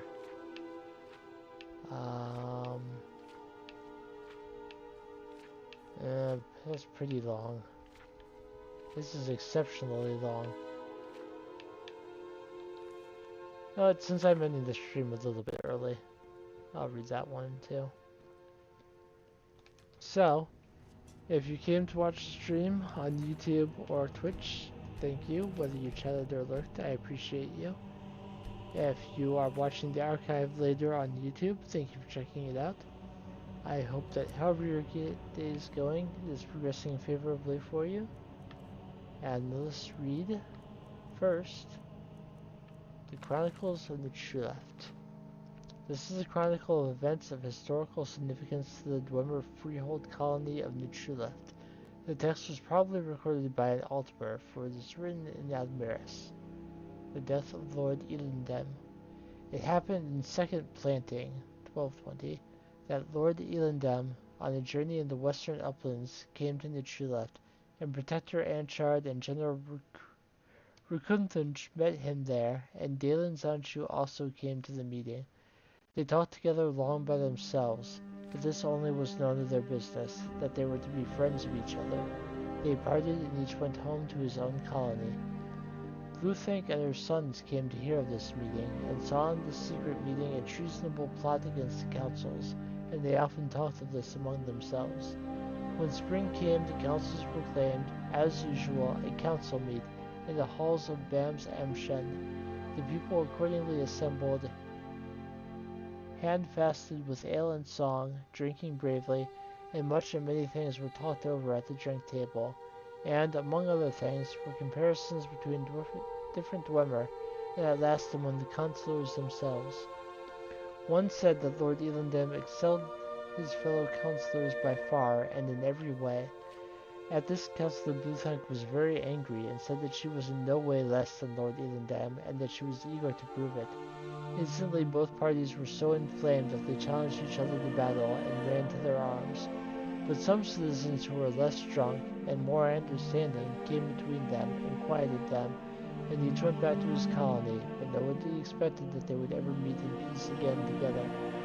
But then, in the fall, Lord Elendem received a message from Councillor Bluethank, inviting him to a parley at Hendor Stardoms, and all Elendem's kin and citizens strongly urged him not to come, fearing treachery, but Lord Elendem would not listen to counsel, not even to carrying with him his honor guard.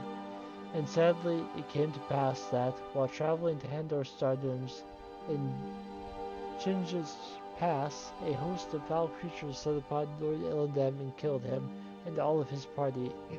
And many citizens said thereafter that Bluethank and her sons had conjured these beasts, and set them upon Lord Elendem, but nothing was proven.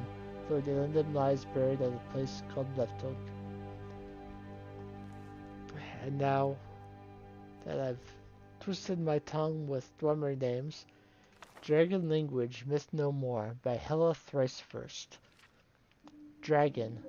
The very word conjures nightmare images of shadowed skies, hideous roaring, and endless fire. Indeed, the dragons were terrifying beasts that were once as numerous as they were deadly. But what most Nords don't realize is that the dragons were in fact not simple, mindless beasts.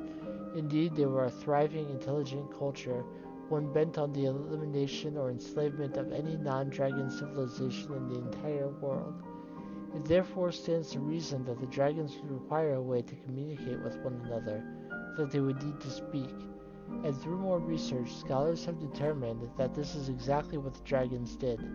For the mighty roars of the beasts, even when those roars contained fire or ice or some other deadly magic, were actually much more. They were words. Words in an ancient though decipherable language. Decipherable tongue. Nonsense, you say? Sheer folly on the part of some over-eager academics? I thought precisely the same thing. But then I started hearing rumors, the odd snippet of a conversation from some brave explorer or gold-coveting crypt diver, and always it was the same word repeated, wall. So I listened more. I began to arrange the pieces of the puzzle, and slowly unravel the mystery. Spread throughout Skyrim, in ancient dungeons, burial grounds, and other secluded places, there are walls. Black, ominous walls on which is written a script so old, so unknown, none who had encountered it could even begin its translation. In my heart I came to know the truth. This was proof of the ancient dragon language. For what else could it possibly be?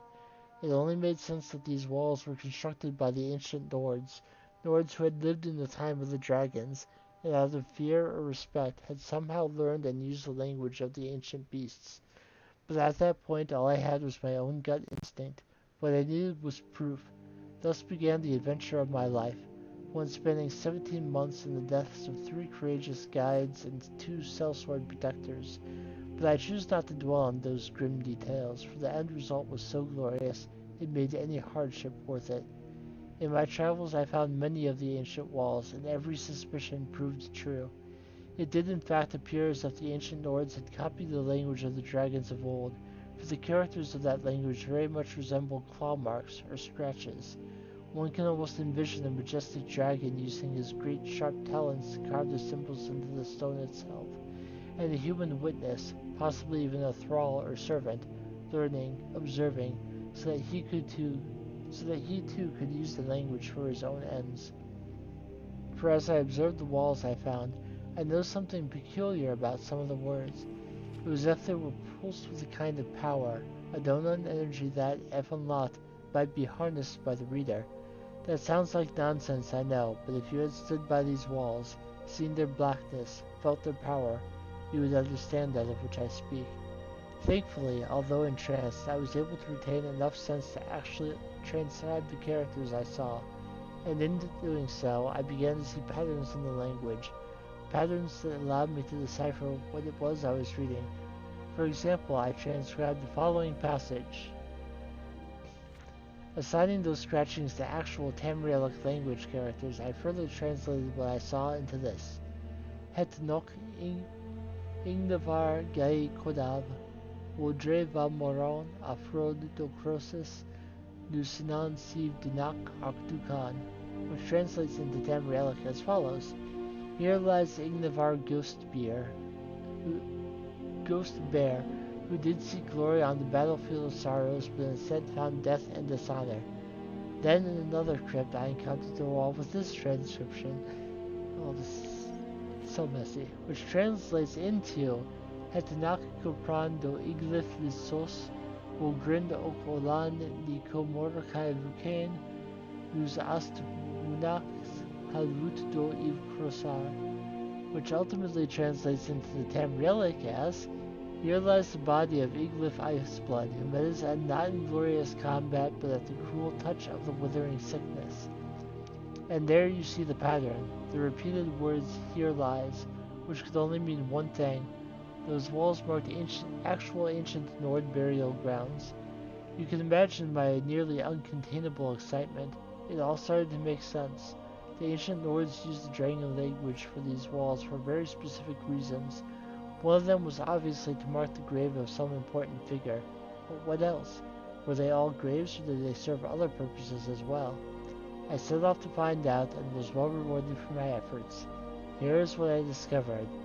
This passage translates into this.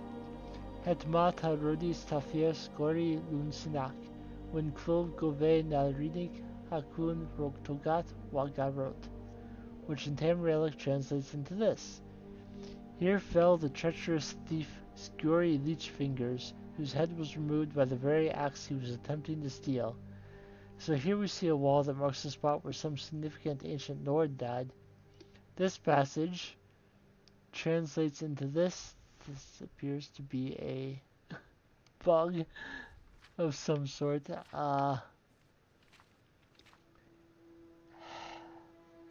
Hessigol Vavrukir Danik Falilkir do Gravun Frod Wobovul Komar no Kizik Lunsinak Wen Klel Kove Nalrinik Hakun Rotagat, which in Tamrielic translates into this stone commemorates the doomed elf children of the here fell the treacherous thief Autumnfield, who fled in terror from the sharp swords of the ancient enemy. Maybe. This wall seems to commemorate some ancient, long-forgotten event in Tamrielic history. Whether that event occurred on or near the place where the wall was erected, we will probably never know. And finally, this passage, which translates into this. Ayesa walan kastagor brinavi barukt tohild fintor when smolin agfrin asako dehaim, which in Tamrielic translates into this. Ayesa raised the stone for her sister, Thohild the Inferno, whose passion burned hot as the red forge. This wall, and I encountered quite a few like this, was obviously commissioned or built by a specific person to honor someone important to them. What was the significance of the location? Was it important to the person who died? Or is it the actual location of that person's death? Again, those answers probably lost to time and will never be known. And so you see, the ancient dragon language is, indeed, myth no more. It existed, but better yet, it still exists, and probably will until the end of time, thanks to the ancient Nords and their construction of these many word walls. But don't take my word for it, for the walls are there for the discovering, in Skyrim's dangerous secret places. They serve as a bridge between the realm of the ancient Nords and our own. The dragons may never return to our world, but now we can return to theirs. And someday, we may even unlock the strange unknown power hidden in their words.